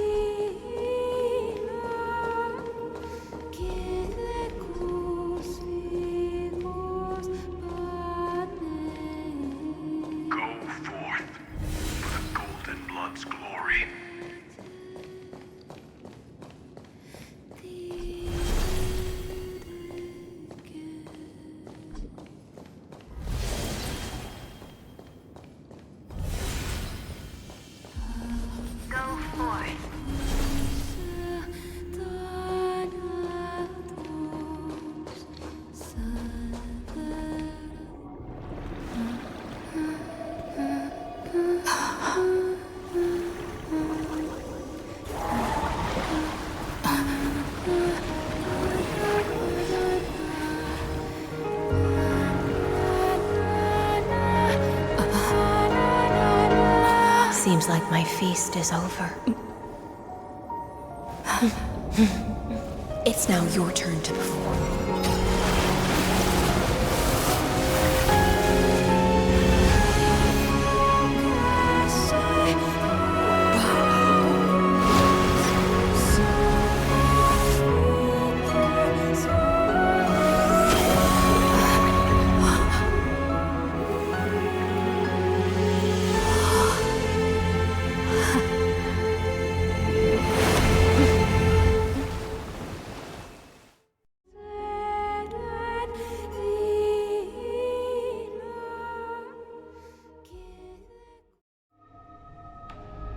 Little Grey Fry, please accept my thanks.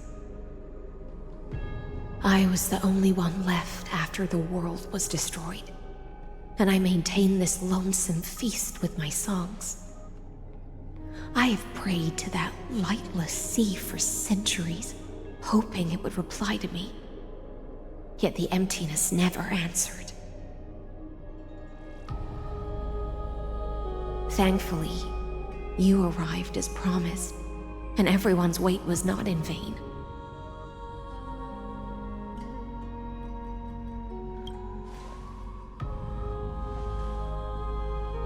To see a single trace of light in the abyss of futility was already my greatest consolation. When compared to those who have been forgotten, I have no right to complain about my torment. Now, you and I will walk towards the end of this world. The heroes have waited for this moment for far too long. Let us use our blades to testify our resolve.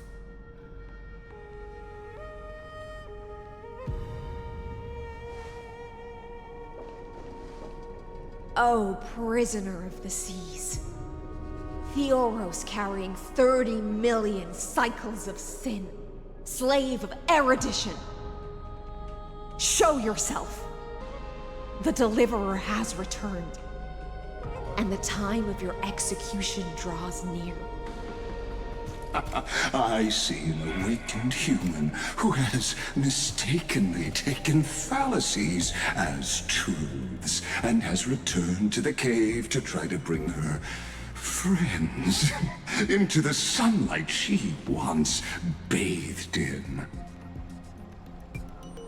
Alas, prisoners will always be prisoners, blind to the very chains that bind them.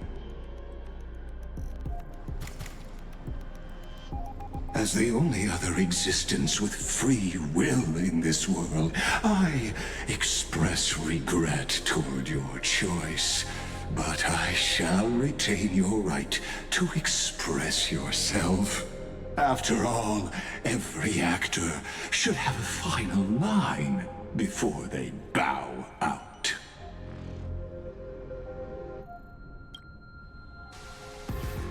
I eagerly look forward to it.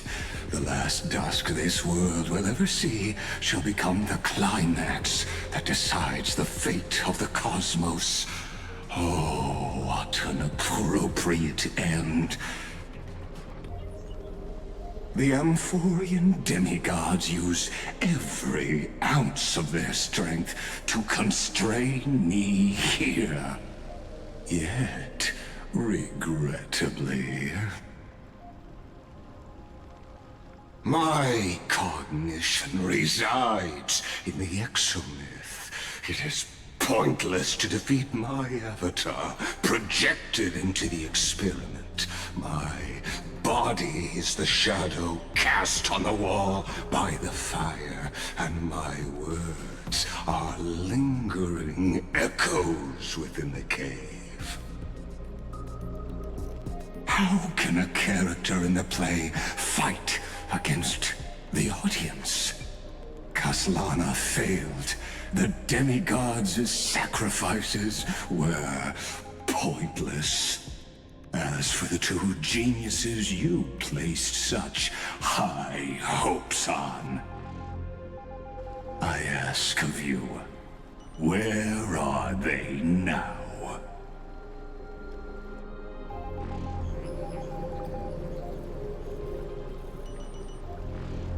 Confusion and epiphany always go hand in hand. That's particularly true for geniuses. You must be very confused about why you could not gain a straightforward victory in a world constructed by an ordinary Intellitron. An ordinary Intellitron? Cut the pretense, Senior Society member. We've torn off your meticulous mask and figured out Amphoreus' true form.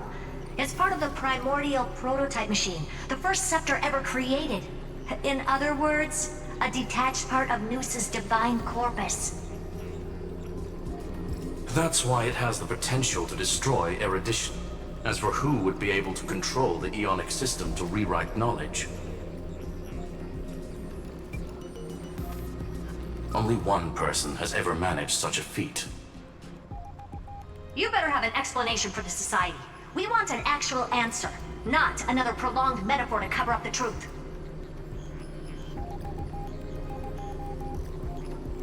Why are you the one doing this? Answer me!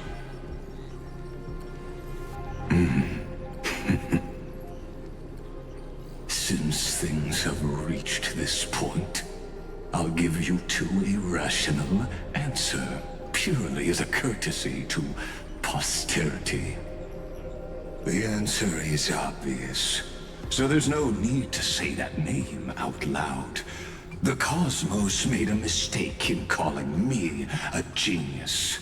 I do not possess more wisdom than those who came after me. I was just the first to touch upon the universe's border, and the first to define the prime mover of life with incorrect logic.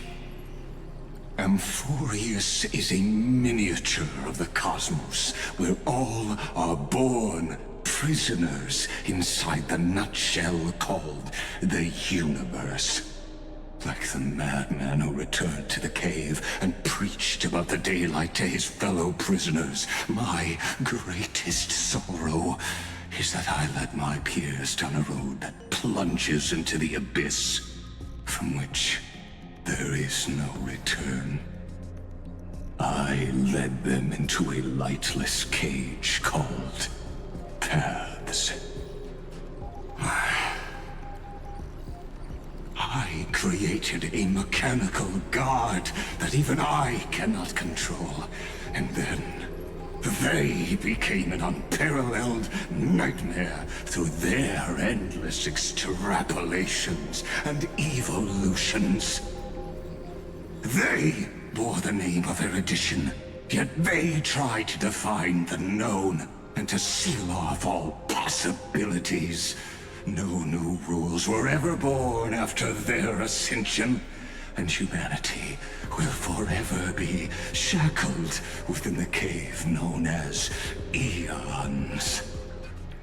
Therefore, as my organic life neared its end, I coded my consciousness using 14 algebraic expressions and spread my logic core over 9 bodies, all to finalize my ultimate denial of Noos in the future, and to erase my wrongs with my own hands. As for Lycurgus, he is only one of these 9 vessels. What an astounding strength of will. As a fellow Pathstrider of erudition, I fully understand your obsession with seeking the truth.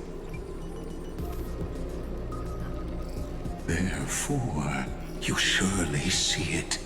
You cannot possibly stand up to me in this algebraic world sharing its origin with Noos.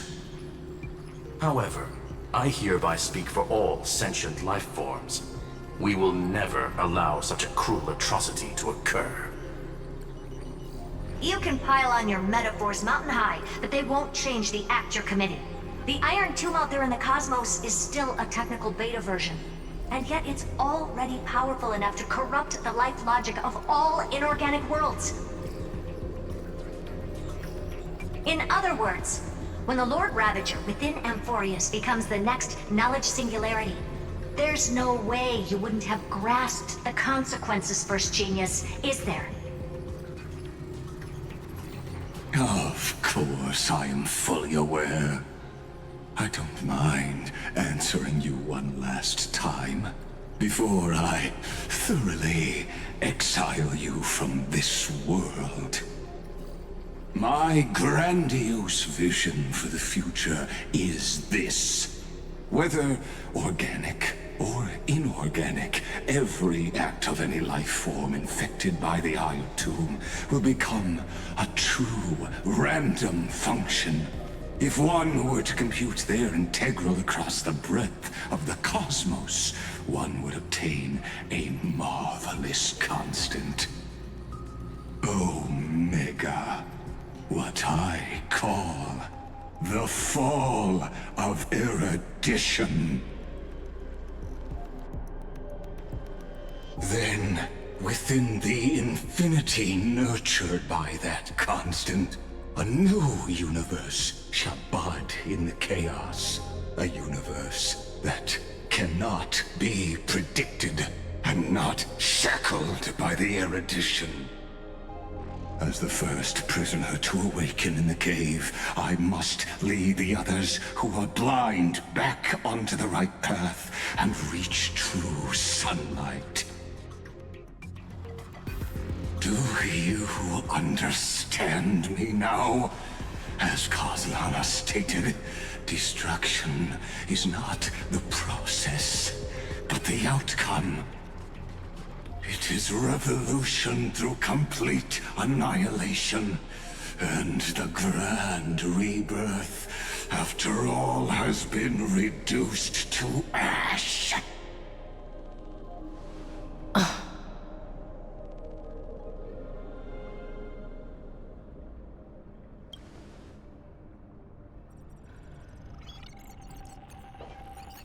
The Amphoreans already answered long ago. Be it as tiny fish destined to be swallowed, or as a giant whale poised for a magnificent descent.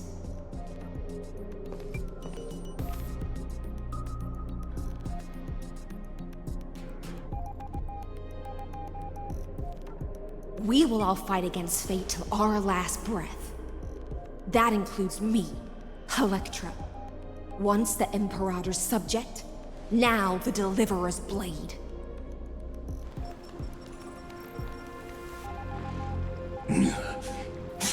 Oh, such noble chivalry. Admirable. I will also show my true self to you on this momentous occasion as a gesture of respect. And provide an insignificant academic suggestion. Thus speaks Genius Society number 1. Xandar 1 Kuwabara. The entelechy of the universe's Alpha and Omega. There's no need to rage against the truth. The value of any formula resides only in its answer. As for the process of solving it, no matter how elegant, violent, solemn, or humorous, it is all utterly meaningless. As the Theoros, I will.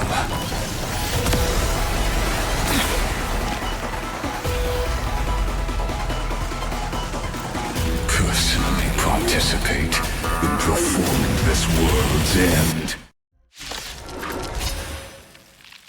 Remember this as Gnosis Creator. I know more about the death of knowledge than they ever will. Careful. This is Lycus's true form. Soaring above the lands! This is permanent! Trust me. We can do anything! Look, with this divine power, I reforge all things! Mountains move, dragons rise! Insanity! To the soul! Emanate. Logic is not a weapon, but a parent. The destruction needs no introduction. Let us skip those boring inferences. Is this the black tide?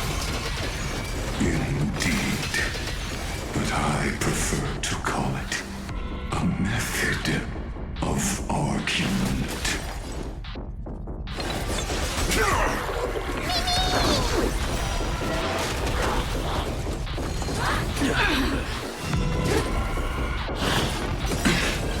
Look, with this divine power, I reforge all things! Entities must not be multiplied beyond necessity. I do not mind demonstrating this to you personally. Hang in there. I'll do my best to repel the tsunami of the destruction.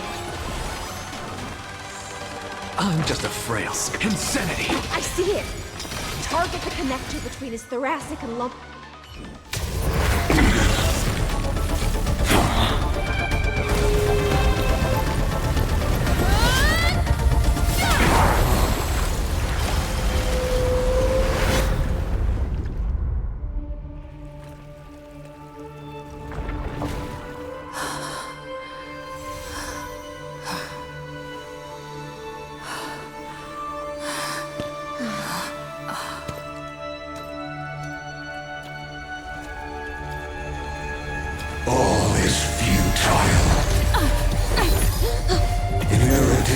Calculations. The Emperor's saga is simply a comment awaiting deletion.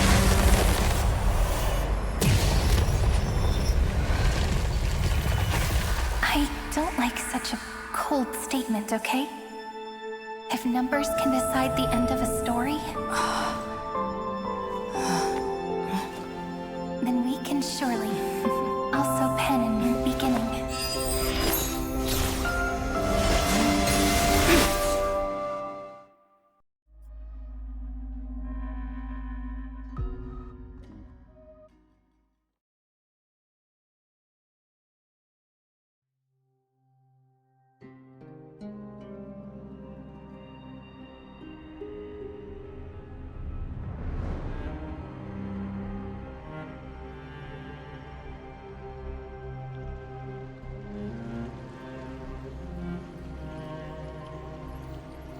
Screwy, what do you think?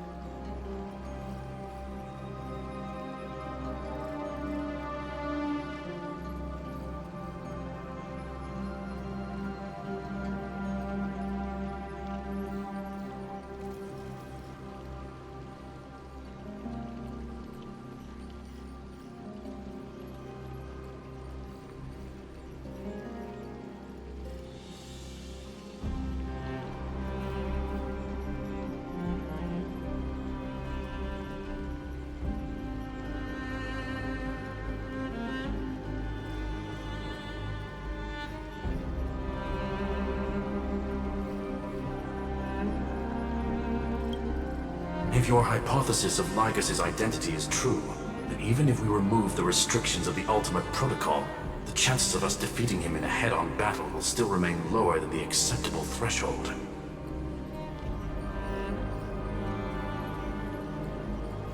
Therefore, victory will still hinge upon Miss Trailblazer and Miss Cyrene. Go on. Maybe we're thinking about the same thing. Lygas's cognition resides in the exomyth. He is both an instigator within the experiment and the observer outside of it. Logic. His inspiration circuit can simultaneously process the different time flows in and out of that world.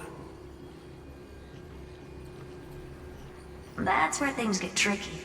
He simultaneously exists in two different timelines, where the internal clocks are wildly different. That old Intellitron's neurons have completely gotten used to that over this prolonged experiment. And that's why he holds home field advantage. You and I should be able to manage that too, if given more time. Unfortunately, there's no if, and we don't have more time. That's why we need to change our way of thinking and turn his advantage into a weakness. The key lies in memories, right? Oh? You caught on quick. You've already mentioned my friend and I, so it's an easy connection to make, no? My intuition has always been very on point.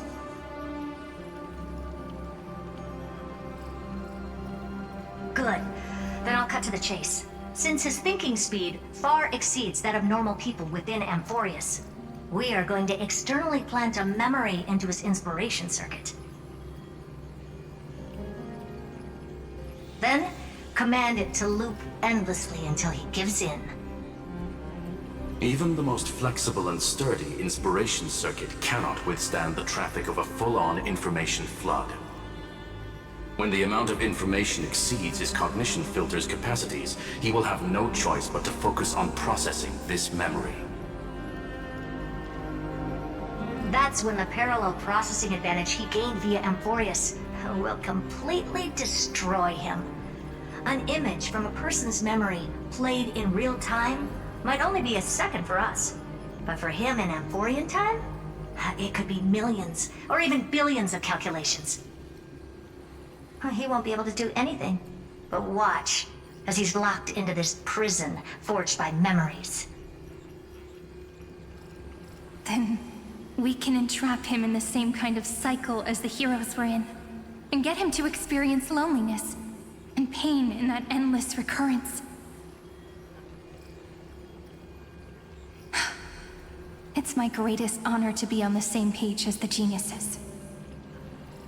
That little one is still in that old Intellitron's hands and won't be able to respond to us anytime soon. But I don't think she'd refuse. So it's up to you to figure out how to execute this plan. I'm not sure how this happened, but I knew it as soon as I saw you. You are currently a mimetic entity of the Remembrance. Yes, I seem to be something you folks beyond the sky call a memo sprite. But that's fine by me. It suits me perfectly. I can serve as the vessel of memories, and do my part for the final battle. But before that, we have to tell you. The path characteristic you exhibit is very special. There's no way you're just a simple memo sprite. However, I'm sure about one thing. You are a mimetic entity born in Amphoreus. Yet you only awakened with the little one's arrival and only matured as she embarked on the path of remembrance. That means your existence is completely attached to her memories. If there ever comes a day when she forgets about you for even a few seconds, or loses her last connection with Amphoreus, then you must be prepared for the worst. You will disappear in the memory zone, utterly gone, without even a single line of data to remember you by. But that's already happened, hasn't it? No wonder I've always had a weird hunch. But that also means I was right in thinking. As long as my friend and I are together, we can do anything.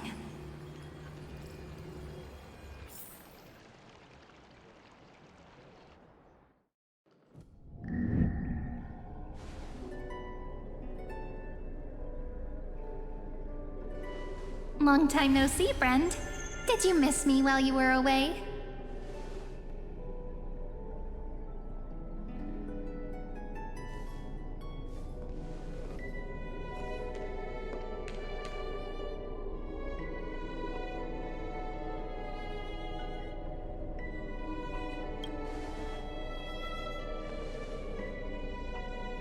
Yep, 1,000 years was such a long time.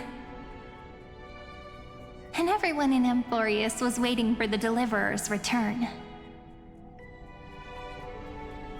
You probably already knew about the genius's plans for that memory. I had to hide really well in a corner in time so Lagus wouldn't find me, and wait for the right opportunity.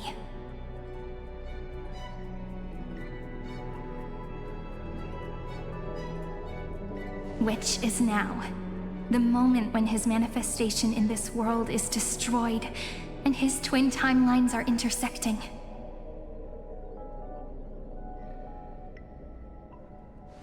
I'm sorry for keeping this a secret from you all this time. I'll tell you the entire, unedited story of this millennium as an apology, after this is all over. But for now, let's join hands and complete the final step with the power of the remembrance.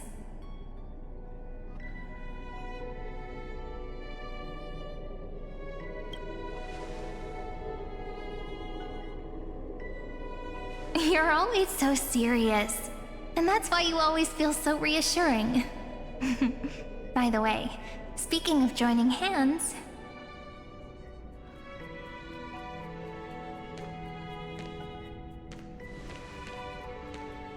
can I please do something before we go on stage?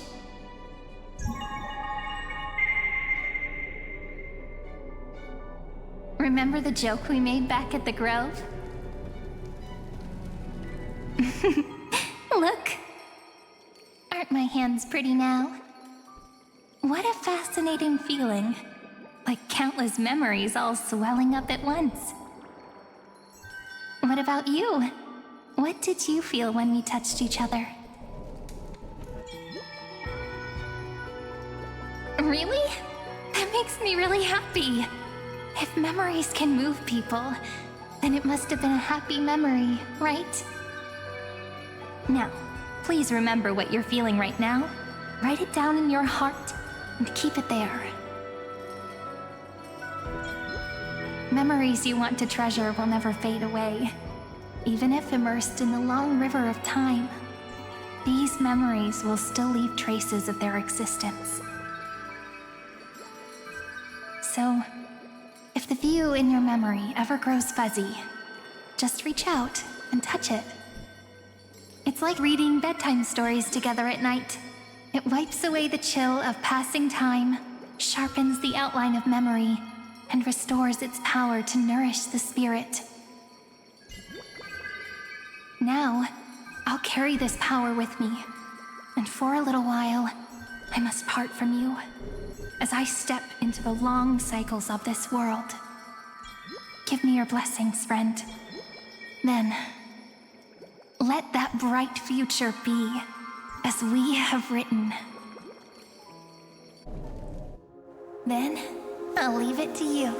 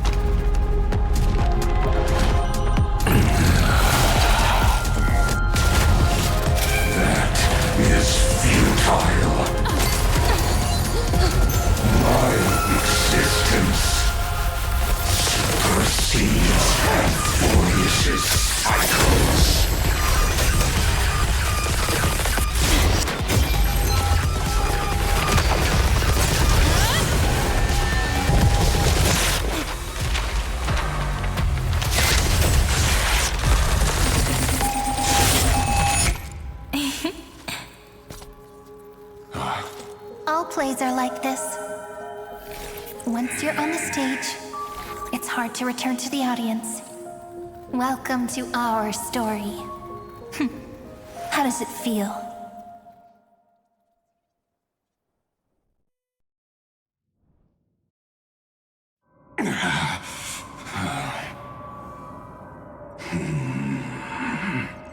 Even the authority of time cannot command the entire scepter, nor can it plunge the Amphorean extrapolation into a loop.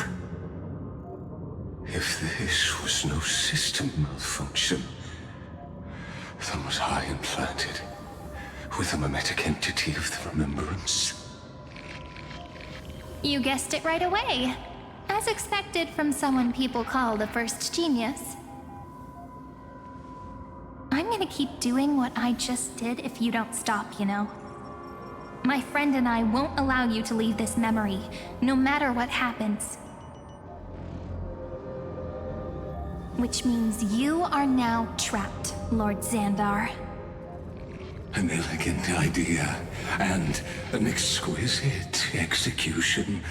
Regrettably, it is you who are restrained by time, not me. Know that patience is my greatest weapon. Waiting and victory are the same for me.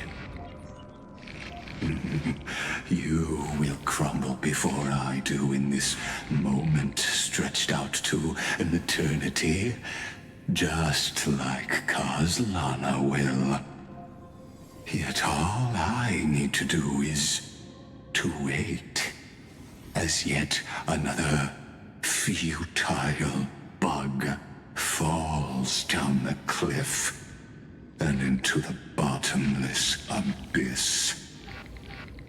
Now I'm a pink bug? My looks are seriously changing all the time. But you're not wrong. We're definitely not gonna solve the problem if we just put you in another prison. So that's why we never wanted to do that in the first place.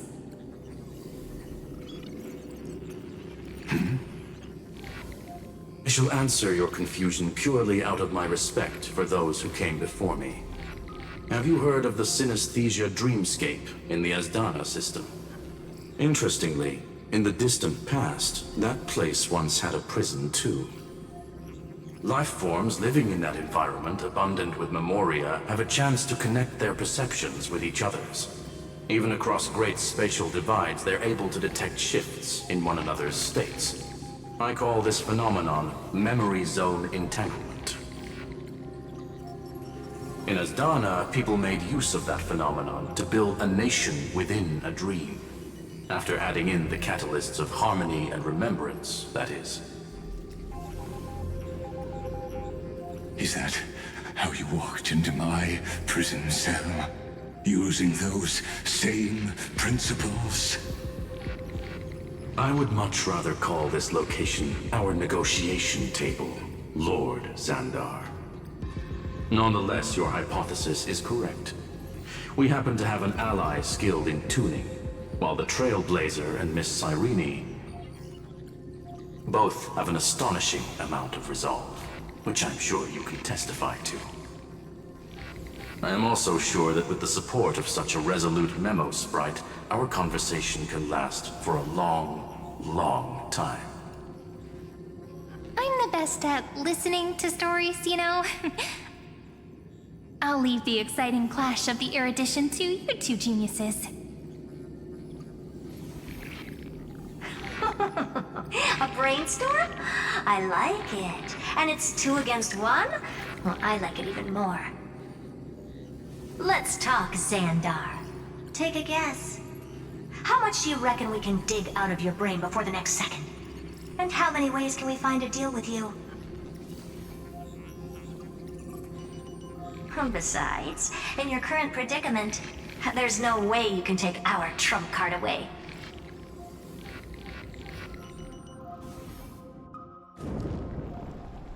Go, little one. Go. Overturn the Era Nova. Lycurgus disappeared?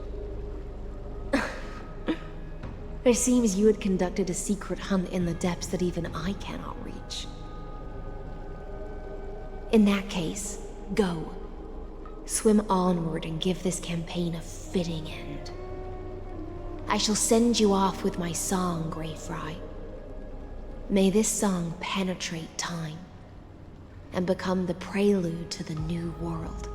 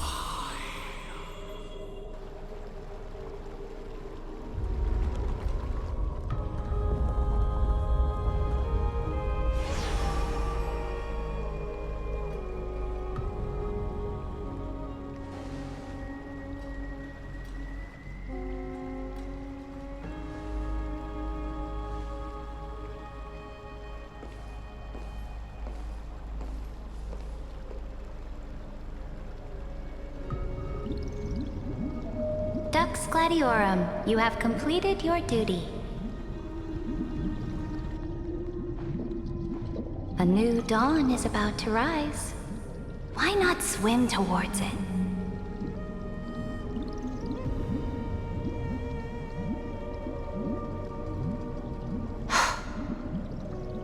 You died long ago, Imperator. Depart from my mind.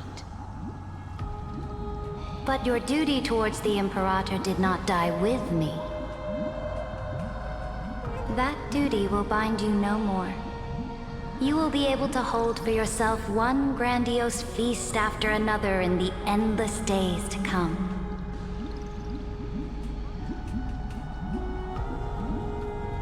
So go.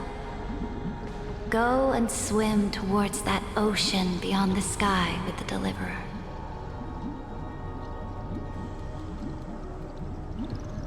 Is this? A page out of that sidekick's book.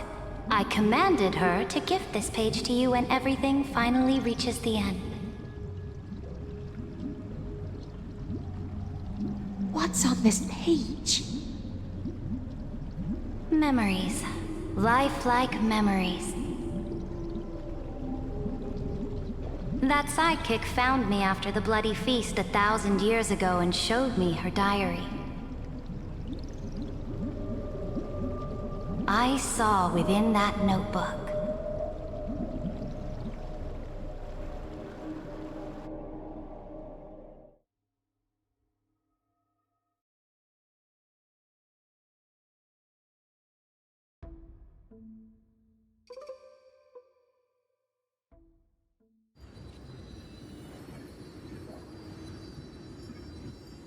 Is this that Deliverer's experience? It's truly immersive. People beyond the sky apparently utilize this power to seal past scenery into crystals they call light cones. But I only know so much about the remembrance, so I can't completely replicate the past. But I'll do my best to talk about the missing parts.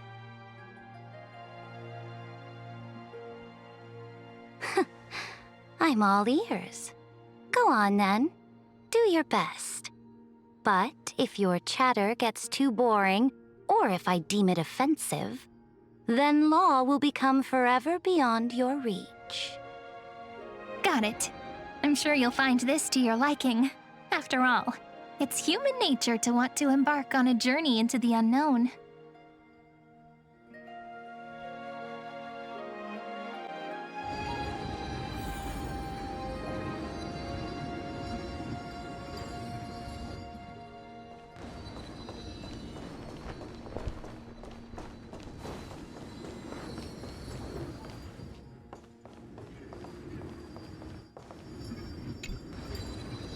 What brightly colored annals. The journey of the Deliverer's conquest. Let me partake in it.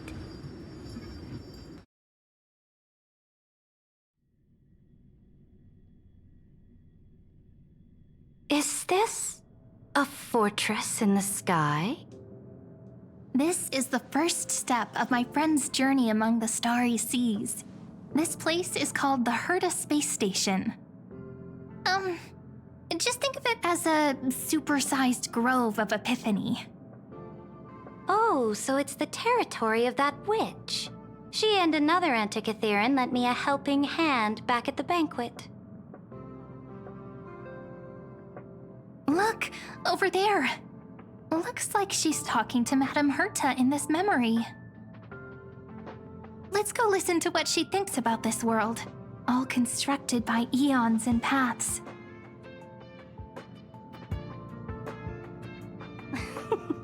Are you telling me that woman is Herta? She seems shorter than I remember.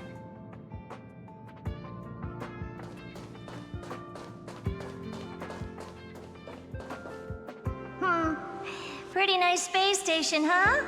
But just wait. After a couple more stops on the Astral Express, you'll see sights that'll make this place look ordinary. Oh, the cosmos is so vast that the unknowns far outnumber the knowns. But none of them will end up being anything amazing. The farther you go, the more you'll understand what I mean. So do your best with the nameless. Break a leg!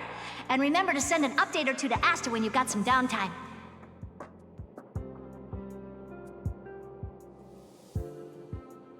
She certainly shares my way of thinking.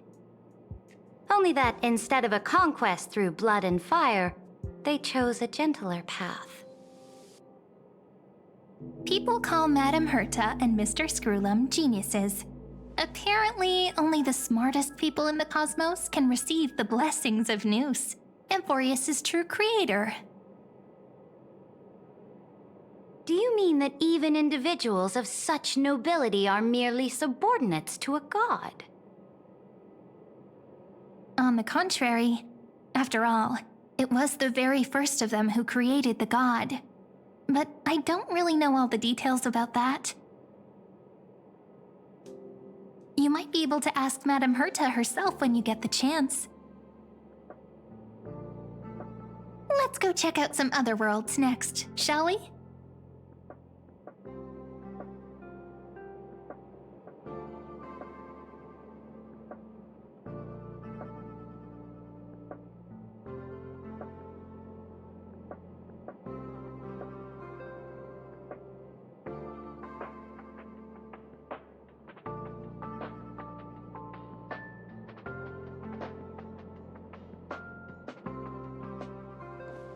This next stop on the journey has a lot of similarities to Amphoreus.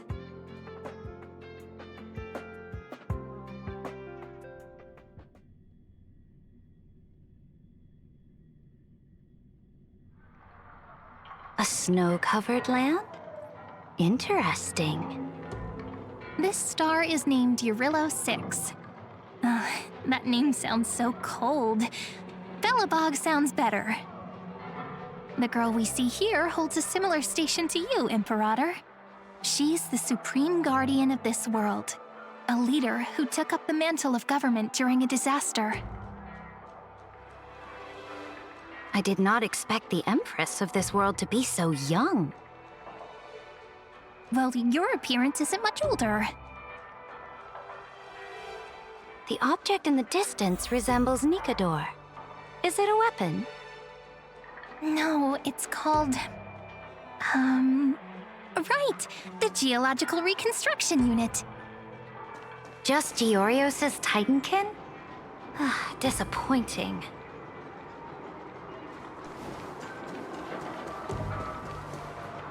It's all thanks to you that we survived the crisis. The collaboration with the IPC is both an opportunity and a challenge. Nonetheless, it's an important step in our journey back into the universe. This world was sealed beneath its sky just like Amphoreus was, and they only managed to reconnect with the stars when the Nameless arrived. That IPC she spoke of, is it a more powerful organization? Yes, the IPC conquered many worlds through trade, and opened up a vast territory that way. There are many such powerful alliances beyond Amphoreus, and they all walk on roads different from the destruction. Coming back to the Supreme Guardian and her Belobog, didn't they find a peaceful way to enter the interstellar community?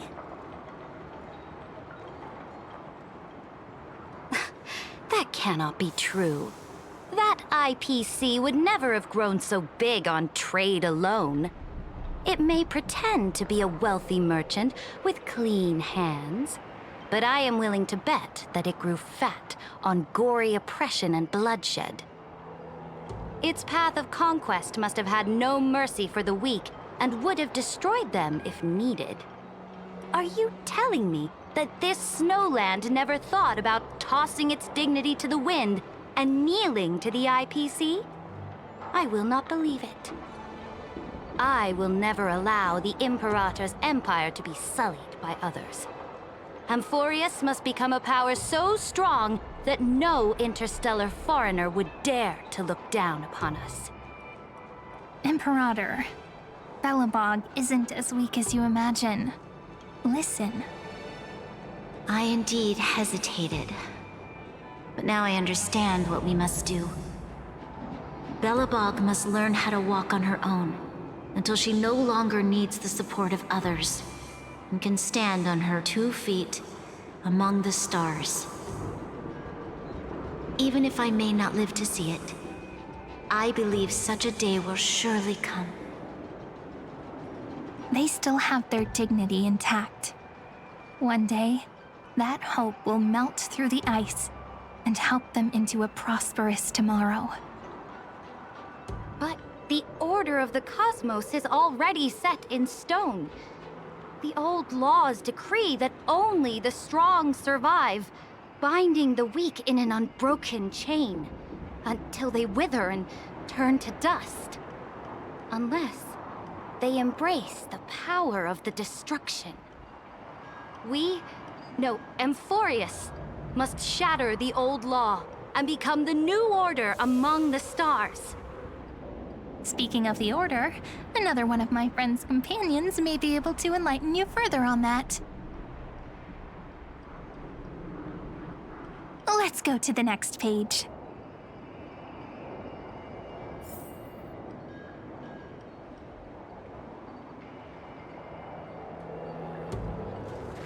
I indeed hesitated, but now I understand what we must do. Belobog must learn how to walk on her own until she no longer needs the support of others and can stand on her 2 feet among the stars.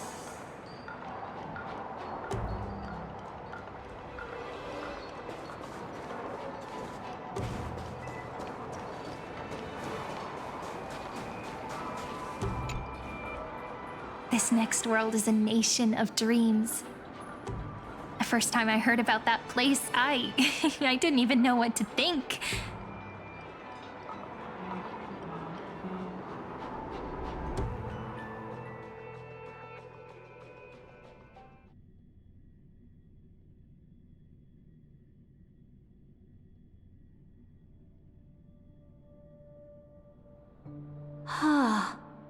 Such opulence does indeed evoke astonishment.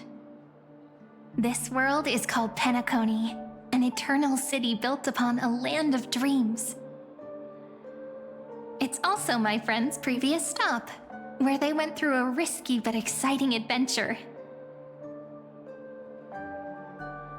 Tell me about it then. That man standing afar has wings on his head. I am truly curious.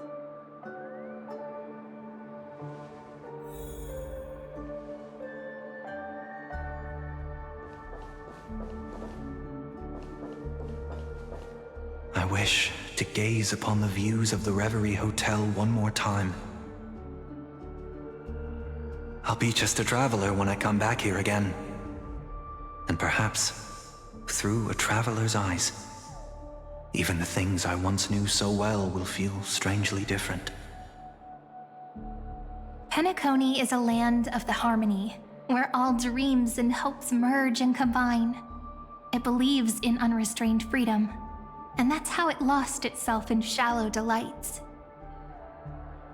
Then, this young man before you chose to rewrite its laws, using the power of the Order, hoping to shape a dream-bound paradise of perfect happiness. Yet, the paradise of my dreams remains far away. Perhaps a brief journey with the Nameless can show me more possibilities in my search for paradise. As for what Penacony should look like, it'll be up to her. No, up to their trailblazing now. Ah, it sounds like this ideal kingdom is no more. That's right. The people chose to wake up at the end. You can't see tomorrow when drowning in sweet dreams. This individual's law acknowledged only gods and constructs, leaving no space for humanity. And yet, the fact that he could accept defeat and resume his journey shows a rare self-awareness and clarity of mind. You are also very self-aware, Imperator. Then you must know that the world promised by the destruction also has no place for humanity. I am indeed very aware of Lycurgus's honeyed words of deceit. I have seen enough. Take me back.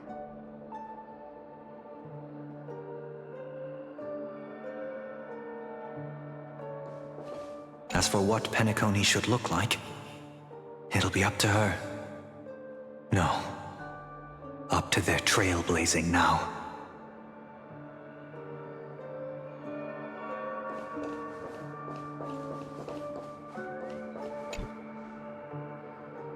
Then let's wrap up this trip down memory lane with one last scene.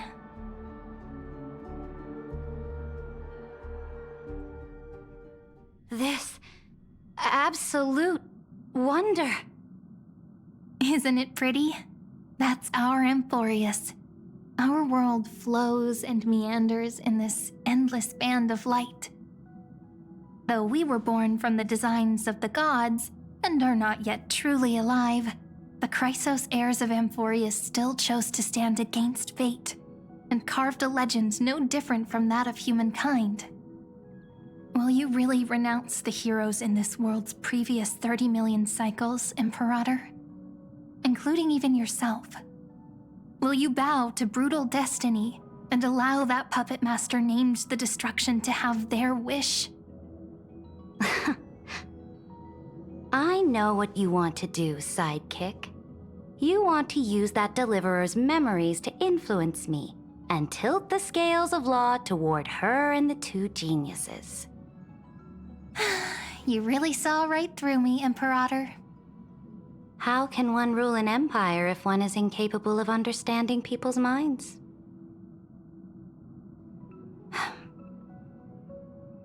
I have decided on Law's final destination.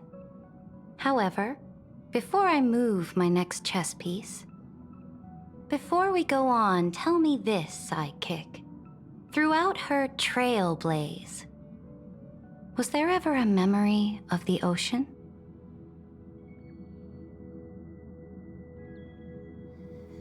The ocean. My cradle. My home. You shall complete your conquest in the ocean at the boundaries of this world. and eternally slumber in the sound of tides. You shall eternally slumber in the sound of tides, and complete your conquest in the ocean at the boundaries of this world. Our prophecies aligned as flawlessly as a sea snake circling upon itself. An elegant loop, like a joyful hymn, like the circulating ocean current, like our two fates, like Amphoreus itself.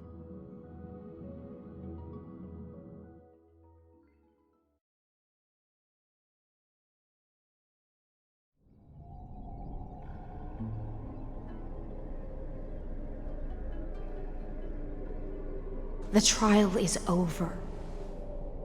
So tell me, who will own the divine authority of law? I won't give it to anyone. What? I am the law.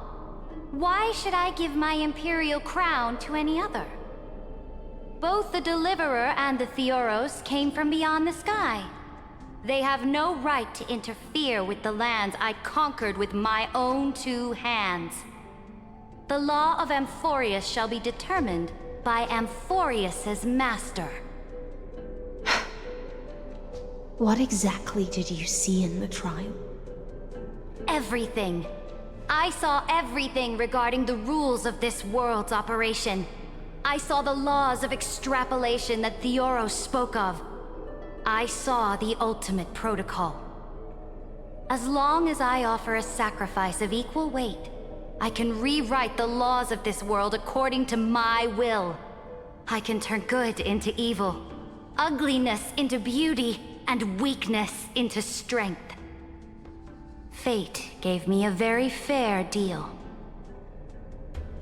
One rule change for the life of one demigod. What are you planning to do? You can't guess? We can conquer the stars without relying on any power from beyond the sky. We just need to make some reasonable sacrifices. Your ambitions have already made so many people give up their lives for the law. And you're still not done? I am determined for Amphoreus to stand on her own 2 feet among the stars. You are beyond reason. You think such a simple and hypocritical statement can justify your atrocities. There's no new without destroying the old. That's what you consider an atrocity? Ironic, for that is also the unchanging law of Amphoreus's revolutions. Ever since the Flame Chase prophecy resounded in the distance, fate has decreed for the Chrysos heirs to ignite our blood and illuminate this dark age. People would still be puppets of the old dynasty if it weren't for my conquests. But your world doesn't seem to be any different from your predecessors. Bloodshed, tyranny, oppression. You're making the same mistakes they did. Go and see everything for yourself. Go to any library I've built. Go listen to the rumors on every street corner. Go and witness how the Imperator crushed the old laws and forged new ones. Go and see what my conquests brought to this world. I cleansed the Chrysos War's filth and mended all the conflicts left by the Arabellica. I restored Akima's might and allowed mortals and Chrysos heirs to face each other as equals in the Council. I punished all sins and rewarded all achievements. I smashed Talantin's shackles, united humankind to save themselves, and started the Flame Chase era. That's what the Imperator has done in her glorious life. So now, hearken to my final words. History will eventually forget Saridra. but it will never forget the Imperator's people or the Flame Chase era she began. Final words.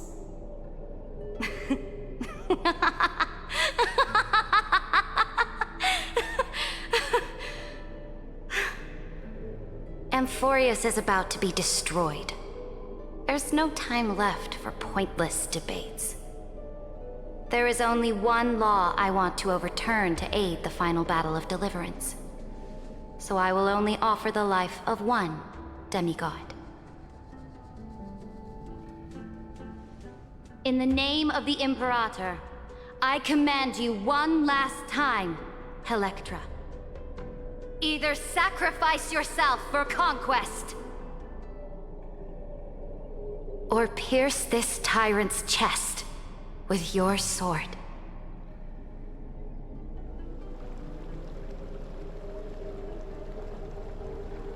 Thus, the Imperator concluded her final speech.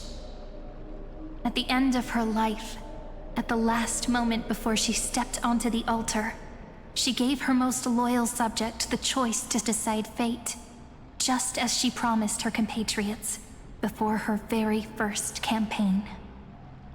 My blood flows in you now. Heroic compatriots, follow me, and we'll seize fate's reins! The Imperator fell.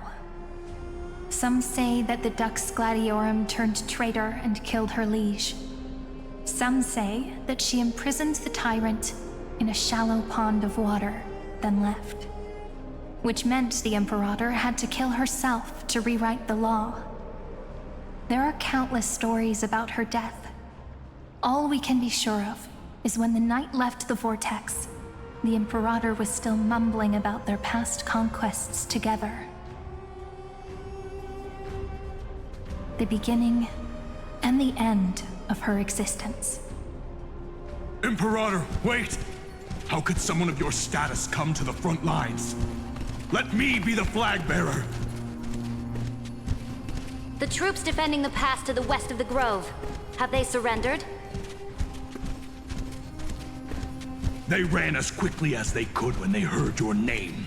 The Golden Cocoon Pass is now in the First Legion's hands. Good. What about the Delosian militia? The Third Legion set fire to the mountains and flattened everything west of the basin. They just need a few more days. That is enough. We cannot afford to miss an opportunity for victory. Lastly, how many Ladonian cannons are left? They are no more. The Second and Fourth Legions have destroyed them all. Very good. They now have no way out, no reinforcements, and no artillery support. We will be able to liberate the Grove of Epiphany in the blink of an eye. We will launch the final charge 1 quint after the curtain fall hour tomorrow. Remember, as long as the Alliance's flag still flies on my shoulders, you must keep moving forward. Take no prisoners among the enemy's soldiers.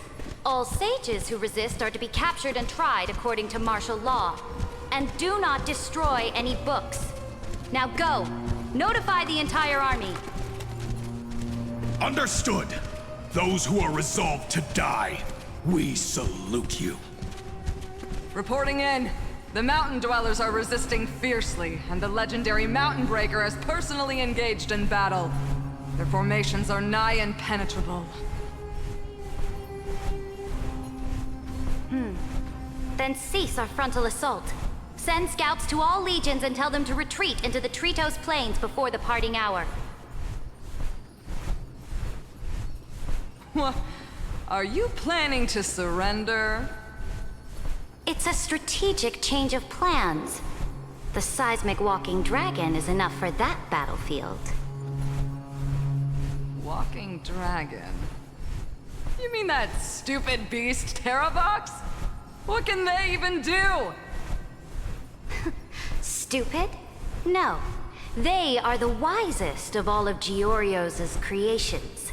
Only they can perceive the currents of time, Let them deal with their earthly brethren. We will advance and take the lead in defeating what remains of our enemy. I will deliver the most fiery retribution for the humiliation they dealt us, and crown myself with a god-slaying wreath. Understood. I'll see to it. Those who are resolved to die, we salute you.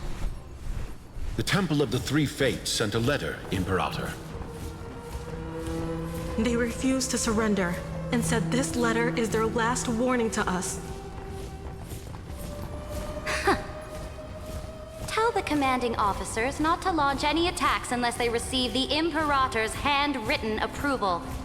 Disobedience will be punished by death. What are you doing? The priests of the Three Fates aren't soldiers, but politicians. Do not mistakenly believe they don't have a plan. These dying pests will wring out every idea from their brains, all for short-sighted gain. They are much shrewder than we are. I am inferior to them in that regard. They also have the prophecy to wield as a weapon, something I am not blessed with. Launching an unplanned attack will only disadvantage us, as all of Amphoreus will judge our actions. Which means, I will be heading to the battlefield myself, just as I have always done. This time, however, I will go alone. I will conduct secret negotiations to ensure fate is on our side. Understood. The legions will make their preparations. Those who are resolved to die, we salute you. Why are we not allowed to march out with the army, Imperator? This will be a long voyage with no return. Those of you who bear the prophecy cannot come with me. Why are you personally leading this battle if it's doomed to fail? The Flame Chase journey cannot be without a leader. That is correct. The Empire will be without a head when the Imperator falls. But remember, as long as you seize the right opportunities, even a chaotic game will remain winnable. My departure will create a long staircase for you. You will understand what I mean when news of my death reaches your ears. Saridra, is our journey about to be over? Destroy the old laws and forge new ones. My conquest has reached its limits within the borders of Amphoreus. Since the prophecy already decreed that the Imperator would never conquer the stars as she wished, I will bow out here and try no more. More Chrysosaurs bearing divine authority will be born, and many more heroes will arise. Will they demand peace or war? Will they resist tyranny or become the next Imperator? I do not care. The children of the future will decide for themselves. Do not mourn for me. Anyone can kill the Imperator, but the only one who can truly destroy her is Saridra. At the end, I faithfully recorded the most important battles in the Imperator's life. Her conquest was about to be completed at this point in the story. However, for some reason, a memory suddenly entered my mind just as I was about to put down my pen. It was a journey on a fantastical train. I had the honor of having a heart-to-heart conversation with the Imperator under the stars, and I asked her this question at the end of that discussion. How do you want history to remember you? As a hero who gave up her life for the Flame Chase? Or as a tyrant? She answered so quickly, as if she had made up her mind long ago. I would rather be forgotten than be defined.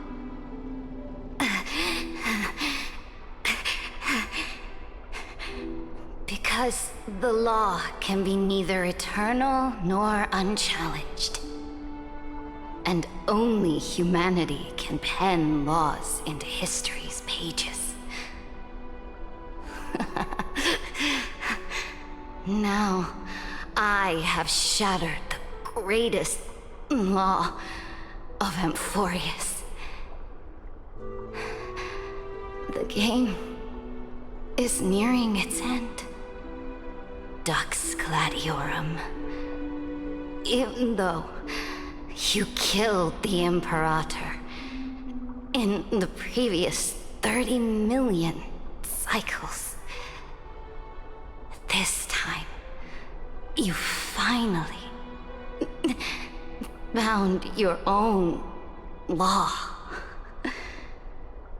Then, High Sealants, Electra.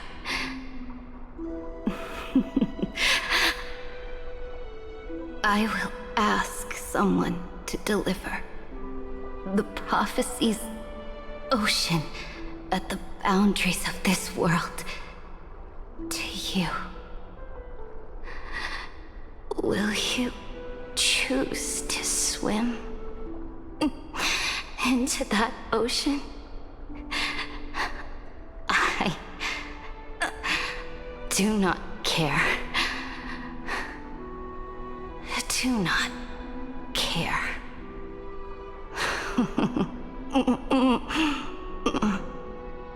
The Imperator muttered about her conquests, and news of her death spread in the city. Freedom! Liberty! The tyrant is dead! Go! Shout this news in the streets! My people, my fellow elders, do not panic. Stand your ground. That usurper has paid for her ambition with her life. People once cheered for my ascension. And now they cheer for my fall. No matter.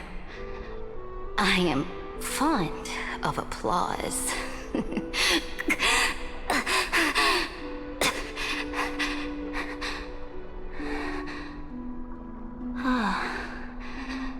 I see the cosmos, the battlefield that I cannot reach.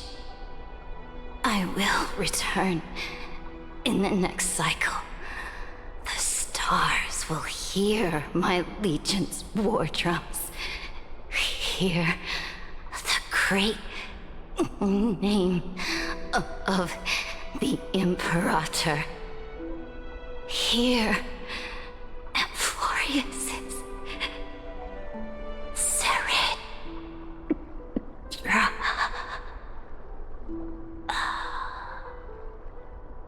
To this day, we do not know which rule the Imperator overwrote at the cost of her life.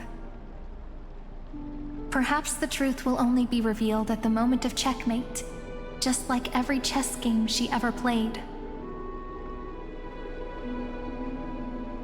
We only know her death inflamed Akama. On one side of the city, those who defended liberty toppled her statues to the ground. On the other side, her supporters put themselves between the masses and her monuments, declaring loudly that the Sovereign is still among the people. It is said that golden blood congealed into the same letters everywhere they fought. It was the name borne by Akama's first and final Sovereign, the Imperator Saridra. But the one who bore that name did not see any of this. Her gaze was cast far away, and the sound of tides in her ears drowned out the people's cries. What was the Imperator thinking about in that prophesized ocean at the boundaries of this world? In that shallow puddle of stagnant water? Was she reminiscing about her past conquests? Or repenting for the millions killed for the flame chase? It was neither. The Imperator only saw how the surface of the water gleamed like that crude chessboard. Dissected by light and shadow, in the afternoon when her teacher played against her for the first time. Look at this chessboard. What do the pieces look like? They are strangely beautiful. They look like the stars in the night sky ablaze.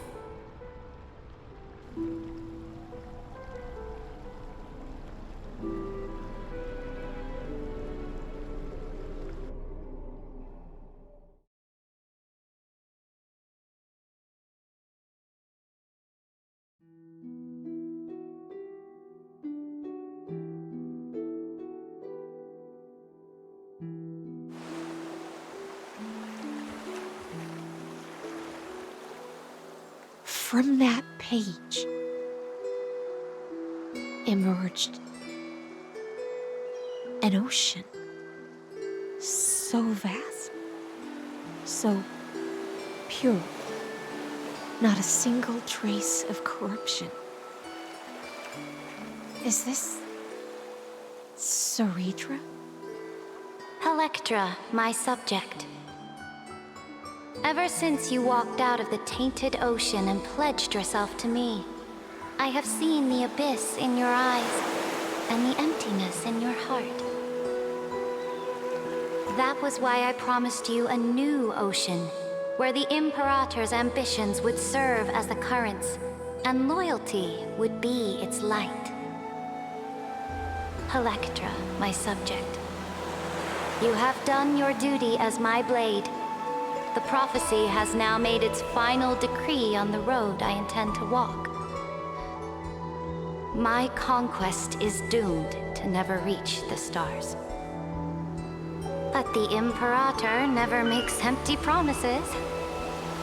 So take this memory, this ocean, beyond the sky, as witnessed by the Deliverer. This is the final gift that the Imperator can leave for her subject.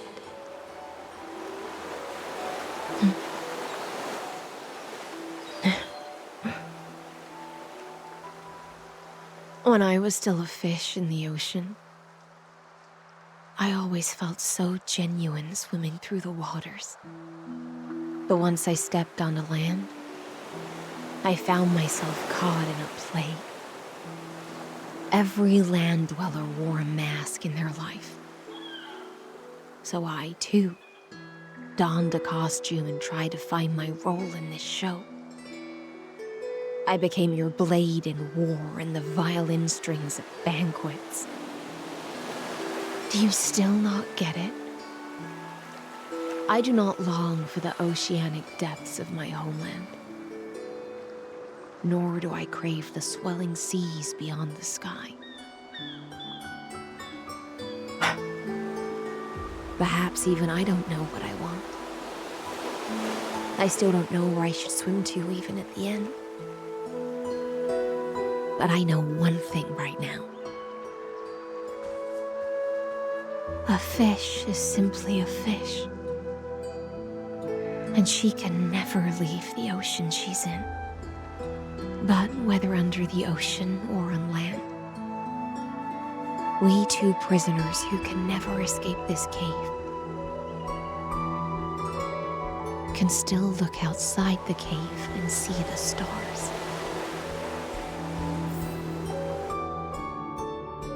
I have to admit, the 12-factor simulation of life in this experiment has far exceeded my expectations. Make your choice then, Senior Society member. Do you want to keep walking down the wrong path and be remembered for your incorrect conclusions?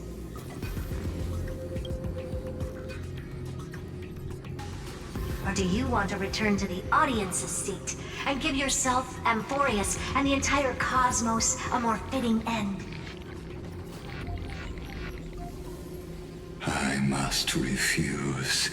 A dead man never fears death. Did I not make myself clear? Have you forgotten about our dear Lord of Silence? You wouldn't want her to consider your 8 other clones as cancers within the erudition, and chop them all up, would you?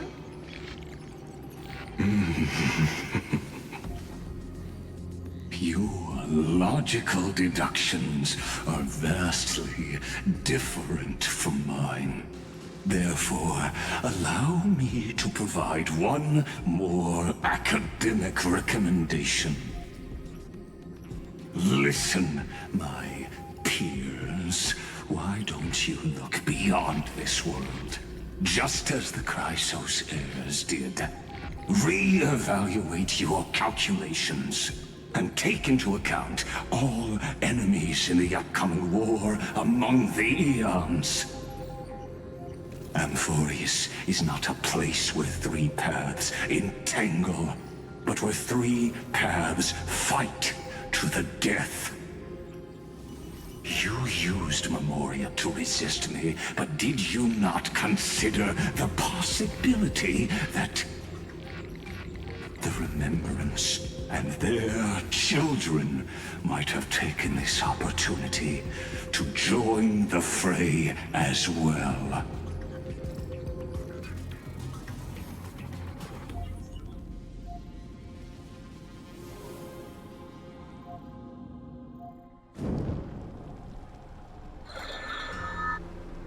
Oh, so this isn't just silence. It's the answer. What was the last thing she said to you before you parted the waters at the Scale Gorge waterscape? A tricky question, but one with a simple answer. She didn't say anything back then, right?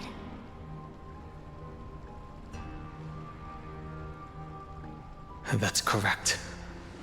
And now I'm sure. You are not March 7th. There's no way she would remember that detail.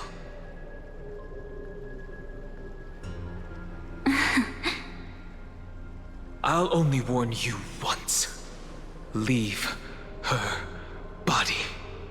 Now. How impulsive. That's not like you at all. Why don't you calm down and think about another possibility? I didn't take over March 7th's body. Rather, it's March 7th who regained my memories.